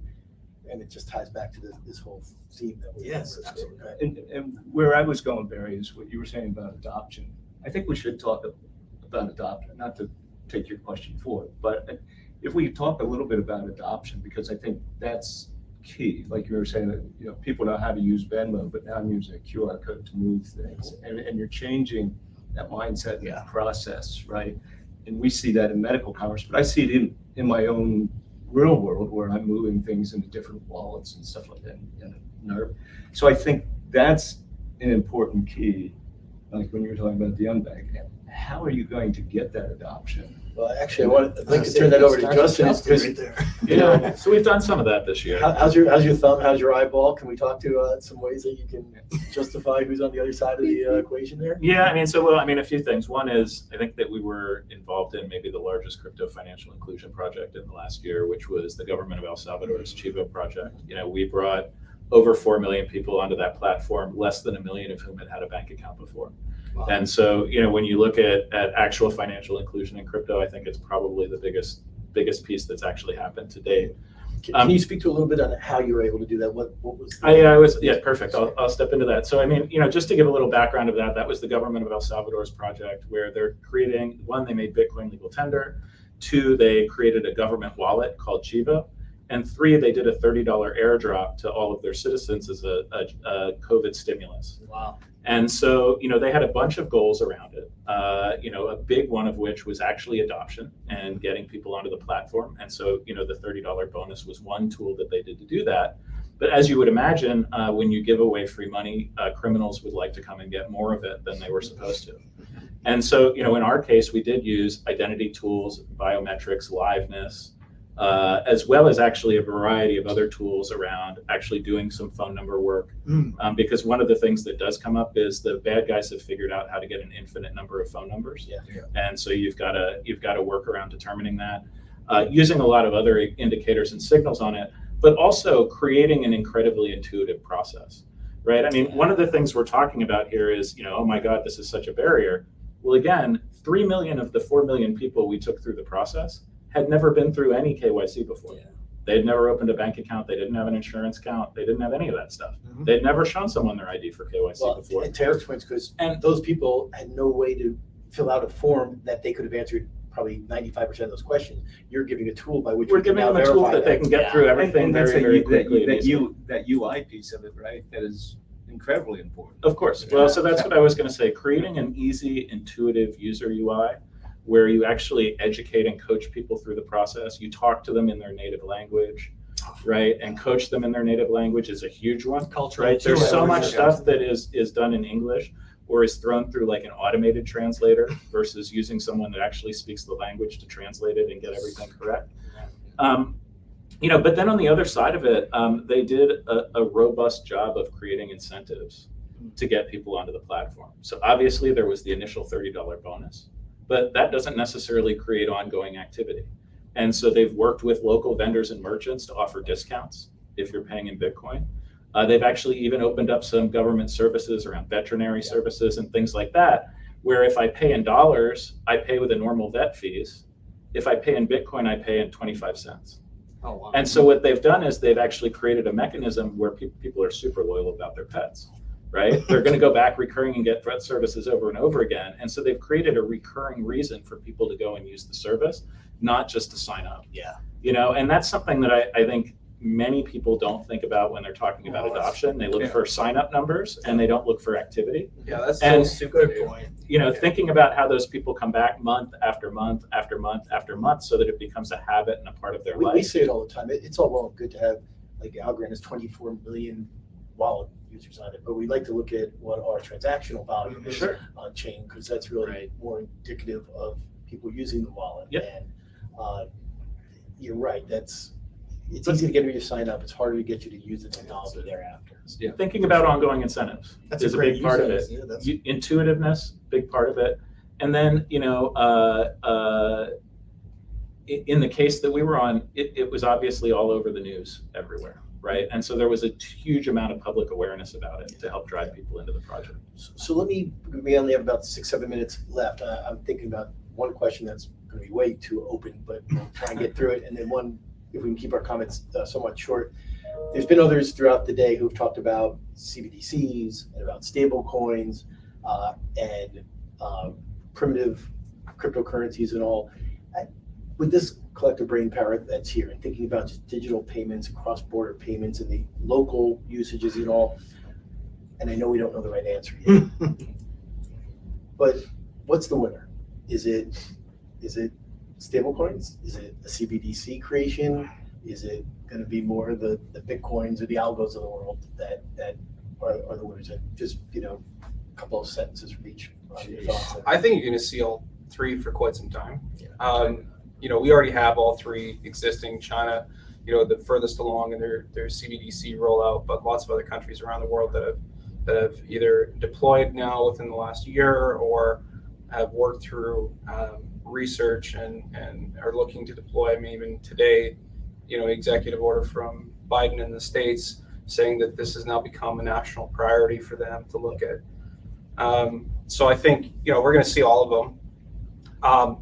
I have joked internally quite a bit that if nothing else comes from crypto and this tech, that Swift dies in a fire and gets replaced by something where I can at least know when somebody has received the funds would be excellent without having to call them. It's not efficient to email them 30 times. Right. So, I think that's the low-hanging fruit. And that's where, maybe Ripple had some good ideas and foresight, has had some challenges, bumps along the way in terms of executing on that. But I think, there's a real low-hanging fruit, which I think is probably even more likely to be adopted now that there's been a lot more institutional awareness.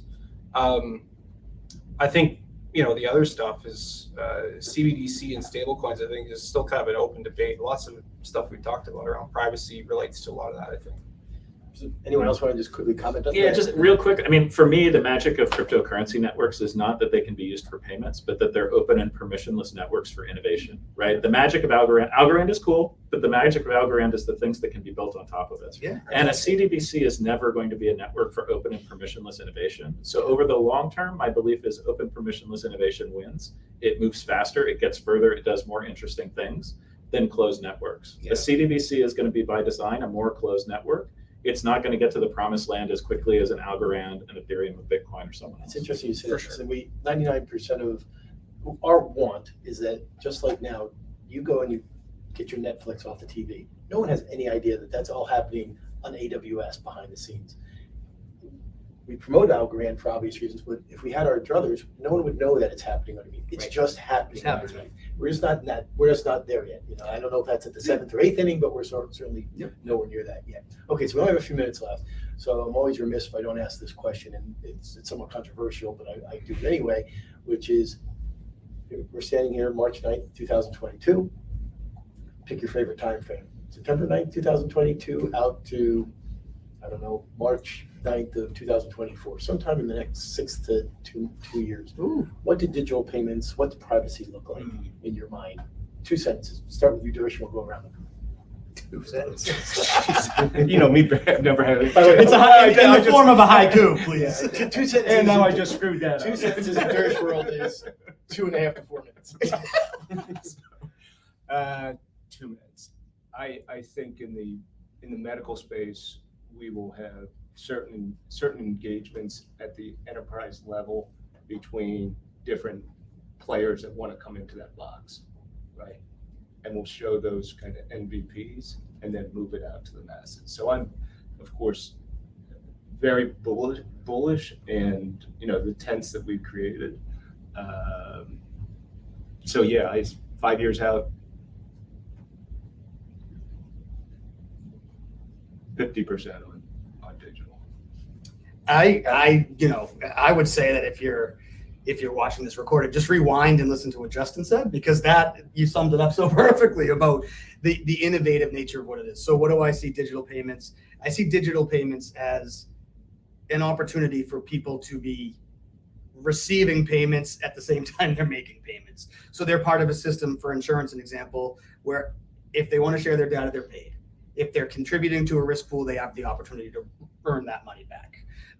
So it being more of a mutually beneficial, super powerful system that isn't the same one-sided approach. So before Justin kicks in, can I kick off the word insurance DAO? Is that? Yeah, that's it. Yeah, exactly. That is. You see the insurance DAO sometime in the next 6 to 2 years. Absolutely, because that's what I see the future is: communities of like-minded people with similar things they want to protect, pooling their resources together to protect them. Got it. So democratizing the Lloyd's of London model. Yeah, there we go. There we go. I'll just have you speak for me for now. Fair enough. I mean, in my mind, I think that honestly, privacy and payments is going to get much better over the next few years. I think what we're going to see is while the base blockchains themselves will maintain transparency, a lot of transactions will actually move to layer 2 networks like Lightning and others, where transaction privacy maintains intact, although balance privacy is not necessarily intact in those systems. Because of that, you'll actually get much more privacy for individuals, because the only people that will be aware of a transaction are the actual participants in the transaction. And the regulatory requirements will get met at the application level between those peers, rather than by everybody doing analysis of the blockchain, including regulators, Facebook, Walmart, and my next door neighbor's smart kid.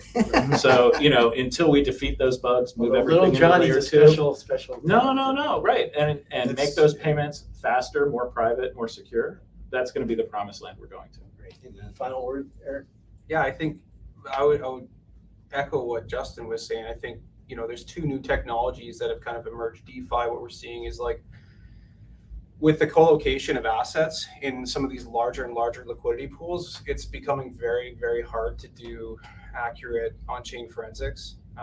And so I think that's going to continue to proliferate. And so you get some natural privacy as a result of that. I think the other tech that's probably going to hit within the next 6 to 12 months at a more production deployment capacity is going to be ZK proofs, ZK snarks. And so I think some of that stuff, so zero knowledge proofs, those things coming in, I think are going to be a real shift in privacy. I think for us, one of the things that we're looking to do in Bermuda over the next 6 to 12 months is roll out digital payment solutions with a digital Bermuda dollar and potentially in, support with USDC, but enabling privately issued digital currency to be used in a production environment on a permissionless network. And I think that's a really important milestone, not only for the industry, but also for the hope of providing better financial access and improved economic output here in Bermuda. And being able to, I think if we're able to demonstrate that here, then a lot of other locations and governments are going to take notice and look at, maybe it doesn't necessarily need to be a government driven process, that it actually could be better innovated by industry, not only quicker, but also help preserve some of these privacy aspects and meet those things that they're looking for. Well, look, guys, first of all, thank you so much. Thank you for bringing up zero knowledge proofs. If anybody wants any more knowledge on zero knowledge proofs, the Turing Award winner in the room is Silvio Macaulay, who's the founder of Algorand and primarily based on his work on zero knowledge proofs. Be happy to share his white papers with you and any other information. Please just get in touch with me or anyone else at Algorand. I think we're all very fortunate that we had these four panelists with us today. What we're talking about is instrumental when you start talking about blockchain and where it's all going to. Someone said it earlier that all these different aspects that blockchain are giving us, from supply chain economics all the way out to climate controlled data points and all, at their heart, there's usually an element of finance, of payment, and something. So it's really important to understand this stuff. Do your homework if you haven't already. Reach out to any of the people here. It's all going to come back. Somehow we managed to actually avoid a deep conversation on the economic recovery or the President Biden's executive orders today. I'm very happy about that because that was a rabbit hole I didn't want to go down. So I personally want to thank Penrose. I want to thank Bermuda for allowing us to be here, giving me a forum to present you guys. You've been an amazing panel today. It was great. Really super. So thank you. Yeah, really appreciate it. Yep. And everyone take care of your mental health. Thanks. See you all. Thank you.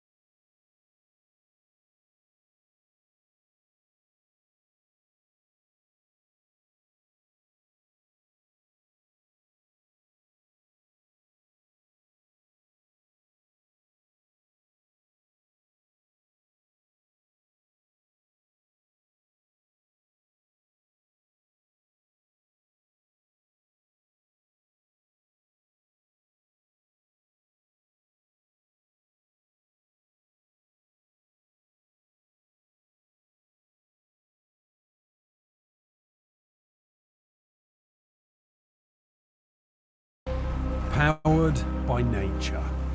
It's in our DNA. It's how we live, how we work, how we race. The fastest growing global sporting championship. And the world's best athletes at the pinnacle of the sport. This is SailGP, representing nation versus nation action on the world stage at the very cutting edge of sport, technology and sustainability. SailGP is forging a new path. Engaged in a critical race to accelerate the transition to clean energy, SailGP has created Impact League's first ever purpose-driven podium for the planet, bringing the world's greatest athletes to iconic global destinations.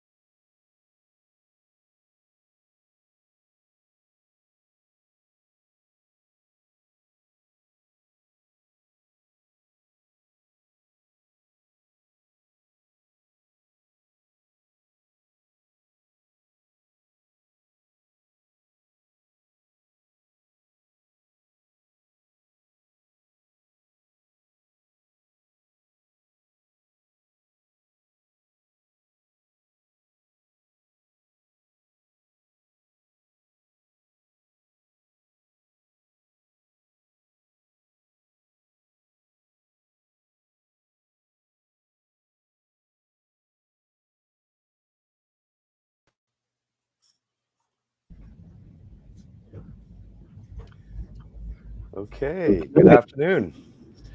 I see we've got 3 people in studio and 2 people remotely, including me. I'm sorry I can't be there with you in person. I'm a little under the weather, so I'll have to enjoy my dark and stormies and fish sandwiches at home, it looks like. I hope you guys have all been enjoying it today, and everybody that's watching in the audience. I hope everybody has found this very interesting and informative today. There's Adam, great. My name is Sean Moran. I'm head of business development at Clarion Bank, and we do a lot of work with companies in the fintech and digital asset space, including a couple companies that are represented here on this panel.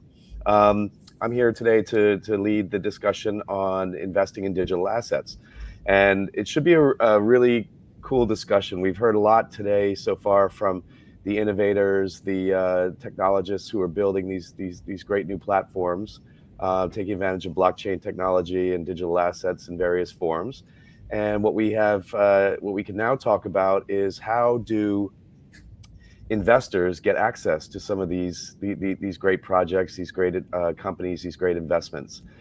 So for the 4 panelists here today, we've got 2 that are representing asset managers in the space, and 2 that are representing family offices in the space, and handling the investments for multiple ultra high net worth families. So I think we've got a really nice cross section here. What I'll ask is that each of you, starting with Adam, and then we'll move into the studio, if each of you could just introduce yourselves and a little bit about what you do and your organization, and then we'll jump into the discussion. So Adam, could I start with you? Of course. Hi everyone, thanks for having me, and it's a pleasure to join you guys digitally. Is the mic working well? Yeah. Fantastic. Fantastic. So yeah, currently I'm still the Chief Investment Officer for one of the members of the Royal Family in Abu Dhabi, specifically His Highness Sheikh Hamdan Mohammed bin Hamdan Nahyan. Been with him for about 6 years and primarily was foreign direct investment specialist. It's really a private office, tends to his private affairs, so we don't just deal with investments. We handle the entire needs of His Highness in general. I also am the founding partner of Oros MFO, which is the first licensed multifamily office in the country. Multifamily offices tend to operate as a asset manager and advisory company, and so we have a consolidation and monitoring technique as a penetration to our families to sophisticate them a little better. So I could dig deeper into that as we go. And I also sit as a partner in AD Investment, where we look at alternative investments as a Generation X family office. That's me based in the United Arab Emirates, between Switzerland and Dubai, and hopefully can give you guys a little bit more information on what we do during this panel. Thanks, Adam. Into the studio, Larry? Sure. My name is Larry Newick. I'm the president of Elephant Innovations. We're a Bermuda domiciled investment management firm. And we've launched several investment funds within Bermuda in the past year and a half or so. Initially, it was your traditional hedge fund, VC kind of funds. And then we've kind of recently launching many digital asset funds. We're hopefully next month or so we'll be issuing a tokenized investment fund here in Bermuda. And we're doing a lot of really interesting things. We're really at the crossroads of asset management and blockchain. Earlier this week, we were involved with the Keon Foundation, which is a nonprofit that was formed here in Bermuda, where that's going to be launching a DeFi asset management platform, which is really interesting stuff, where we're going to be utilizing DeFi technologies in digital asset management as well as traditional asset management, which we're really excited about. Thanks. Carol? Hi, my name is Carol Pepper. I am the CEO and founder of Pepper International. This is a family office consulting firm based in New York, and I'm celebrating my 21st year in business with my firm. And for the last 21 years, I have been setting up family offices all over the world, including the Middle East, Asia, Latin America, Bahamas, the United States, etc. And then I oversee over $5 billion of private client assets as the chief investment officer external to several large single family offices with a real focus on social impact investing. I'm also a member of the advisory committee of the United Nations Capital Development Fund, and I'm on the board of Quentas, which is a fintech company based in Miami. And this year, due to client demand all over the world, I started creating carbon credit assets and putting together an entire process to allow families to create carbon credits on the land, use the blockchain to actually monitor the carbon credit projects, and then when the credits are ready to be sold, have the choice to either sell them to corporations as credits or to turn them into tokens or NFTs and other types of digital assets. So I'm definitely seeing this crossover between social impact, the climate, and the ability to do things both digitally and in the real world. So a lot of my clients are sort of straddling both sides of the metaverse, in and out. Excellent. Thank you. And Brian.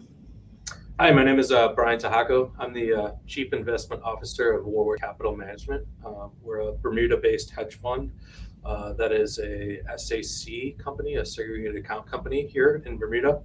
I come from the basically traditional finance world. I was originally a bond trader and created yield curve models inside of European bonds and US bonds.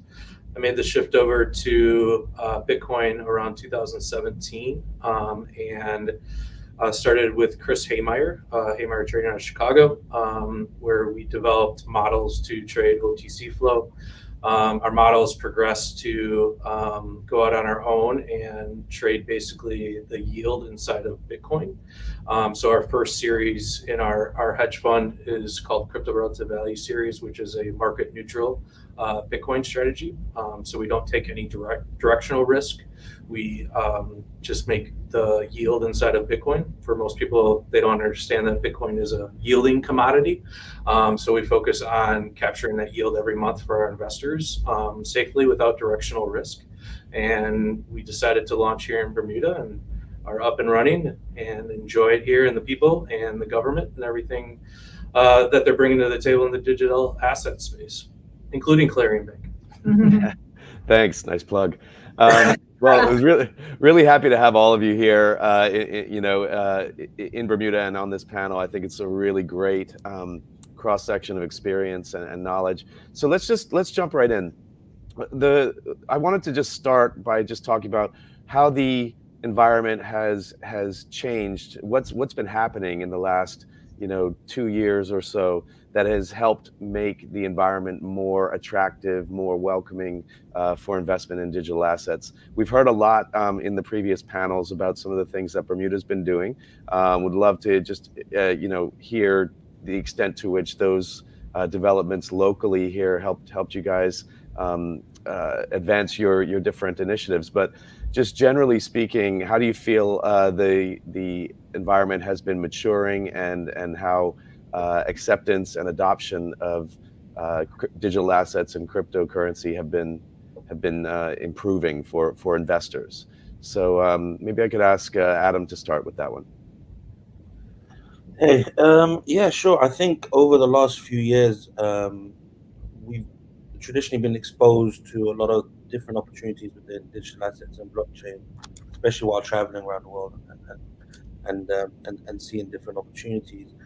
As this COVID situation kind of came into play, I've been discussing a lot more with opportunities. I think it's been scarier for us to touch that sector within the last 3-4 years. I would say the last year and a half has been much easier for us personally, since we've not exposed ourselves so much to a crypto portfolio or tokens per se, but more projects that have a tokenomics aspect to it.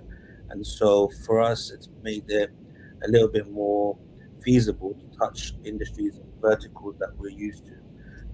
One that I will still looking to go into is real estate, but most recently in the last 7 months, we've touched social media platforms, we've touched a commodities DeFi protocol, we've touched on trustability, we've touched on verticals that we already had exposure to. And so for us, it's been a little bit much more easier. In UAE, I'm sure everyone knows, it's been agile and quite welcoming to blockchain and digital assets in general. I think you guys have seen in the news in the last 24 hours, there has been a new committee put in place by the ruler of Dubai to govern, create policy and regulation for digital assets itself. Sorry. cryptocurrencies and NFTs, etc. So for us as family office in the UAE and a multi-family office, it's allowed us to enter that, put our capital within it a little bit more comfortably, knowing that our government is supporting us from their initiative. I would say that for us, from a global perspective, we're still trying to find partners that have had a long-standing position within blockchain protocols and within the tokenomics within different projects. For us, as creating funds for that has been a little bit, I would say, risky. So we looked at going in directly. So we've done more direct deals rather than indirect deals. And instead of creating instead of creating internal teams to help us manage what to go into and not go into, we've decided to kind of work with consultants and professionals that are doing multiple projects but are experts in what they do. I hope that kind of answers your question a little bit. And the last thing I would say is that we've seen a lot more startups and a lot more blockchain initiatives come out of the region as well. So traditionally, in the last few years, we've been seeing US kind of Asia kind of projects, and now we're seeing more local projects in the Middle East, which is also really interesting because they've been able to adapt their models and business models to the culture of the region as well, which makes things much more easier to get involved in. That's great. That's great background from that part of the world. I think that's something that I think we've seen some echoes of here in Bermuda, certainly. But I think in the greater context, would love to hear from Larry and Brian in particular, just in terms of how are investors getting more comfortable, I guess, with the idea of investing in digital assets? What are the external drivers that have been helping that? Yeah, Sean, I think one of the key things is the market is becoming more institutional.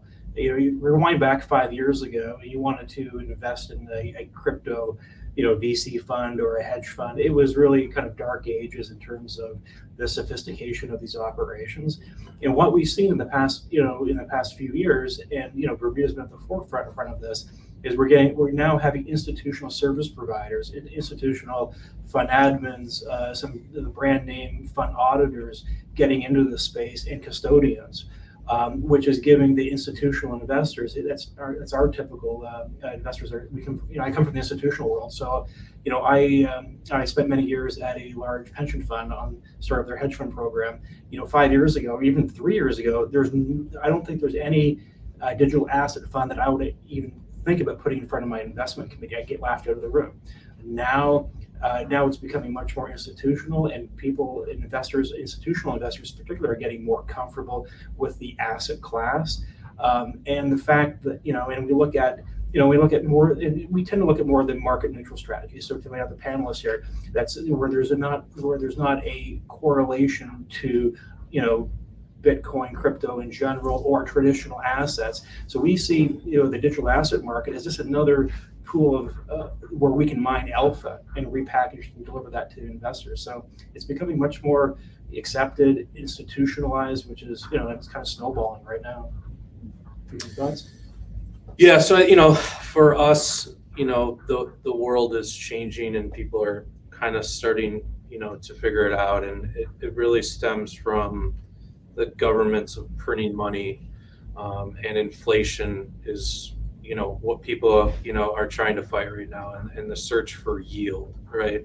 And what crypto is doing is trying to find a way to diverse from that, and where people can try to capture yield. So you're starting to see that shift of where people are understanding that this is kind of the new wave, and you have a whole risk pattern that you can take to try to fight that inflation measure. So our first goal was to help investors with that, doing a market neutral strategy. We don't care if Bitcoin goes up or if it goes down. We're just trying to capture that yield inside of it, which as long as you can do that and you're building wealth. The problem is the market environment in the last year or so has really shifted, where we're seeing that institutional interest in that, because people are fearing that the stock market is at risk. That's kind of where people were going to.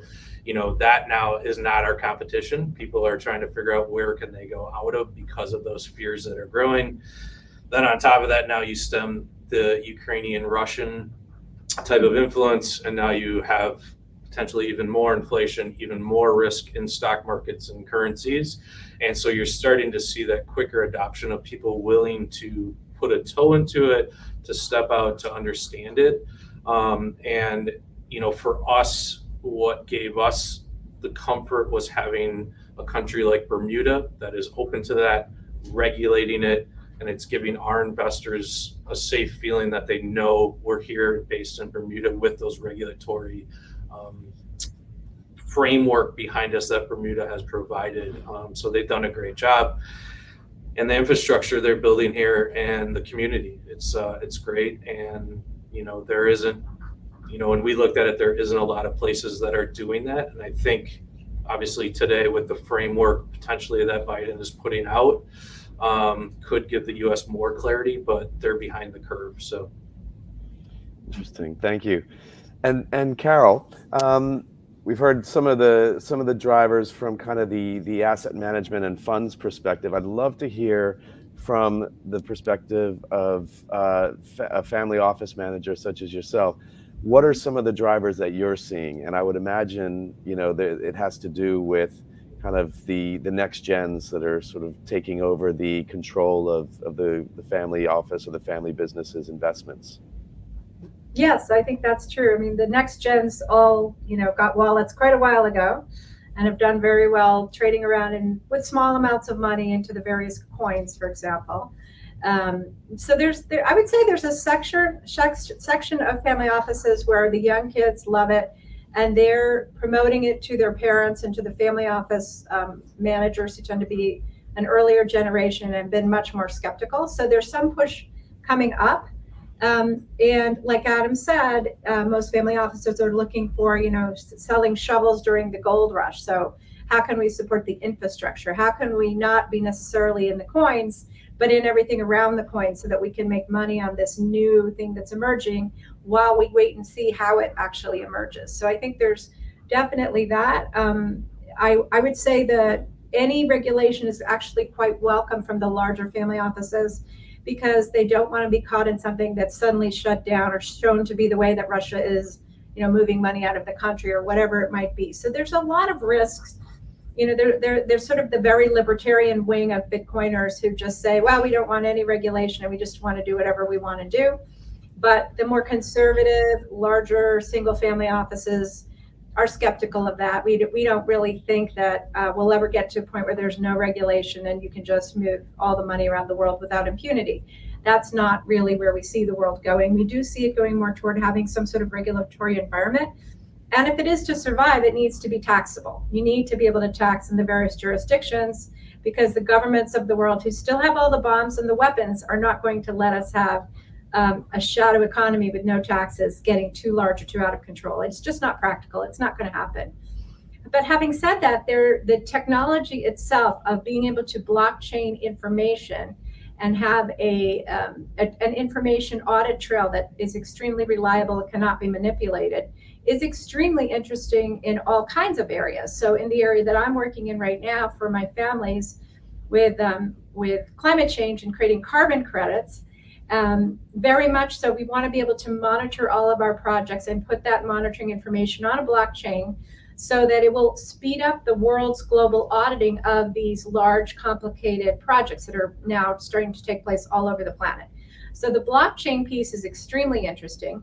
And I think also in the beginning, the opportunity to sort of decide, do I want, fiat currency or do I want some sort of DeFi currency, I think is very important. It makes people, sort of like having that open door that if I get too nervous, I can go back into dollar if I want, out of Bitcoin or whatever currency it might be. So I see more and more types of opportunities coming up where you can flip in and out of various currencies easily, or, the people that are creating wire transfer information to take money from one country into another, flipping it through the chain to do it quickly. Those kinds of things I think are going to be initially very interesting.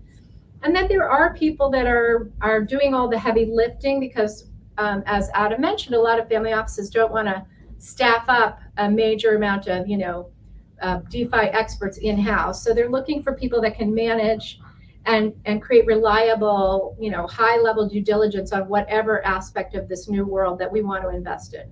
So those groups that can do all the diligence, can provide regulatory cover, can actually get in there and help us understand which technology is going to win and which is going to lose. This is a lot like the dot-com era, when none of us really knew who the winners and losers were going to be yet. I think we're in the same sort of first inning with this stuff. And there may be more crashes as it bumps along for the next 3 or 4 years. And then eventually it'll be like we have now with the internet-based companies. They're all considered safe. In fact, during the last crash or during the pandemic time, it was Amazon that was one of the safest companies, ironically. And, during the very early days, you couldn't give that stock away. So I think we're going to see the same type of a pattern here, where there will be just a lot of innovation, trying to jockey and figure out what the global standards are going to be and who are going to be the real institutional quality players. And then 4 or 5 years from now, this will be no different than any other asset class that we consider as family offices.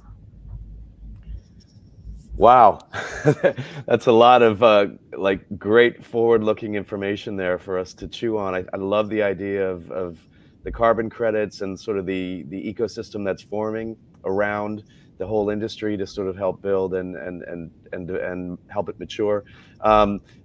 What are some of the other innovative sort of investment products that you see people going into? And this is a question for all of you. Larry, you'd mentioned tokenizing funds, and again along the lines of what Carol was just saying in terms of carbon credits. What are the actual sort of vehicles look like, and how do people invest in them? So for tokenized securities, it's still frankly early days. There are some tokenized funds or some other tokenized assets that are securities. It's just really liquidity is getting there, but it's going to take some time, frankly, and it's a matter of getting quality products that are tokenized, either funds or real estate, etc. on that. But one of the real issues that we're facing, and we're spending a lot of legal fees trying to figure all this stuff out, is how do we navigate all the different pieces of legislation, specifically in the U.S., where you've got Companies Act, you've got Exchange Act issues, you've got Advisors Act issues, you've got Income Tax Act issues. So it's more complicated than it sounds. So a good example, if you want to tokenize a fund in the U.S. Well, is it an investment company? If so, then you're limited to 100 U.S. investors under 3C1, Mm-hmm. and well, that doesn't make any sense now, does it? If you're issuing a token that can be infinitely fractionalized, right? So we're trying to work through these issues, and but that's so some of the on the U.S. side, some of the existing legislation is slowing down the adoption. Now, outside of the U.S., it's far easier, because there's less of a focus on what is a security versus what is not a security. So that's why Bermuda is, for us, it's a fabulous a sandbox where we can innovate, and we can develop new products, perfect them, and hopefully when the U.S. there's more clarity from the U.S. regulators, we can port a lot of these products to the U.S. and other markets. Yeah, and I think we're, one of the things that this Russian-Ukrainian horrible conflict is showing us is the ability to punish a country and destroy it basically via currency. I mean, it's very interesting. They deserve it, and we should be doing it. But on the other hand, if you're the head of a country somewhere, that's chilling to watch what can happen if suddenly the world turns against your country. So I think we're going to see an acceleration, especially in smaller countries, of this desire to be able to have some sort of a digital currency that can be defended. I think that's going to become crucial, because people are watching this going, wait a minute, that could have been my country.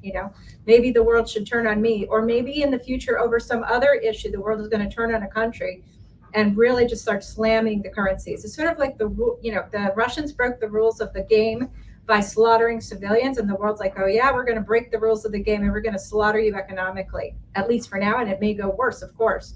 So when you look at that, ironically, I do think that although of course it's still very illiquid and risky, quote unquote, to these digital currencies, Fast forward 3, 4, 5 years, you're going to see many, many more countries, I think, having this option to issue digitally, as well as from fiat currency, because of what we're seeing right now. Nobody wants to have their entire country shut off out of the SWIFT system and they can't move. I mean, it's never been done before, as far as I'm aware. I think it's fascinating and, obviously very tragic. But if you think of the longer term implications about currencies, and the interconnectedness of the financial systems, this actually probably is a vote for digital currencies. And it's interesting that these two things are happening at the same time. Yeah, I would agree with that. I mean, the big part that we're going to see that comes out of this is, some sort of financial freedom and independence that people want. Because what is happening really is the people are suffering. Mm-hmm. And if the people weren't dependent right now on the ruble and they had, more digital assets that they could have and have that freedom, there wouldn't be the issues that they're having right now. And I think that's going to start stemming through a lot of things and tokenizing things and, commodities on blockchains and all of these things that people can have access to instead of depending on central powers for that. That's where the financial freedom is going to come from. And I think people are just going to start recognizing that. And there is going to be more independence that way and not be so dominant on one currency and one power. But do you think the sovereigns will allow that, though? I don't know if they'll have a choice. Adam, I'm curious what you're seeing about this in terms of your side of the planet. I think, I'm not one to speak about the current political situation and what's going on at the moment, but I think for me, I've seen quite a big philanthropy play to digital assets in the current situation with donations and the ease of being able to donate to specific causes while things are happening with cryptocurrencies. So you've seen a lot of donations happen with Bitcoin, Ethereum, and I've received a number of different requests, even, because I'm new to this industry, newer than you guys, and I've only most recently learned on the ERC and all the different hashes and how to send and receive. And it's been a learning curve for us, but we've jumped in quite aggressively in the last 7 months, as I've mentioned. Our MFO has currently $104 billion under consolidation and monitoring. And we also have gone into the digital asset blockchain world where we're now holding an entity that's evaluated at around $400 million.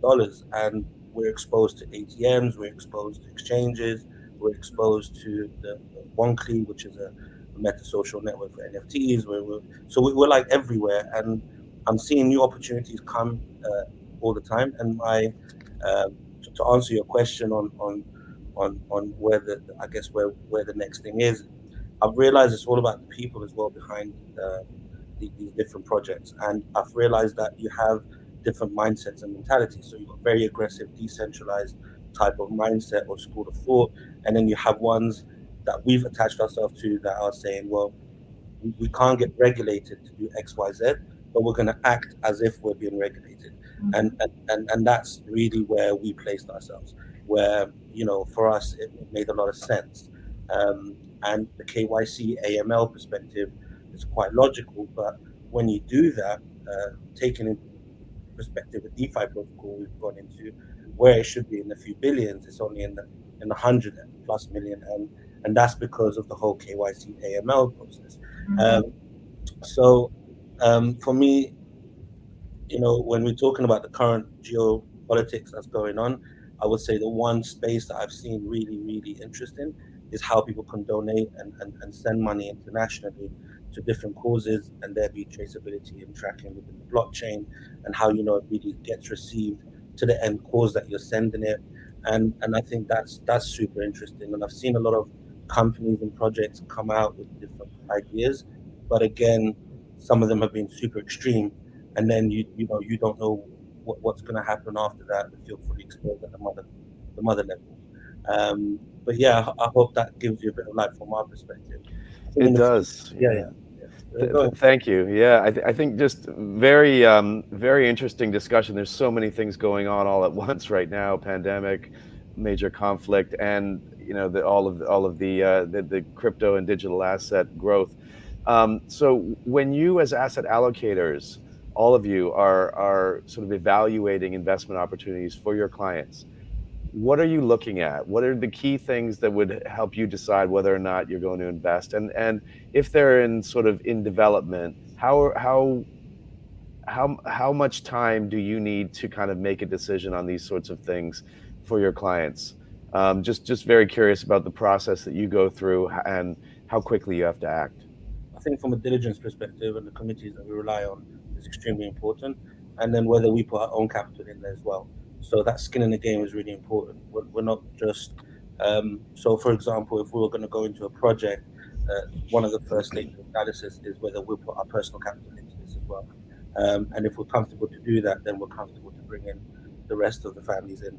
I think the second thing is that, sometimes you have to try and forecast.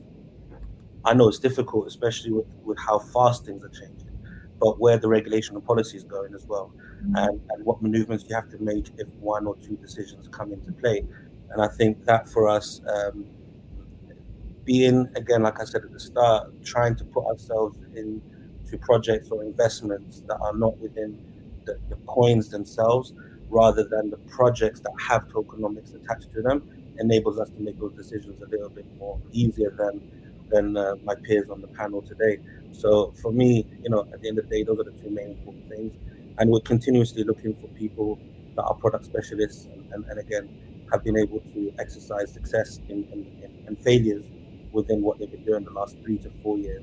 It's not like another market where you can grab somebody and he's got or she's got 10, 20 years, 25 years in the game. The game is so small right now. Time since these opportunities have come into play, like the team said, at least for the last 2-3 years, have been realistically feasible for us to go into.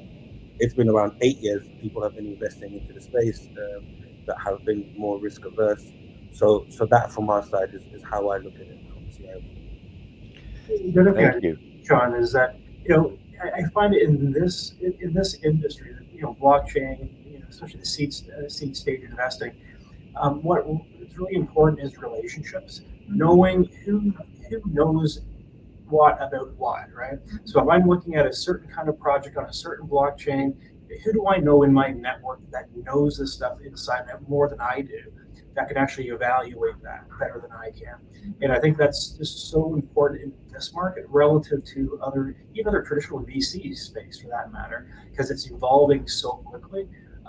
That having, nobody can have all the domain expertise, to cover, and everything. But again, knowing who to go to, who do I trust that knows this stuff, that can vet this deal is important.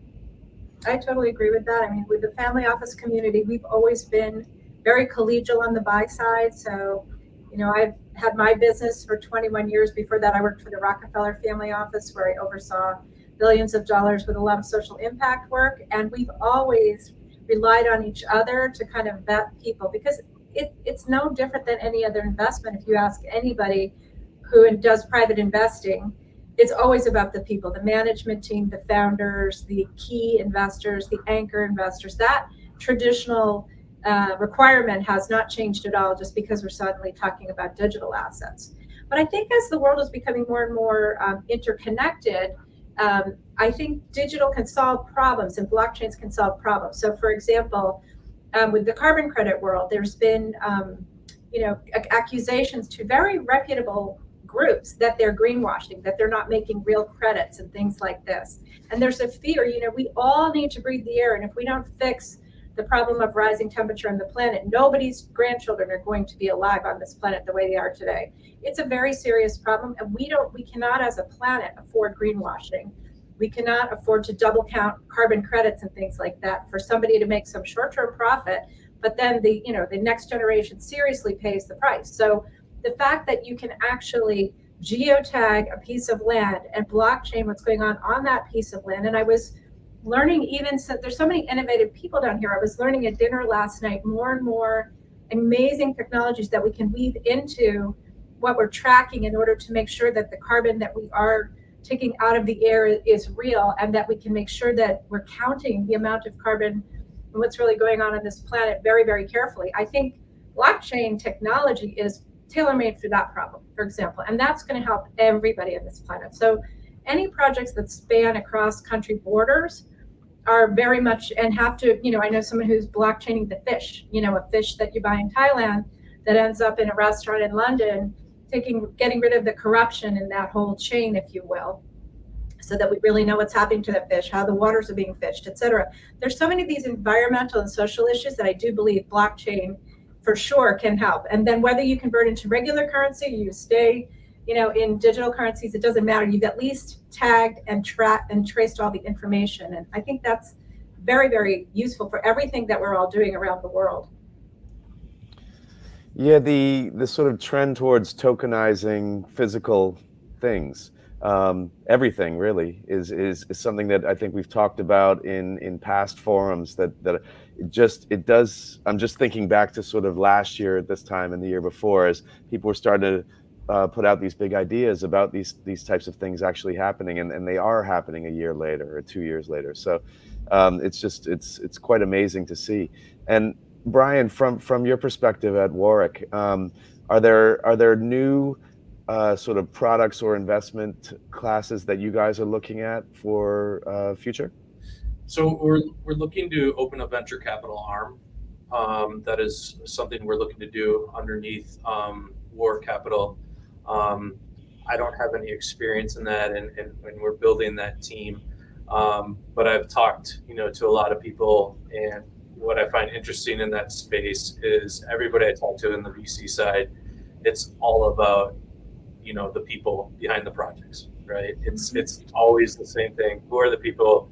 And to me, meeting a lot of people in the space, if I don't understand it in 2 minutes, if it doesn't make sense to me in that quick of time, then it's probably something that I'm not interested in. So I think the people, the idea, and what can it solve, right, is the whole idea behind it. So we're definitely interested in getting into that space and be part of the community and to help on any aspect we can. That's great. All four of you have a very important role to play in terms of protecting your investors and your customers' interests when it comes to how you invest on their behalf. It's very very interesting. Now, just on that, and I think we have about 5 or 7 minutes left. I've read a couple reports recently. The Capgemini 2021 World Wealth Report said that 72% of high net worth individuals have invested in crypto. There was also a BNY Mellon Wealth Management report that just came out last month that said that about 77% of family offices have some interest or involvement in digital assets and crypto. So we're definitely seeing more confidence and more acceptance of this asset class in the family office and high net worth investing space. How are all of you seeing that translate in your own businesses? Adam, can we start with you? Yeah, sure. I think one of the first things I would say is I've been more pro to being able to accept co-investments and syndicate investments, accepting crypto.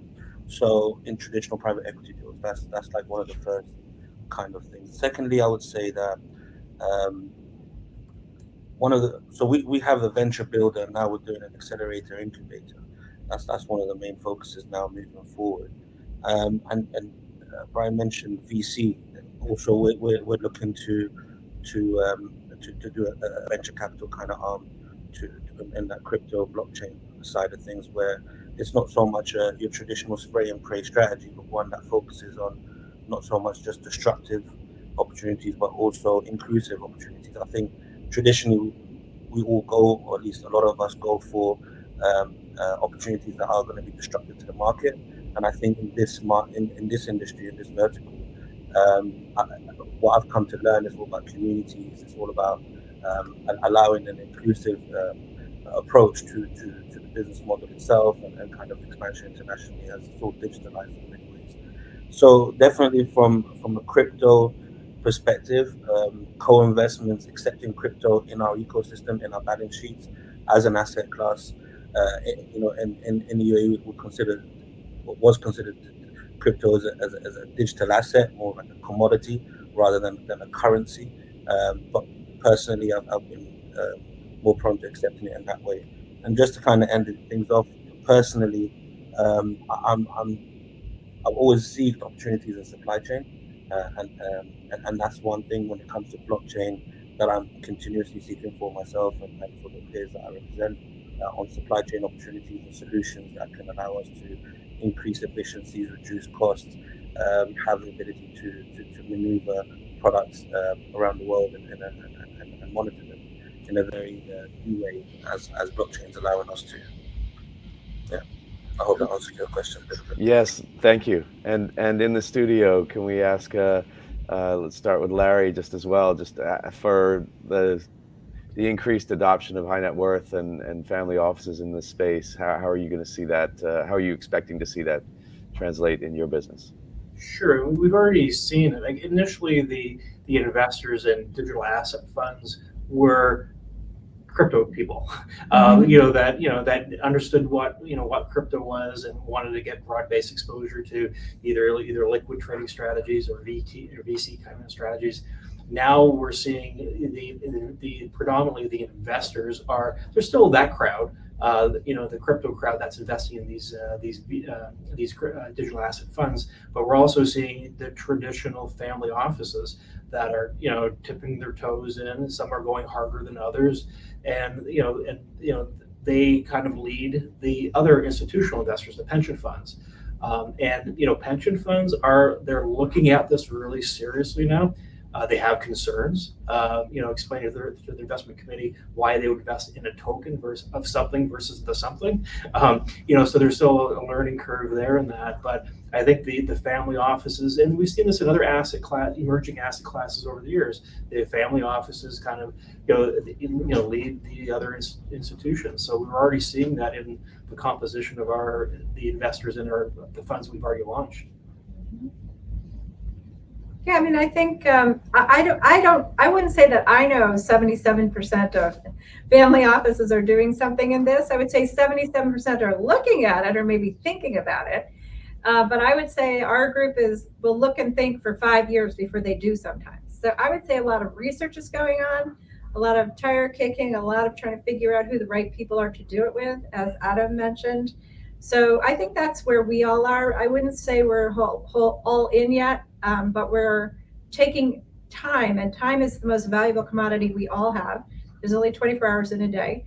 And so people are taking time to actually take the meetings to look at these kinds of things. Before, there was a lot of eye rolling and taking no meetings. I think now meetings are being taken, and I think 2 years from now, 3 years from now, you'll see more people actually going in bigger. Because making a $100,000 investment doesn't really in your wallet doesn't really mean you're in crypto at the family office scale. Got it.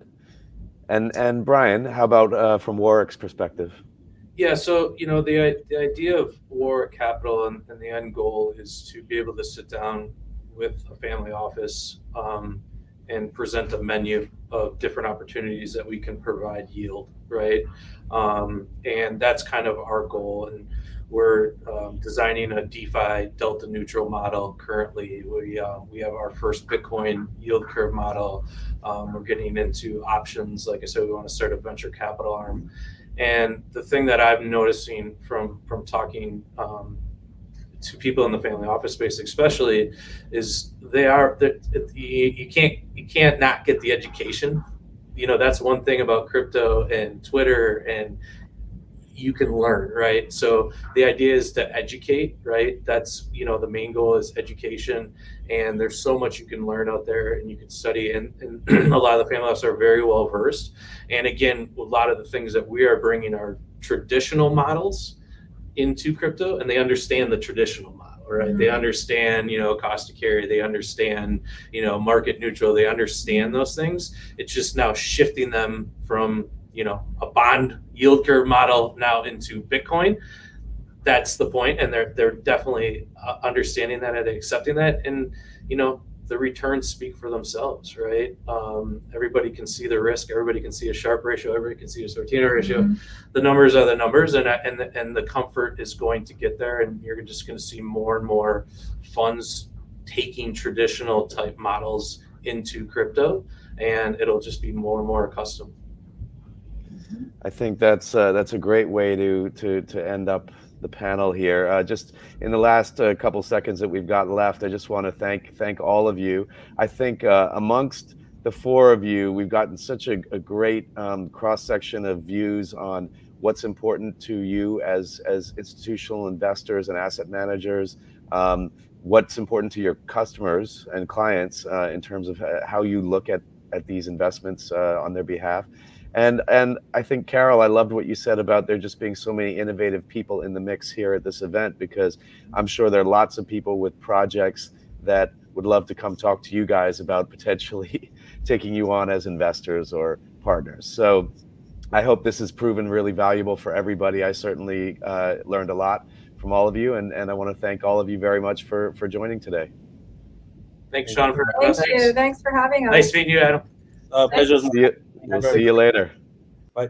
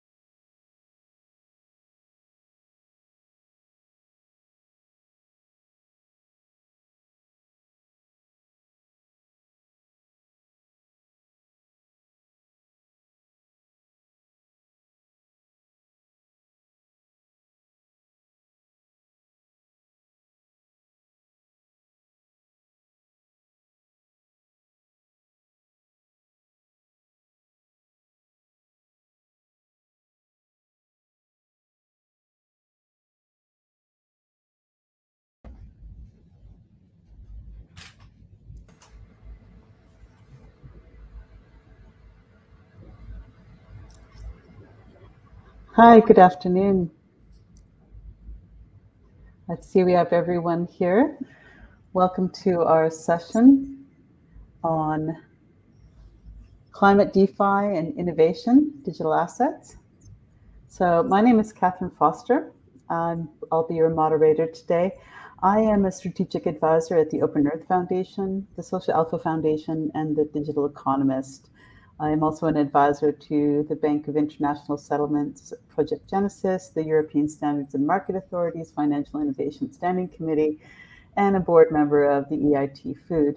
I've had a previous life as a climate diplomat for Canada and the EU's Climate Kick lead, along with working with the UN Task Force and the Green Digital Finance Alliance, as well as the World Bank Blockchain and Carbon Markets Pilot. I'm calling in from Switzerland, but I see that we have almost global representation here. And I'd like to take the opportunity now to pass the mic directly to our panelists. And I think we'll start with a 2-minute introduction in terms of your names, your titles, and what you want to discuss today. And then we'll go through sort of, again, a round robin of discussions. So I'll start the introductions with Harry Brokert from Tree Economy. Hi, thanks for having me on. Pleasure to be here. So yeah, my name's Harry. I'm the CEO and co-founder at a company called Tree Economy. Tree Economy is a carbon removal company building technology to more accurately calculate and track carbon removal and storage in nature-based solutions. So we have a primary focus on afforestation and forestry, but extending into some really exciting project types like rewilding and landscape scale regeneration. So our focus within this really is very high precision remote sensing, so that we can more accurately sort of track CO2 almost down to a tree by tree basis, and leading off from some of the previous call I was just listening into at the end there around the supply chain tracking and all that kind of stuff. So yeah, that's us in terms of areas of interest. Obviously anything sort of carbon, Web3, crypto, that kind of convergence, but really specifically how we connect it to the real world. And I think that's a really important part that I'm keen to talk about, it, if possible, and sort of the broader natural capital ecosystem. So not just carbon, but carbon plus. Wonderful. Thank you very much. And I have to point out that you actually were with the EU's Climate Kick Accelerator. Is that right? At Imperial College. That's Great. correct. That's where we learned the ropes. Yes, wonderful. So I'll pass it now to Christian Crowe, CEO of Creole. You're muted. Not very well. Why don't we get your mic settled, and we'll pass it right now to Kapil Rathi, the CEO of Crosstower. Hi, good afternoon. Kapil Rathi. I'm the CEO and co-founder at Crosstower. For those who don't know, Crosstower is a crypto exchange headquartered here in US, in New Jersey, and we also operate an exchange out of Bermuda. As related to this particular topic, I'm really fortunate to sort of have a chance to look into different type of DeFi projects that or token projects that come to us as crypto exchange for listing. As part of the process, we get to take a look at, and there are some really amazing crypto projects that have come to my table.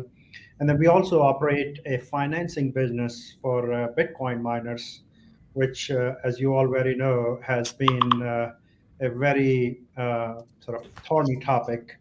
There is a school of thought that Bitcoin mining is actually anti-climate, but then I think we talk to many miners out there. We look into their risk models, we look into their energy consumptions, and it's just fascinating how the mining community, I think, is actually helping the climate. So I'm happy to share my thoughts here. Great. I'm looking forward to coming back to that, and also to talk about NFTs and whatnot. But and on that point, we'll see if Christian's mic is now working. Yeah, can you hear me better now? Wonderful, super. Fantastic. Yeah, thanks so much for having me, and apologies for the slight technical issues. Yeah, CEO of Creole. We are also Climate KIC alumni, of course, and met Harry at Imperial College as well. We are actually tackling two issues: that of access to and transparency of the carbon markets using IoT and blockchain. So we initially started and still are very much focused on the impact of buildings on the environment, and how we actually get people into that equation of understanding their impact and therefore affecting change. That's very much how we then developed some additional products of this kind of understanding of impact from businesses' perspective and private individuals. And now we are going on a further piece, which is to try and get some of the really great tools in blockchain that have transparency and trust further on down the chain into the actual production of credits themselves. So really trying to take that sort of trustless aspect from all the way up to the end consumer and all the way back down to the actual carbon projects themselves.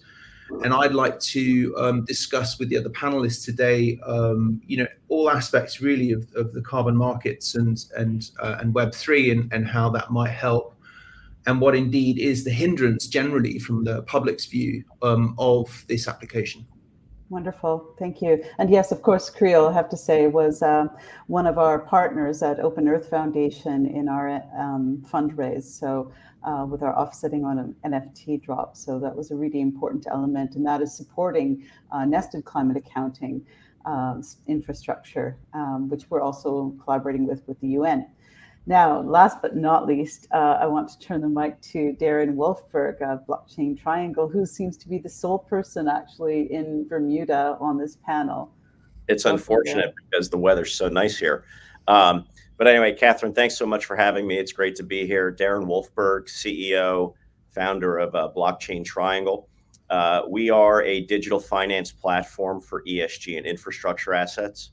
Our particular flavor of tokenization is taking smart meters and IoT devices and connecting those to digital assets, either creating digital twins of ecosystems of assets, or securitizing assets and raising capital As a DABA registered entity here in Bermuda, we are one of the first broker dealers permitted to issue and sell digital assets.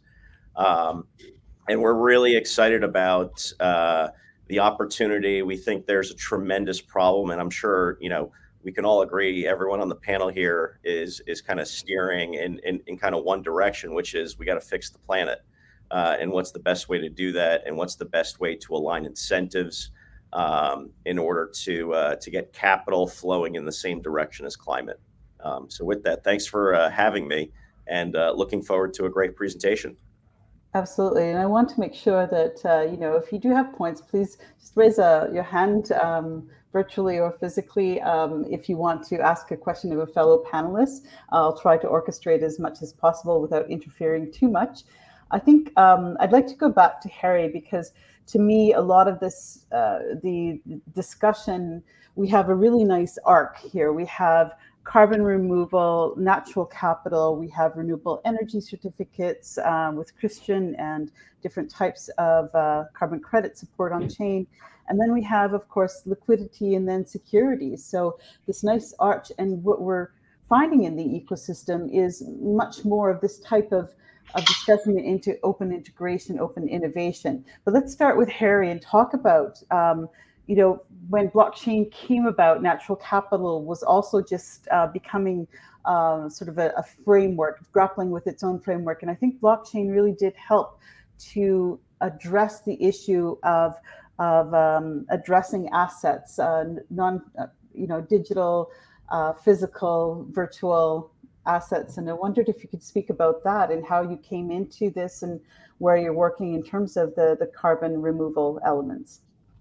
Sure. Yeah. So, we see our position really in this entire segment, and I should state from the outset, at the moment, Treeconomy is probably a Web 2.0 company. Yeah. So we're looking to really figure out how do we integrate what we do into this wider ecosystem. We can definitely see how we do it, and we've got some active conversations going. But really, it comes down with those two bits. So one is how do we quantify the real world? So how do we unitize it? And this is obviously the most tangible piece here is carbon. So we have a set unit, which is a 1 ton of CO2 equivalent is the fungible piece. And there's lots of different ways that we can interact with it. But really, for us, the way that we can see this and the way that we can see it interacting with Web3 and the whole natural capital refi piece is that you have physical, real infrastructure, green infrastructure in the real world, so trees, forests, that kind of thing.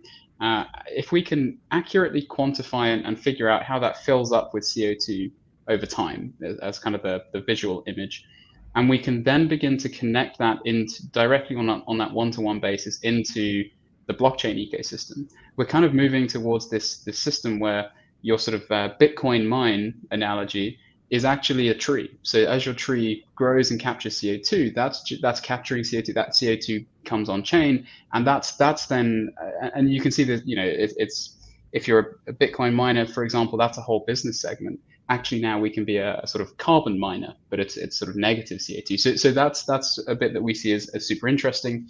And then carbon is a perfect use case for smart contracts and blockchain-based technology, because we have this physical infrastructure asset. We have a commodity that comes out of it, which is carbon, but no one ever gets physical delivery of the commodity. Like if you imagine oil markets, gold markets, timber, whatever it may be, you have a commodity, you ship it, you do it. Even if you have derivatives over the top, if you hold oil until it sort of goes towards contango, then you're going to get a delivery of a barrel of oil. Whereas in the carbon market, you don't get delivery. So the trust element of holding a digital asset is imperative. So it's this two-way connection of, is it actually happening in the real world? And then do I actually own that thing? And the owning that thing is obviously where blockchain is in its own space and is the perfect utility. Anyway, and here I think the monitoring, reporting, and verification element of carbon is really going real time as well. So the integrated technologies that we have, geographic information systems, satellite imagery, and other types of measurements, and even being able to address local knowledge, which is becoming on-chain as well, which is a very interesting approach.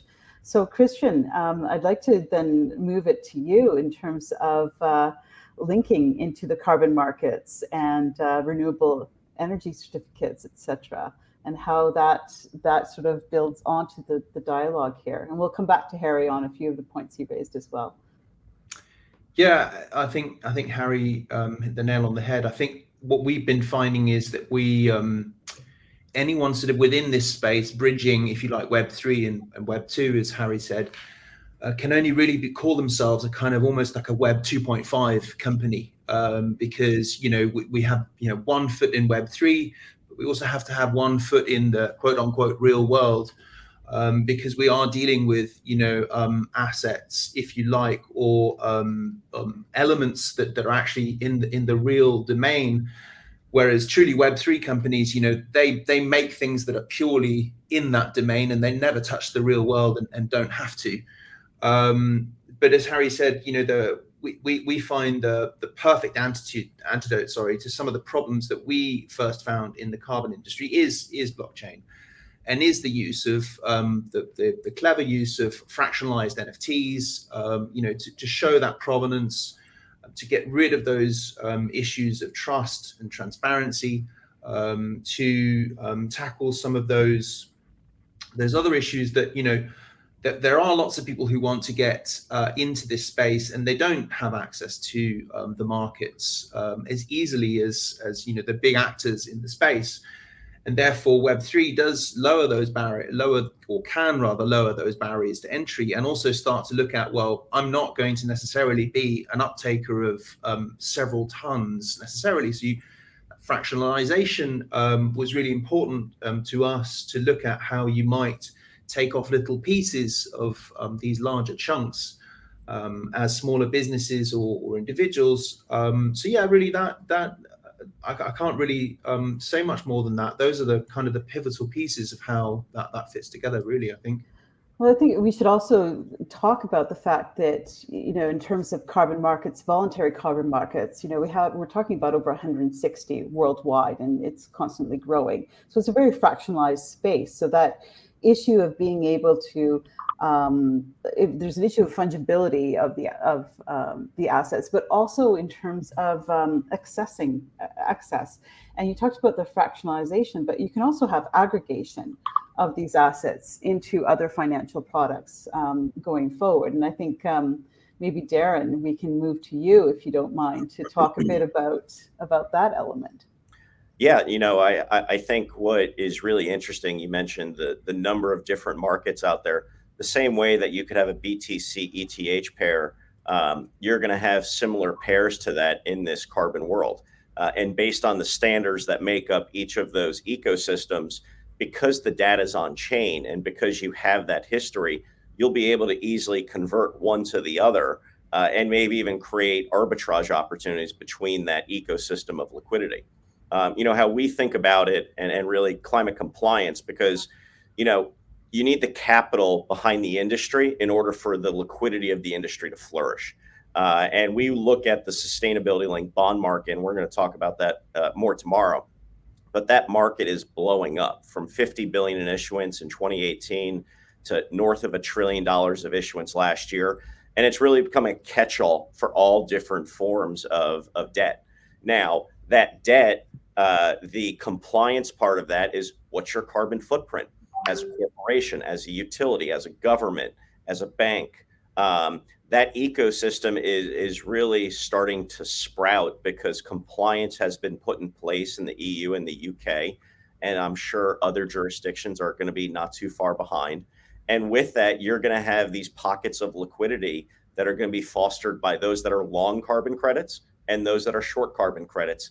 And in that, liquidity pool of those seeking liquidity and those offering liquidity, they're going to go to someone like Kapil and say, here's what I have. What do you have for sale? Or what do you have that I could buy? And that's what's exciting, because you're really starting to see this early growth of what I think is a $90 trillion climate resilient economy. And these are the building blocks in order to execute upon that. Great. And I will segue to Kapil since you've done so, but I just wanted to note also a big advantage of this is, of course, the duplication element, which was one of the first problems we were trying to solve in the blockchain and carbon market space, right? Just one comment. I think an important part of this is this aspect of greenwashing, and how does blockchain fit into resolving many of those challenges? Right. Great.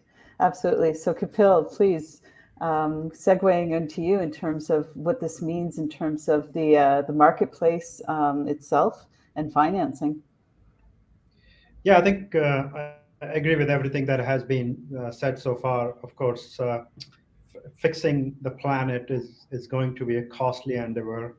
I think U.S. invests somewhere between 70 to 20% of its GDP towards sort of helping the climate-related projects, but there's a lot more work pending out there. Given, if you look at the fundamental of the blockchain technology itself, in principle, it is a better technology for tracking, managing, and capturing returns. The smart contracts allow companies to do things that were not easy to do at scale in the past.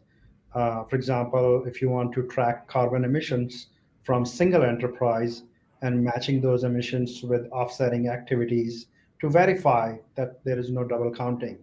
So I think the blockchain technology and type of projects that we've been kind of reviewing every day when it comes to trading on an exchange, we look into their white papers, we look into their utilities.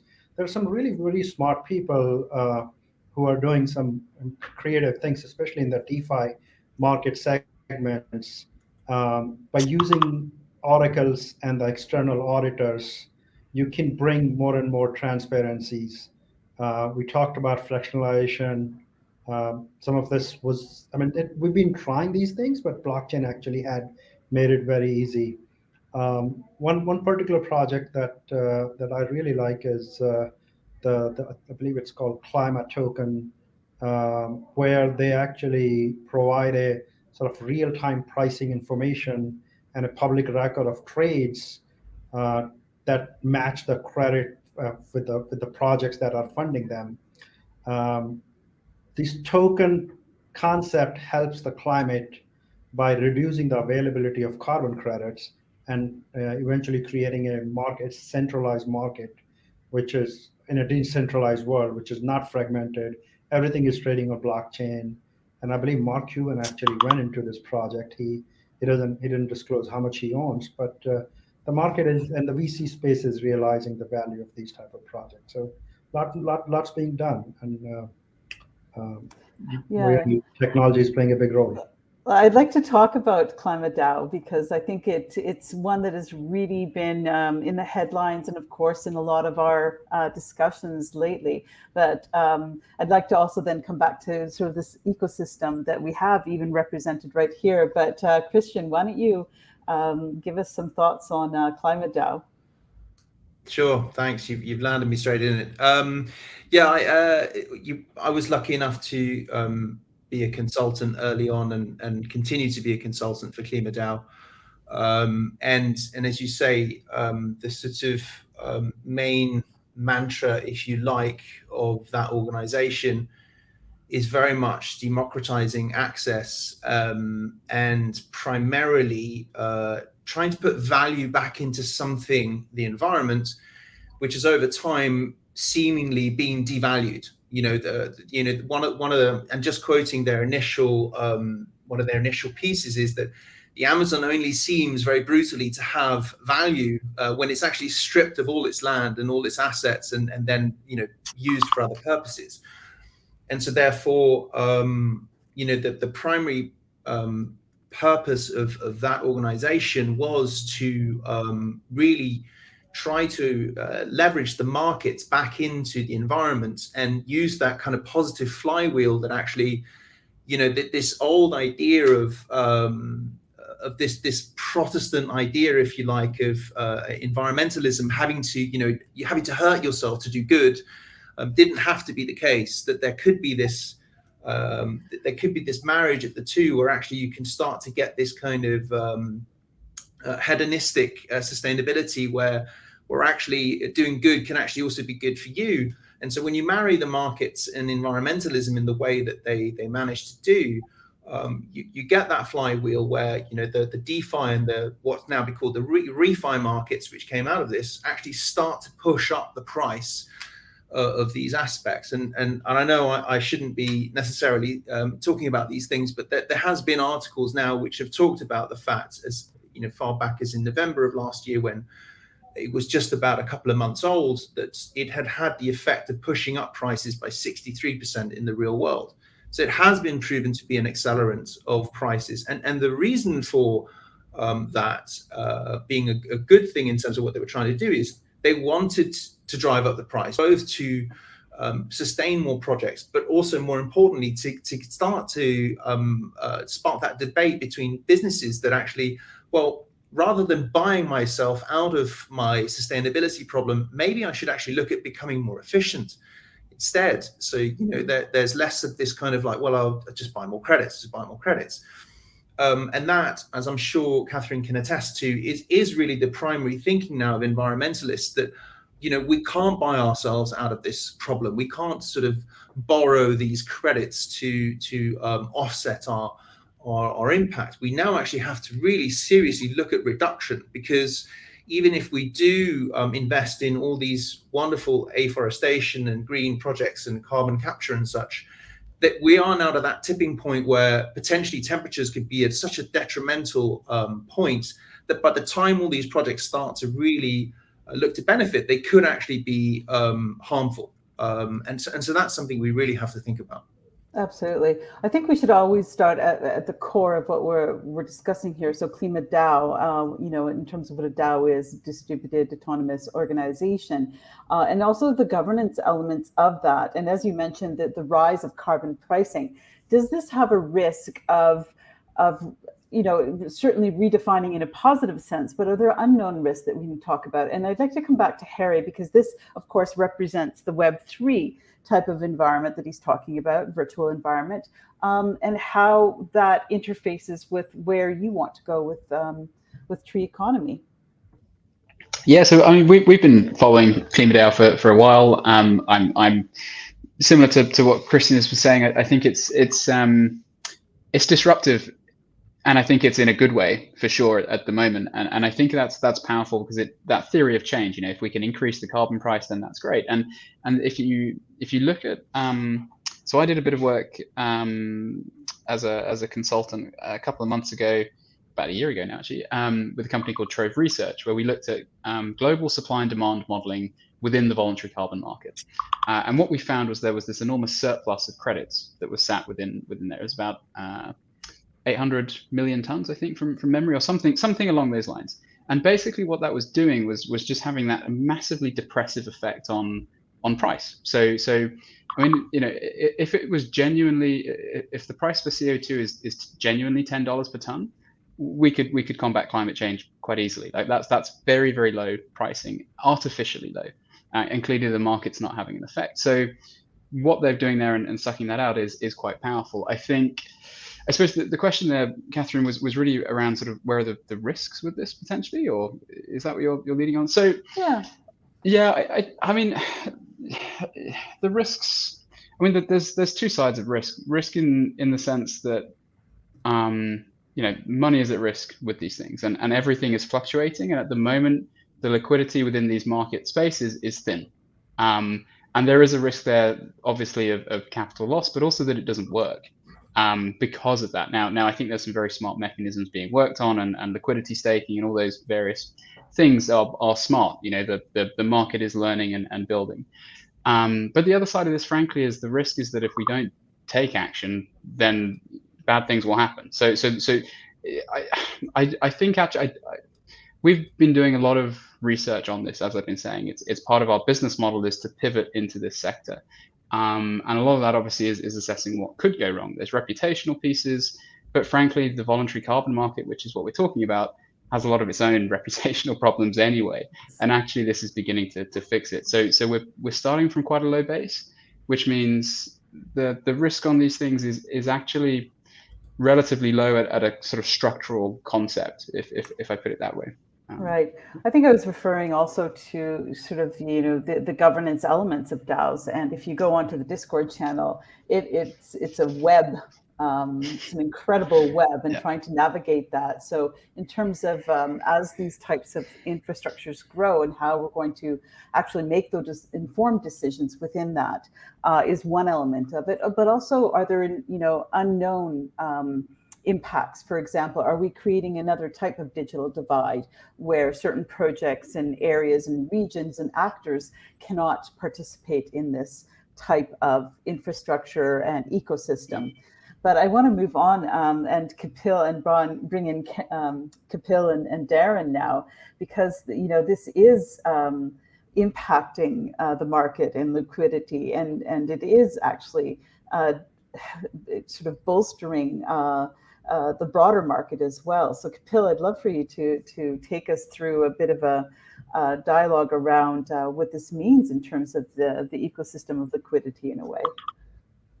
Yeah, actually, before I jump into that, I just want to touch upon the governance part that you mentioned in terms of does it really allow broad participation? I mean, if you look at most of the geoclimate issues, there's a lot of politics involved into it. And we sort of end up, the countries and the governments have so much control right now, and they end up in forcing the politics into climate issues. And we've been just talking about this for the last 10, 15 years.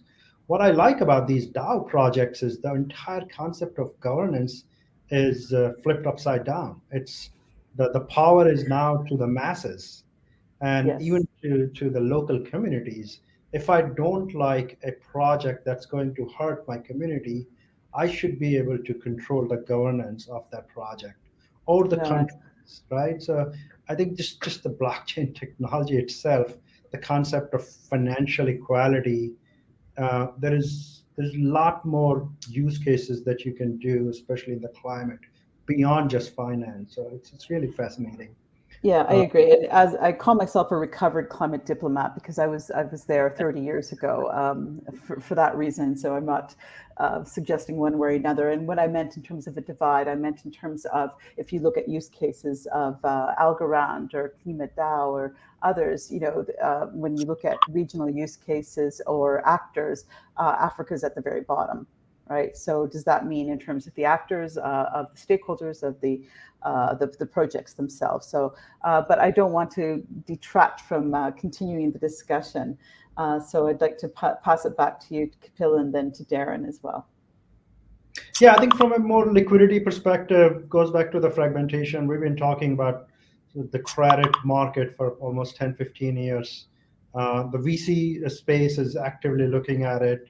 It's very easy to raise capital if you have a project. So overall, we're building a much more healthy financial system from a liquidity perspective, so these marketplaces can develop. Darren, look forward to hear your thoughts on it. Yeah, and I think everyone's making great points. I think one of the biggest points, and maybe it's just really fundamental. I think we're approaching that tipping point where you've had this 30 years of work and research that has been put into this topic. And now you're starting to see the sense of urgency. And now you're starting to see the capital flows. And when you have firms that like BlackRock that have north of $10 trillion saying that they're going to be 100% ESG invested by 2030, that is a massive amount of capital that is going to, the saying in finance is rising tide lifts all ships. Well, guess what? The green tide is going up and the brown tide is going down. And cost of capital for brown is going to continue to widen. It's going to continue to get more expensive. And all of this together, corporations have to update how they account for GHGs or CO2e. And all of this climate accounting, the same way that you have a currency desk and for a multinational that is selling products in many different jurisdictions, you're going to have climate and RECs and offsets as part of that ecosystem, all supported by data. and all supported by data that's on-chain, referenced, and accessible. So I am actually terribly excited about the momentum that's in the space. I feel like the world has awoken to this. And I'll also say, and you know, we have parts of our team in Ukraine. What's going on there is supportive of this. You know, energy independence, energy self-sustainability, that's only going to be driven by renewables and getting off of fossil fuels. So I think that, you know, we are very much, the snowball is going down the hill, and it's going to get bigger and it's going to get bigger. And I am excited for the amount of liquidity that's coming to the market. Again, our specific focus on this is really aggregating the data, because the data ultimately results in the compliance and what are the RECs you need to buy and what are the RECs you have for sale. Mm-hmm. Absolutely.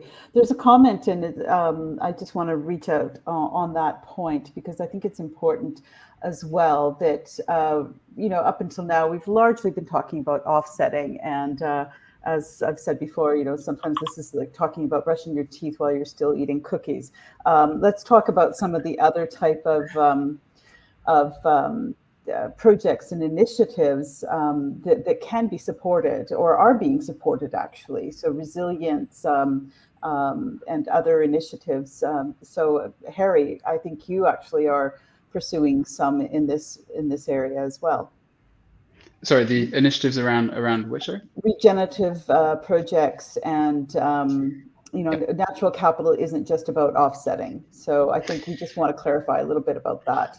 Yeah, completely. And I think this can get very focused again, because we're talking about commodities and units and tonnage, and it all revolves around this carbon concept. And it makes a lot of sense because it's the easiest first mover piece. But actually, you see a lot of people, especially now in that kind of crypto refi space, talking about natural capital, but then all they actually end up doing is really talking about carbon. So what we're looking to do with our work is again, if we can count it and we can quantify it, we can begin to at least sort of track it. And then if we can track it, that can be brought into financial considerations. I think it may well be a step too far to say that you can actually price biodiversity as an example, because, well, frankly, we can't even really define what biodiversity is in many cases. You know, how do I compare biodiversity in Ecuador versus the UK as an example set? So there's those, but if we can at least quantify and track it, then we can build this in. So yeah, one of the things that we're particularly passionate about now is pushing forward rewilding and regenerative landscape projects. These are schemes that are inherently more complex than, let's just say, afforestation or even sort of something like avoided deforestation schemes. Partly because they're often mosaics of landscapes. You've got different sort of ecology types meshed in and next to each other, but also because a lot of the time, so long as they're truly additional and you're taking an action, they're transient. They're actually changing and they're dynamic. So again, it's how do we use new technology, drone-based point cloud data, satellites, and then machine learning to actually analyze that, to quantify, and then to be able to put that into a marketplace that is trusted, and you know, whereby we can count it, but also if something goes wrong, we can tell you that it's no longer there and we can delete them, and that is just as powerful, and that's that's an area that we're very excited about. Yeah, and I think, you know, the focus on carbon counting is because of Paris and the agenda that we have set, both for voluntary and regulated markets. And we do have this massive, you know, global stock take coming up where we're supposed to measure the progress we've made. But if we don't have that data, if we don't have all of this readily available and formatted, we're not going to be able to make that measurement and assess our progress. So I think that's a big part of it. And this speaks to the integration that we're seeing in some of these projects here as well. I think, Christian, you looked like you were about to say something on the variety. Yeah, absolutely. I know Harry knows that we're hopefully close to chatting sometime about exactly that in terms of, you know, digitizing at source and trying to get that transparency and if you like, the oracles right down to the point where, you know, companies like Tree Economy are and others to really take that guesswork out, and also, if you like, that questionable piece of did this actually happen, and did it happen the correct number of times, or even at all. And I think that offers up a piece that others have talked about, the idea of digitizing the world, if you like, and producing these digital twins.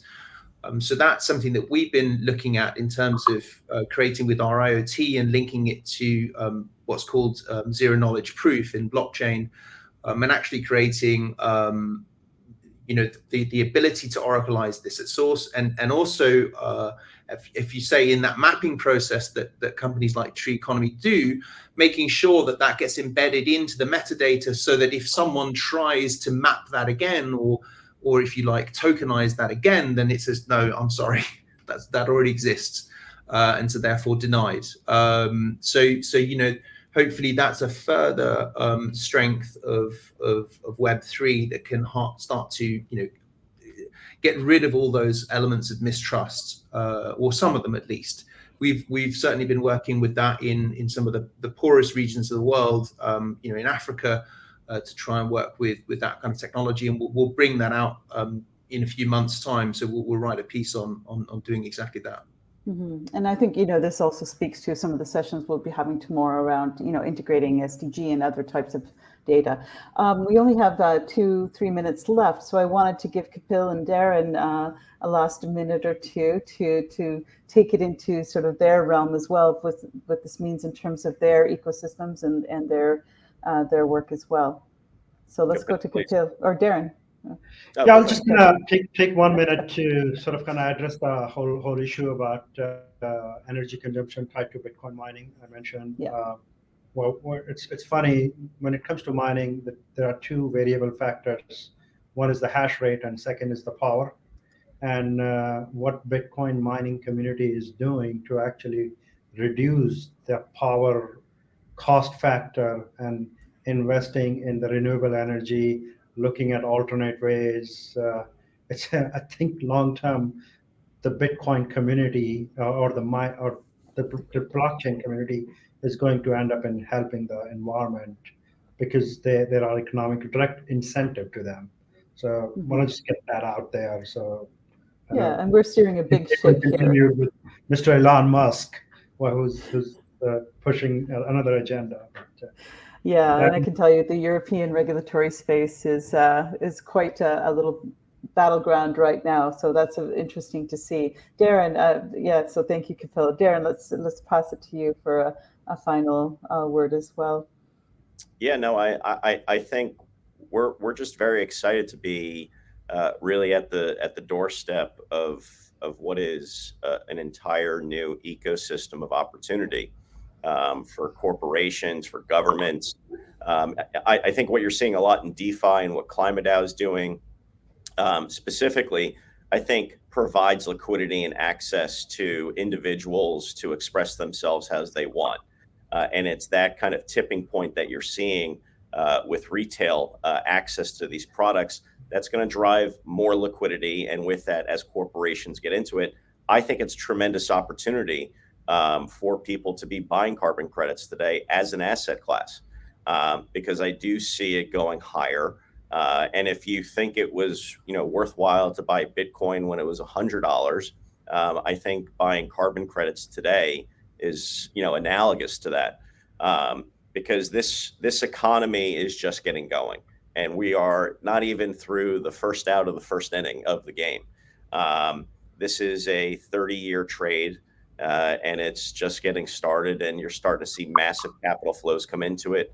Governments are starting to act, and I'm just exceptionally enthused, and I think we're going to be working with partners like everyone that's on this panel in the future, and collaborating and seeing how we can help one another with opportunity.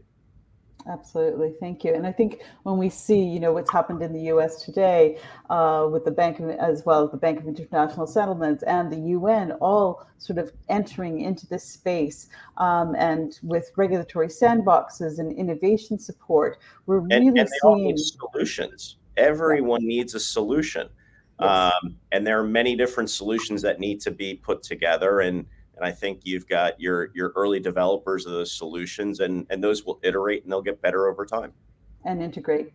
Yes, well, I'd like to thank you all for taking the time to speak with us today, this evening. And thanks also to the sponsors and to the host. Really appreciate your input. It's just the beginning of this excellent conversation. So thank you, and we wish you all an excellent day, evening, and week. So long, Thank you everyone. so much. Thank you. Thank you. Bye for now.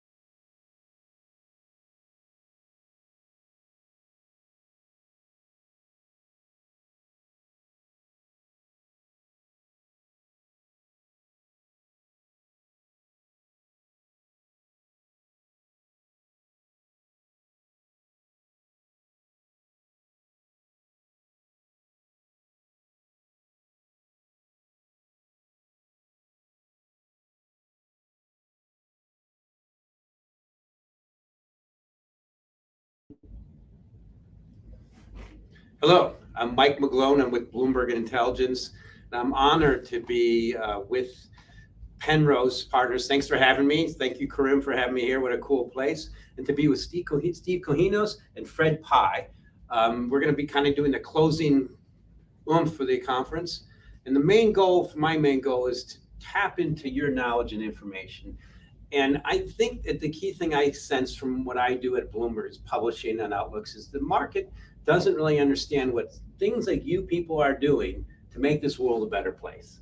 And that to me is part of the key thing. Yes, okay, you're making money, but you're helping the unbanked of the world. And I think the key thing that's happened, this war is going to define our generations for future, how cryptos really came in and helped save these poor Ukrainians. But the key thing I want to start with is your business, Steve, and maybe we should start with intros and some of the stuff you're doing. But I read your webpage, and I'm a markets guy, and I read some of the stuff. I'm like, yeah, that's kind of sophisticated, cool blockchain, crypto stuff. But bottom line is, if I can get an intro from you, and then tell me basically what you do. And we talked a little bit about things like in Colombia that's really helping people have a better life.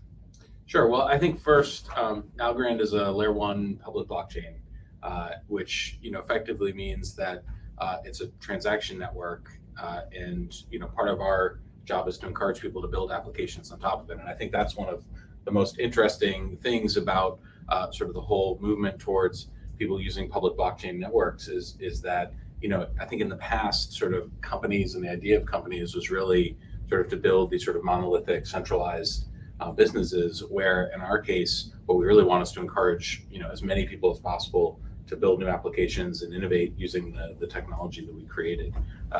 But at a very simple level, as a public blockchain, a smart contract platform, and I think from a technology standpoint, for those who don't know very much about Algorand, it was created by Silvio Micali, who is a Turing Prize-winning cryptographer and really the founder of modern cryptography in a lot of ways. And one of the things he felt was when he was introduced to Bitcoin kind of very early on, by some of his students. He thought it was a fascinating use of both distributed computer science and cryptography, but felt it was fundamentally flawed in terms of energy consumption, transaction speed, and this sort of thing. And so, his goal was really to create something energy efficient and that could scale to the whole world without sacrificing decentralization, which we think really helps with a lot of the goals that people want to use these networks for. So Fred, can you rope into me your connection with Steve and Algorand? Yeah, so to start off, 3iQ started off as a traditional asset manager. We were running global multi-asset momentum portfolios and saw that the whole world of investments were all completely correlated. And the absolute ideal investment for the traditional money managers was to find that perfect non-correlated asset class. And when Bitcoin was created, all of a sudden we started looking at this and saying, wow, how about if we could put Bitcoin in portfolios of the average people as well as the average investment portfolio and the average pension fund around the world. And we started off with that, and it was a very long battle to become regulated to be able to do that. But then we've morphed into so much more. What we've seen since 2008 in the development of the blockchain is people solving real world problems efficiently, quickly, cost effectively, and now environmentally sustainable.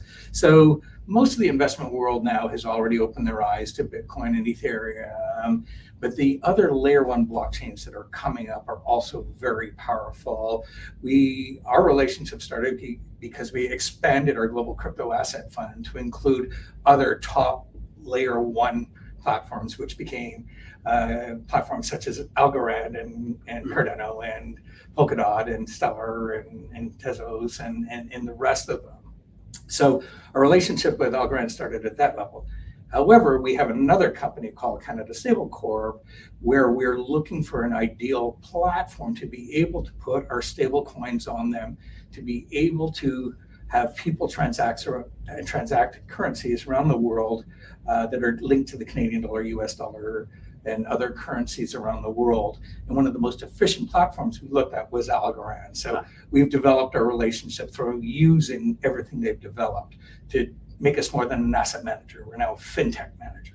But to me, I have to admit my biases, I'm obviously from the States, is to me, you're a good example why the US is going to catch up in this space, because you're an example. Money's leaving the US to go to you in Canada. And I think the US people are looking around like, yeah, maybe we should do something about this. And I think that's what hit the tape lately is we're seeing the US come around, albeit quote word is catch up. But I think you're a good example. I'm glad you mentioned stablecoins, because my bias when I talk about stablecoins is I call them crypto dollars, because most of them track the buck. But in Canada, it's mostly Canadian dollars. And I'm here, that's really what's helping some of this war effort. People are getting access, as the headline in Bloomberg today, in Argentina, to stablecoins, to cryptos, to hedge their melting currencies. I mean, tell me what I'm missing there as far as Canadian stablecoins and the demand pull for that. Well, first of all, I'd like to tell a story about how did we get the first digital Canadian dollar created. It has to do with us working with FINRA, FinTrack, and one of our Canadian chartered banks. David Taylor, went up there and he says, well, you know what? When we were hippies in the 70s, backpacking around Europe, what did we use as currency? And I don't want to interrupt you, but I did that too. And one thing I love doing is seeing the Canadians, and they always had the maple leaf in the backpacks. They were the coolest people to have a drink with. Yeah, absolutely. But we used as currency was American Express traveler's checks. There you go. American Express traveler's check was a paper representation of a deposit at a Canadian chartered bank. So all we said is QCAD or VCAD are digital Canadian dollars, a digital representation of a deposit at a Canadian chartered bank. And now, because of people such as Algorand, we can now use our phone and trade Canadian dollars from me to you instantaneously, securely, and virtually for free. Now, you're talking about retail. How about institutional? I sense it's like I'm hearing from Visa and MasterCard that it's just a better way to do business. 24-hour, 24/7 trading. You don't have to deal with weekends and holidays, instant settlement. And I call them crypto dollars because, like your dollars, you can earn interest rates like happened during the Cold War. Yeah. I mean, it seemed like you in that you're involved in that space. I mean, explain to me what would stop this versus just accelerating and taking over. Well, I think that one of the most interesting things that's going on right now is just the pace of innovation in decentralized financial apps. And I think if you take a step back, even before travelers checks, the reality is that financial innovation up until the past several years happened inside of banks, inside of institutions and national institutions, and those are like effectively the least innovative place in the world to get anything done. And so I think what we're seeing now is the pace of both innovation and new applications getting deployed on chain is vastly faster than anything that's ever been seen before. And I think that the sophistication of techniques that people are able to use and the transparency which people can see how they work is just sort of leading to a change in trend and dynamic. And I think the other is capital chases yield, and the result of those tools and the result of the way people are deploying them on blockchain networks means that yields, at least for the time being, are dramatically higher than they are in kind of the traditional financial system. So instead of a percent, people are earning 5, 10, 20, 30% yield on their assets, depending on the risk that they're willing to take. And it's definitely a different kind of risk, because now you're taking, you're shifting from personal firm regulatory trust to one where it's algorithmic trust, and you need to understand what's going on there. But there's definitely a big opportunity as we sort of shift, and these networks are still relatively immature. A key thing I want to bring out from you, Steve, is what your company's doing to help lift up the value and the lifestyles. A lot of people who didn't grow up with the Western quality. I mean, what we grew up with, if we fail, it's our fault, because we grew up with all the right systems. We don't have to worry about wars. We don't have melting currencies. Explain to me somewhat. You were saying things a little bit about Colombia and stuff you're doing to help people get banked. And let's explain to me some of what that's happening. Let's make sure, we have to make sure our leaders hear this when they say, oh, this is an environmental disaster. No, this is helping people, the world, make the world a better place, what you're doing. Yeah, so one of the things that we focused on that I think is a little bit different than other projects are national projects. And I think Colombia is a great example. We worked with the Colombian government to launch their vaccine passport system, but as part of that, for every citizen that registers for the vaccine passport, we create a wallet for them as well. And so far, about 6 million Colombians have registered for that system. There's about a couple 100,000 a week that are registering now. So we expect by the middle of the year, it'll be probably 10 million people out of a 40 million person population. Now, the interesting thing about Colombia, and it's very similar throughout Latin America, is that about 90% of the people have smartphones, but only 20% have bank accounts. And so when we think about stable coins, think about wallets and the ability to use blockchain networks, I think what's really exciting is that for that group of people, their first exposure to borrowing, lending, buying things like real estate, probably fractionalized so that it's low dollar denominations, will be through blockchain tools on their phone. And that group of people will likely never have a traditional bank account. They will just always transact using decentralized financial applications. And so we think that's a very exciting possibility. And that's something that's happening right now, kind of as we speak. So I think the best part about it is that it's win-win. We have a project that fractionalizes access to income generating US real estate, and they break it into $50 increments. And they thought they would do a few projects at the end of last year. They've done dozens, and they sell out almost immediately. And the majority of people buying are in Latin America. And so I think that there's a lot of things that happen that are positive there. One, you have people in Latin America who have investment opportunities they would never have. The second is for the people selling that property, they're getting a higher price than they would through the traditional market. And so I think those are the kinds of outcomes that we love to see, because nobody's losing. What we're really doing is untapping relatively illiquid assets and allowing the community to price them at a broader scale and using different mechanisms than were used before. And I think we're going to see a lot more interesting dynamics come as a result of that. Well, I think that's key, because for those of us who, as a strategist, I think the U.S. stock market is historically way overdone and just starting to revert. Income producing, well, for me, American properties that, if you can get access to, but who can't? It's very difficult. But a key thing I want to bring out from both of you is, what do you see as your primary risks going forward? For instance, Fred, with your business moving forward, and Steve, with you. I mean, we all know what's happening now. What's the key thing I want to abstract from you is, what do you lose sleep over? What do you think is the risk, and how would you adjust to it or react? Well, I think the risk right now, a lot of people say the risk is a regulatory risk and somebody batting ad.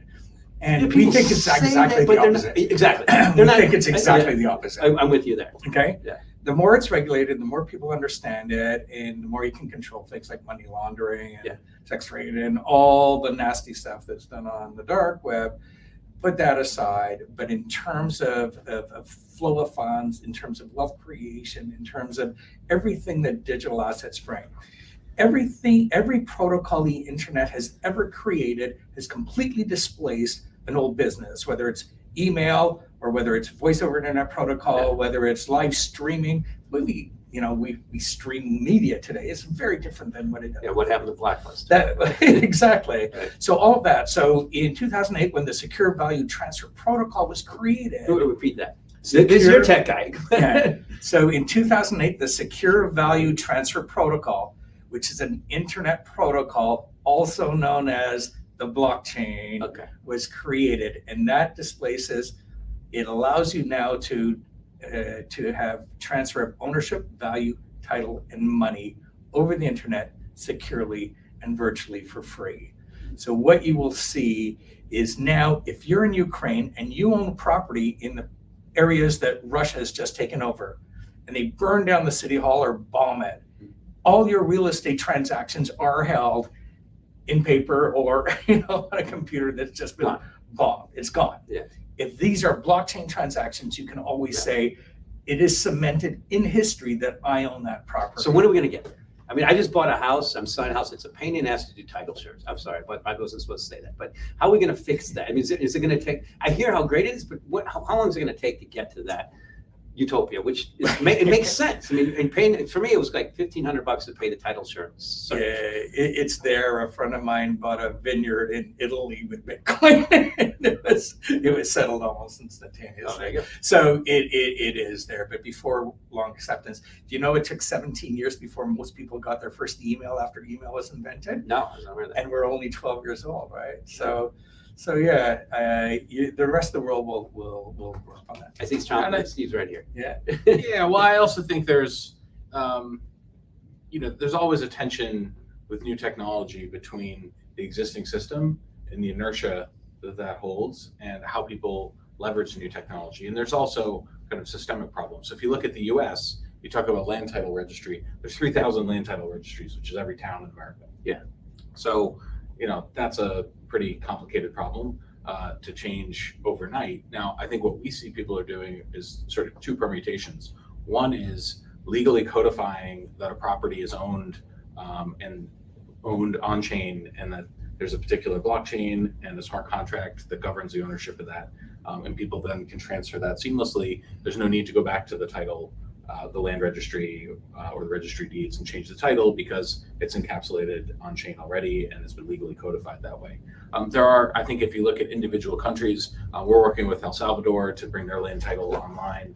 We're doing that with several other countries as well, and we think that that'll be a way forward in different places also. So I think when you look at it, again, there's probably certain countries and regions that have less entrenched legacy infrastructure that make it easier to sort of do a clean sheet and kind of bring these things on chain. But I think what we're also seeing is that the private sector often will kind of create ways to do that, like we're seeing in the US, where individual properties are sort of being brought on chain through new applications and codified that way. Well, one of the key things I got from Premier Burt from speaking to him is he said to me, Mike, you have no idea how difficult it was to get in and get past the pushback from this new technology, the incumbents. It seems like you're still fighting a lot of that, but getting over that hump of fighting the incumbents in your space because you're disrupting, you're making other people lose jobs, unfortunately, but you're making the world a better place. I'm not sure that, I think it's arguable whether people are losing jobs. I think broadly in any disruption, there's shifts in businesses, which is probably good for people in the new ones and less so in the old ones.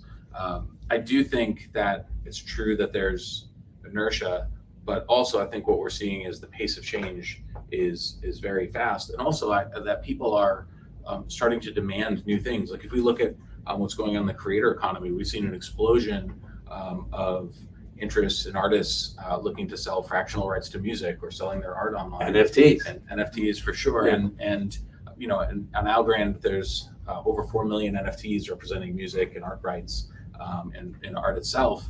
And one of the things that we're seeing in that is that it's really, I think what's misunderstood about those communities is that what they're learning is that there's economic value not only in the art, but in the community surrounding it.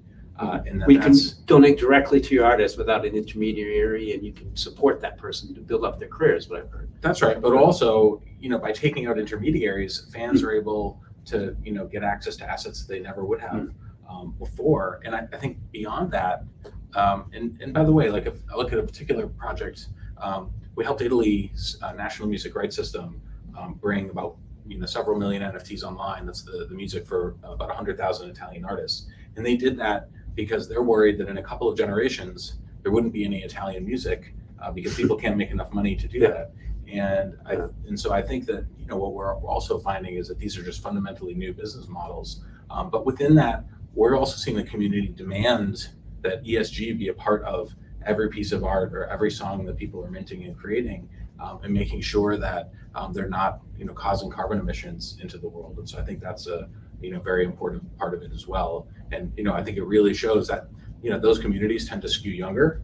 But I think it's a very good sign that those younger communities are demanding that as part of the artists that they interact with. So I think it's not sort of one kind of thing or the other. It's really taking advantage of new economics and also bringing new elements that would have been very hard to make part of, you know, kind of a traditional product or a physical CD if you were printing it. Well, you mentioned carbon emission, unless you want to have some comments on that. Fred. No, I agree completely with everything he's saying. And again, it's the next generation are looking at the world very differently than like you and I growing up, right? Well, we remember duck and cover. And when I see tapes like I see what the Russians are coming, when I tell all the young people, they said, "Oh, Mike, don't be so geopolitical." I'm like, guys, this is the only thing that matters right now. The Russians are coming. And I didn't mean to interrupt you, but this is so important. We let the young people understand what we lived through. This is the Cold War coming back. It is. Two now. It's against China and Russia. It is. And how everything backfills that using blockchain to allow people to protect their assets no matter where in the world they are, it is critically important. The next generation gets it. I'm worried about the current generation right now. Well, we'll warn them. What they're going through. And it's just not like any other generation before us. Those young people, what do they know? But Steve, I wanted to go to you about with carbon emissions, because what I do when I publish on the terminal, I know it trickles up around the world. My goal is to make sure people get the proper facts, well-researched, based on the data. And I point out a lot, one of the things I learned as a young person living through a couple energy crises, it's not about using energy, it's properly harnessing energy to improve the human condition. So when people say, oh, it uses too much energy, well, what's that source of energy? And did you create that energy from solar panels? So I want to lead into the next question. There's a famous Canadian, you probably know him, Jeff Booth, wrote the book, The Price of Tomorrow, pointing out how the average cost of electricity from a solar panel, maybe it's a little higher, will continue to decline below that of any other source just because of technology. So if you source your electricity from solar panels, I mean, what is that? But tell me about how it works with this pushback I get, like some legislators in the US say, oh, it's an environmental disaster just because this technology uses electricity. First of all, it's the source. And then tell me about how you manage that. Sure. Well, I think first of all, there's the fundamental design of blockchain networks. And I think if you look at Bitcoin, it's proven to be secure over time and certainly has captured people's imagination, but it consumes an awful lot of energy. You know, I think these days it's something like the amount of power that Greece consumes. Mm-hmm. And so I think one, if you look at, you know, next generation networks, and, you know, I can only speak for Algorand in particular, we generate more transactions every day than the Bitcoin network, but use about 10 homes worth of power. And do so in a decentralized. And the source of that power. But you're going to get into what you do about that. But do you know that source is all carbon emitting, or is it some of that from renewable sources? Well, we don't know exactly, right? I mean, this is the nature of this is the nature of a public permissionless network, is that we can't control who's running nodes in the network. Okay. But so it all is global, public, and permissionless. Oh, that's right. I understand. And so I think that's an important point, and that's what leads to the decentralization of the network, which we also think is critically important. Now, I think one of the things that we believe, though, is in addition to having an efficient network to begin with, having on-chain ways of remediating carbon that are created throughout the value chain is very important. And so, as an example, we have a partner, Climate Trade. They have an on-chain carbon credit marketplace, and the Algorand network actually maintains itself as carbon negative by a portion of the transaction fees going toward buying carbon offsets. And I think what we're seeing now are more and more applications where just in the running of their application, every single transaction can also have codified in it the offset of carbon. And so I think that's going to ultimately become a standard that people do, where just carbon remediation is built into their application itself. But we're also seeing other really interesting uses of the blockchain for environmental purposes as well. Planet Watch is another good example. They run the largest air quality sensor system in the world, and it's built on Algorand. There's about 60,000 sensors today. They expect to add another 100,000 or so sensors in cities around the world. And it started in Europe because European cities have to pay tax to the EU based on their amount of pollution and carbon credits. There you go. They're not always that faithful in how they report their air Of course. So. Well, it's as a commodity strategist, I analyze carbon credits once in a while. I'm like, yeah, well, there's a bull market.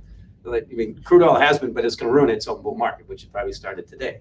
But I mean, to me, that's just the key thing that I sense, though, is we're in that transition stage, and the war is going to accelerate this process. You say you're offsetting carbons, you don't know exactly what that source of electricity, but virtually all of it's going to be renewable in just a matter of time. And it just accelerated as of February 24th because of this war and fossil costs of fossil, especially particularly in Bermuda, where it uses oil for heat or for electricity. But that's going to just change. It's a question of time, I would think. Sure. For us, the single largest, obviously, cost of Bitcoin mining is the cost of energy. Yeah. Renewable energy is the cheapest energy. So we expect, I think we're about 64% now. The Bitcoin network is on renewable energy. We expect that number to keep going higher and higher and higher. But we're pleased to be a part of Gemini Green, which is Cameron and Tyler Winklevoss, our custodians that have offsetting carbon credits for the billions of dollars of Bitcoin that we do own. We're obviously very supportive of the new proof of stake Ethereum network that's coming on. But a lot of what we're building is all being innovated and put on people such as Algorand, which we consider one of the greenest blockchains out there. And a lot of our developments and a lot of the referrals of our developments that are all going to be going through people like Algorand. Well, I think we're close to taking this home because we're between refreshments and dinner here in Bermuda.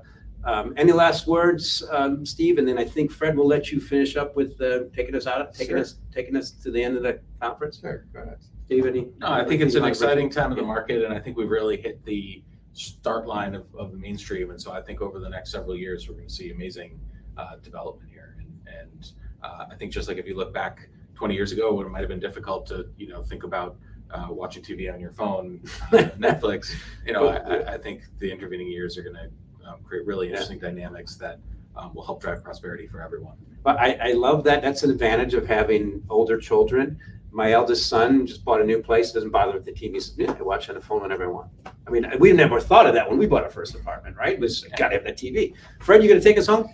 Yeah, I'm going to take us home. I want to bring in Karim here from Penrose because being here in Bermuda is really special for us. It's great to be back, and I want to thank you, Karim. I think you got to come stand with me. So let me do our thank yous. Thank you so much, Steve. An absolute pleasure to have you.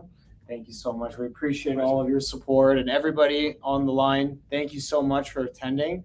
I'll let you guys bring it home. And so what we're going to play now that we're finished our conversation is what we consider, and it's nice to end on the environmental sustainability because we have one of the best events that will be held in Bermuda on May 13th and 14th is the start of season 3 of SailGP.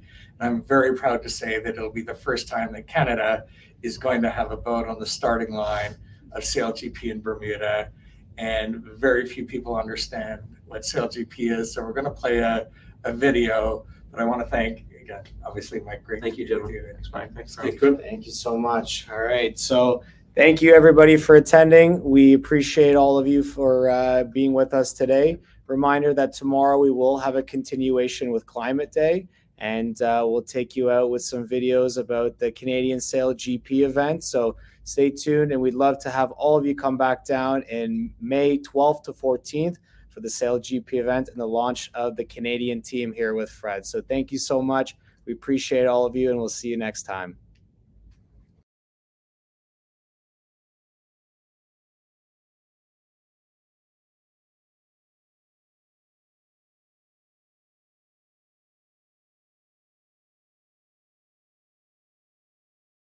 Word by nature.